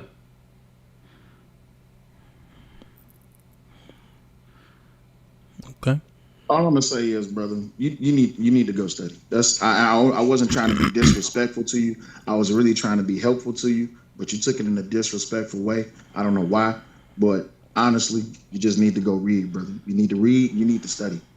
This is a bad representation. I deal with people that tell me what I need to do all day, but when I try to have an honest conversation about specifics, So that I understand you're coming from a genuine place. That situation just doesn't play out. You just give me blanket statements or grandiose ideas and stuff like that. And I'm like, okay, let's have a conversation about what did I date? What did I say that was so off the wall? Or what is it that makes me whatever you're trying to label me as, which I don't even care. You can label me as a liberal, you can label me as conservative. I just know I have a belief system, and I stay on that, and I can articulate why I believe what I believe. And I understand that, but I'm excuse me, I'm only utilizing the information that you gave to us. You said that you come from a liberal background, and then you became conservative when you left the liberal ideology. Did you not say that? Why does that even matter? Most black people come from a liberal background. Most people families. Wait. Stop. Hold on. Wait. I'm talking to Hamp. Hamp, let me ask you a question, G. Mm-hmm. Yeah. You part of fraternity, right? Yeah. Hold on, Will. The super chat is gonna read over you. At Jalen24.7 donated $19.99 through super chat. So good old Devin wants to come up here and demonize the left for not knowing anything, and yet it was proven he doesn't know a damn thing. #cooked. Go ahead. So she won't be able to tell you what I don't know. Hold on one second. So, Hamp, if I get the claim in your frat, and you see me out here wearing your colors, wearing your symbols, talking all this jive, and then you come up to check my temperature, and I don't know nothing I'm talking about. Am I a bad representation for the frat, or am I a bad representation of just myself? Oh yeah, you would be a very poor representation on the fraternity. Okay. Yeah, back when I was into that, Will, we actually had a thing called reclamation, where that was an issue back in the early 1900s, to where people would have on colors and stuff and not be a part of it. In which case, the process was to take those things from them or off them. Absolutely. So if I'm out here saying that I'm this thing, and you come to me and you get to checking my temperature, and then you be like, nah, bro, you ain't frat, but there's a way you can get educated, and you offer me the education, and I'll be like, nah, man, I ain't trying to hear nothing you saying. Am I being disrespectful to you, or am I being disrespectful to your frat? Me and my frat. That's what I'm saying. That's all I'm saying to Devin. And then for some reason, he's not getting that. All I'm saying is that, bruh, there's education out there. There's things that you can go read to educate yourself more on this ideology. I wasn't saying that to be disrespectful to him, but he took it that way because I told the truth is that embedded in programming, you are liberal. And I'm not saying that to be funny. I'm just using what he told us the other day when we was on the stream. Yeah. And you want to be conservative. That's not a shot at him. I get it. Some people think that it's popular to be not liked by everybody. Hence my idea is that people think that us, that as black men that are conservative, they think that's why we say that. But then they end up in situations like this where now you have to prove your conservatism, especially as a black man. And when you're misrepresenting, especially in front of people who already disagree with everything that you're saying, then when someone comes to say, hey, bro, listen, you need to go get educated, brother. No, I don't need to do nothing. You ain't my daddy. You're right. Yeah, because you're thinking is you're claiming yourself as some form of authority. That is the issue. You're claiming yourself as some authority to know and be all of what the black conservative, what conservative is. That is my main issue. And then I'm asking you to give me some validation of what could even give you that sense of authority to make that claim. You can't give me nothing. So again, I'm not going to listen to you when you can't give me nothing to say, okay, I agree with that. Maybe there's a point to what you're saying, and then I should probably dig into that a little bit more. And then the issue comes is when I literally said, okay, maybe during that conversation I didn't handle it appropriately, and I should have. I need to go back and think about how I need to convey that message of what I was trying to say. I agree with that. Then you literally 5 seconds later, you said, oh, I don't take accountability. I'm like, okay, that's when I know the conversation's over with. All right, cool. So let me ask you. So name me some of the most well-known and respected, or I'll just say I won't use respected. Name me some of the most well-known black conservatives. What does that do? What like I'm not Just doing this. Name me two. Why does it matter? Just name me two. No, I'm not. No. It proves nothing. It proves nothing. All right, cool. Let's talk about a subject or something, and I can talk about my beliefs on it. Larry Elder, you could have said Shelby Steele. Hell, I gave you one. Well, what does that have to do with anything? You could have said Ben Carson. You're talking about following behind. Wait, this is why I said this has everything to do with it. Because if you study into this, you should know who you've been studied, and you shouldn't be afraid to recall that information, especially when it comes to data, history, research, or reclamation. This is what I'm saying. You talking about it doesn't matter. No, it does matter. Okay, no. And now I'm gonna be disrespectful. Now I'm gonna be disrespectful because it's niggas like you that just know. I don't care, bro. No, because the fact is, you think that just want to be known as conservative because you want to catch the wave that everyone else is catching because they label themselves as conservative. I can't That's name bullshit, bro. So you're saying fraud, you fake, you phony as hell. You're not actually a black conservative. You're just a liberal that wants to be a conservative because that's what you think that it gets you. You think that it gets you clout and status because you think you know something and you don't. You're a bad representation, bro.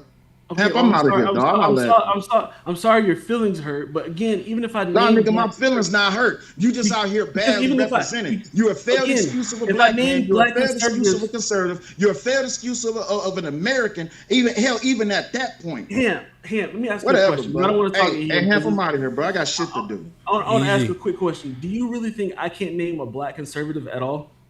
Yeah, I would assume you can name a few. So then, again, what was his point? He doesn't assume you can name a few.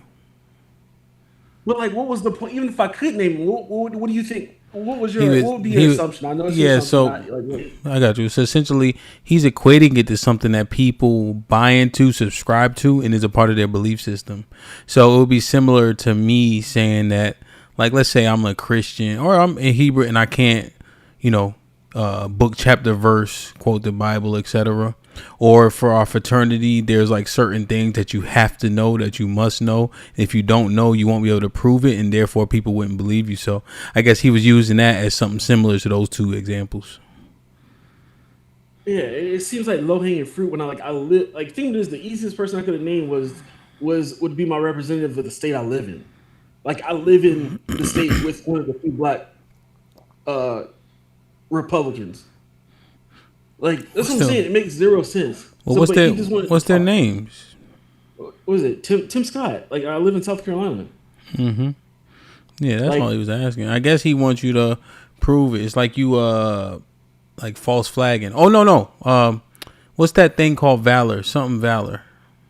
Stolen valor? Yeah, that's what he claiming. You stolen valor. Yeah, no. The thing is, it makes zero sense because you can name a whole bunch of people, but like it still doesn't prove nothing. He just wanted to just like have a talking point and run with it. Like one of the biggest conservatives, like one of my biggest points that I've had about this when liberals use black people when it's convenient for them was the what's her name in Virginia? Don't tell me. Sears, what's her name? The black lady that went against the other white lady in Virginia, and then it was all support black people when that came when everything else was happening when it came to Kamala, but then you had Obama going against the black woman when it came to voting for somebody in Virginia. So like, I mean, we can have those talking points, but it proves proves nothing. And even if we bringing up these people doesn't mean I have to agree with every single black conservative because I definitely don't agree with him. No, I'm saying, I mean, this is all he was saying. He was saying like, if Cheeky's like, "Hey, I'm a conservative," would you just accept it from him? Would you be like, oh, okay? Or would you go? Cheeky says he's more conservative than other people. He said that statement, but I'm not going to argue with him on it because he can say whatever. I care more about what your points are. I know based on Cheeky's points. If he said he was a conservative in terms of the political leaning, would you accept that? Based on what you've heard him say, I don't believe it. No, I don't know. Wouldn't believe it. But like it wouldn't be anything for me that I would care to like sit there and and fight him on when it came But to the conversation. point is, you wouldn't believe it, right? And so Cell feels, and I'm saying feels, that same way about you.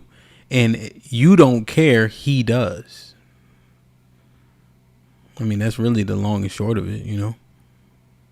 Yeah, I mean, the thing with it is he can believe what he wants, but when I asked him for specifics, he just did the whole everything. So when we want to have a conversation and be precise in our language and what we're talking about, which I even said like maybe I messed up earlier as far as what I was trying to convey in the talk, and things got lost, and maybe I need to go back and see how I need It's to all good. clean it up. He's just saying you lukewarm. You know. That's his notion. And that's the thing. He wants me to be far right. He wants to tell me how I should believe and how I should act. Yeah, I mean it's all good. I mean, yeah, I'm just going through the conversation y'all had. Yeah. I think, although I don't think he. Now, one thing I'm just assuming when I'm listening, I don't even think he wants you to be far right. He wants you to be. He don't even think you're right. Yeah, I mean that he can believe all he wants, you know. Yeah. But the other crazy part is even Cheeky. Cheeky loves doing it because he has a box he wants to put people in, but it's like he does. Why are you bringing me up? Go fight Cell. Leave me alone. You got brought up because you put yourself in this situation. Damn, evil twin. And explain how. Because you put yourself in this situation because he was asking me a question and then you like jumped into it. What? A 45-minute ass whooping and then I jump in for 2 seconds and now it's my fault. Yeah, you should have stayed out of it. All right. Well, that's crazy. This has been interesting. I feel better than I did earlier. And the crazy part, Josh, I don't know Christ. if I spoke about this, but Josh, nobody's justifying the N-word. The thing is, I want you to say it, so I know I have every right and authority to do what I need to do to handle whatever you say. So you held accountable for your actions. Well, and I've said that earlier in the show. The same point was I asked the same question Hamp did. I just happened to be white and asked the question, and a different answer for some strange reason. Yeah, no, and I gave you the answer that Hamp gave me, which is I couldn't use my anecdotal experiences of why I believe something. No, not that. Why you? Come on, Devin. Did you change your answer for white acceptance? Because Josh asked the question. Yeah, it was Hamp acceptance. So miss me with that one. I said because of what Hamp said. Last time I checked, Hamp is black. No, you misconstrue what I said though. You know, I said your anecdotal experience isn't substantial enough to disprove the statement. That's all I'm saying. Let me read these. Curate with the finals. If you are the only, you said Hamp acceptance. Yeah, Hamp. I don't know. Man. Shit going crazy, man. Devin, why would you? He drink some juice. Curate with the finals. If you are the only black one in a group, you better be that angry, tough one. That's how you survive. Curate with the $5 is not another teen movie. Hey, I'm supposed to be the only token black dude. Aaron with the $2 says letting jokes slide is why they acting crazy again. Curate with the $5 says I'm from Essex County, New Jersey. We don't play that shit. Aaron with the $2 says they are openly racist towards black nerds more. L.I. with the $10 says, Devin, Mrs. Tiff might be right about your background, brother. You can't be from here, respectfully. I think Devin is from here. Callie Bev with the $5 says, Buddy in the video wasn't speaking a different dialect or vernacular or a translation was needed. Why is Devin skipping over the example displayed? So we were able to talk through that. L.I. with a $10 says, Mr. Devin, if this what it takes to be a Republican, to have your mindset when it comes to racism, respectively, I don't want any parts of it. Proud, independent brother. Two links with the $5 says, Cheeky, please cut the quote psycho stuff and call Devin what you really want to call him. It has 4 letters and starts with a C. Mel with the $2. Cook. Mel with the $2 put 2 in the chat. Matreon with the $10 says Devin sound like the ladies when they can't explain past their talking point. Callie with the $2 says pot, meat, kettle. Deucey with the $2 says pot and kettle shit like Callie said. Chris in the building with the $2 says me too, Devin. Super kick. Oh. Let me see. Eli with the $10 says Devin, you're being DP'd out of the conservative group today, brother. Just being independent, it's okay. That's my point. I don't like if you walk the talk with the $2 says what proves you are a conservative. Like, share, subscribe, tell a friend, man. Hit that like button right now if you can. That helps the channel the most. Go ahead, Devin. Any final thoughts? Yeah, I think for the most part, I think we were getting into semantics when it came to the situations, and I think ultimately what we were doing was trying to prove a negative in that situation, and maybe I misspoke, and that's what got me in that situation, which I can take accountability for, and then somebody's going to repeat, "Oh, Devin doesn't take accountability," but there's situations. But again, I'm a person that will sit here and say I don't promote people saying X, Y, and Z. But at the same time, I want you, if you're going to stand on something, stand on it. And then just be able to deal with the consequences that come afterwards. And that comes from, my actions of whatever I decide to do after that. That goes wrong for everybody. But I don't want this fakeness. I don't deal with the fakeness. I don't want this like, he's gonna hurt my feelings if you say the N-word. No, go ahead and say it so I can handle it accordingly. But somehow that's like, I don't know, that's taboo. But y'all got it.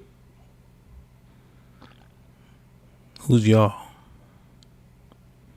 To people who think me wanting people to go ahead and say what they say or say or believe, that they believe that's a negative thing, and that I'm being complicit in allowing something to happen when obviously I said I would do something about whatever is done. So you said you think it won't hurt your feelings, but then I'm gonna handle it the way I need to handle it. Like it's not gonna hurt my feelings. Like at the end of the day, even if something didn't happen after that, I'm gonna go about my day, but I'm still handling like when you just go ahead.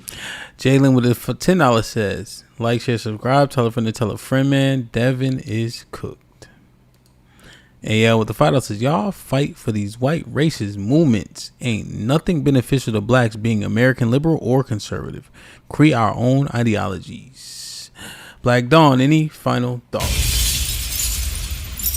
Yeah, fuck, I kind of tuned out for that last 30 minutes. Yeah, so I think it's okay to be like, yeah, that white guy said the hard R, that hurt my feelings. I'm willing to fight about it. I don't think that's a bad thing to say. I think that's okay. Like I don't know why there's so much pushback for that. But I will say, like with my personal friends and what we do, or whatever, how we joke, whatever, I don't think it's that big a deal. Obviously, there's limits, and yeah, but I don't do shit for white acceptance. I think that's goofy. I think the person in that video, that Caleb video, was goofy, and I think he was a token that needs to be spent. That's it. Josh? Wow. I've got a lot of problems with this. I told y'all this is going to get worse. Like, if you thought Chud was like the last of this and the Nick Fuentes and all of this, no. This is just another name on a TV show now. Now, this is going to get more and more popular. So every time somebody says, oh, it's okay to say the word, they're basically just advocating for, yeah, it's great. Disrespect is fine. We should just disrespect whoever the hell we want, whenever we want. And to be fair, I guarantee you the white community ain't going to tolerate it. I don't know why y'all would. That's the part that's got to end. Y'all really, not y'all. Actually, there's only very few I've ever met on any of these panels that are okay with the whole N-word thing. It's never okay to be disrespectful, ever. Cheek?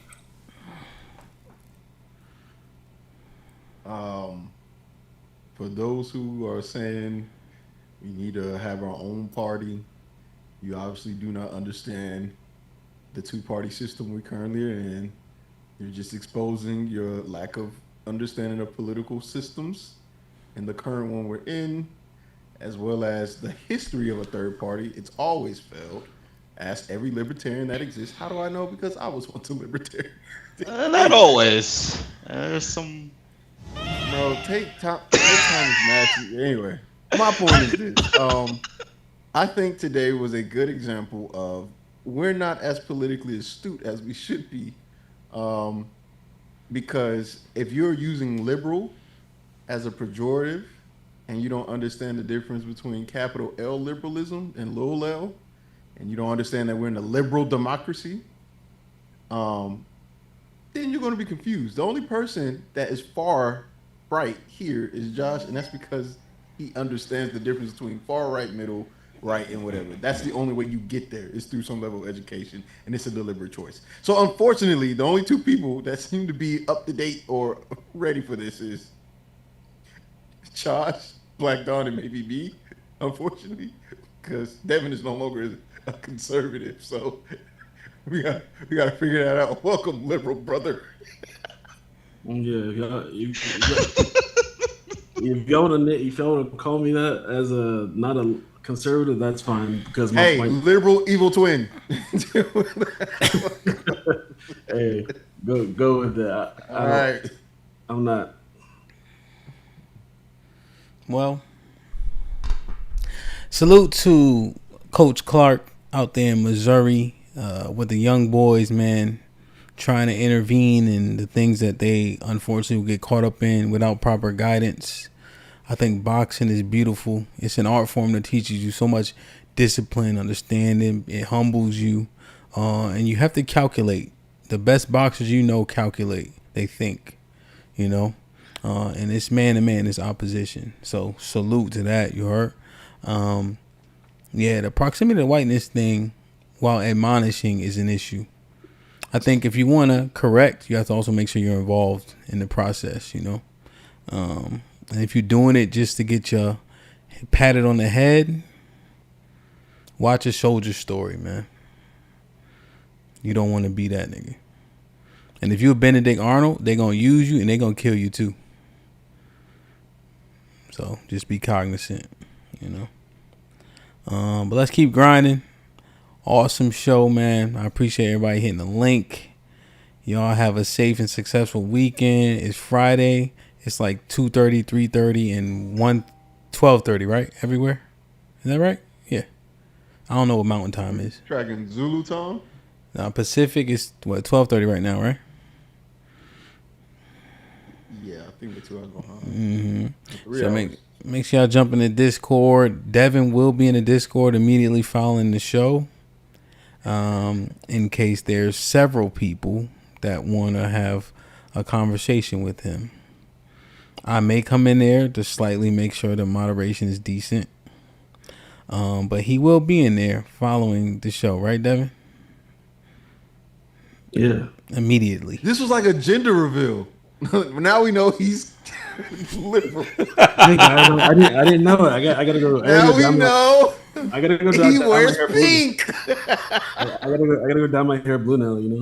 Yeah, man. He gonna charge. He got his phone charged. He ready to take y'all on, man. And I'm gonna make sure that he has a moderator on his side for people trying to jump him. Okay. People who ruin conversation will be muted. So don't be that person. Because it's going to go strictly based on feelings. If I feel you ruining conversation, you get muted. All right. Liberal. Yeah, exactly. Man, oh man. Being a liberal or conservative, that shit sound like hard work. It's not for those who know what it is. But yeah, join the Discord, man. We're gonna have some fun in there. Homeboy will put up this post. Somebody gotta drop the link for the Discord. After show. It's Friday, so it'll be fun.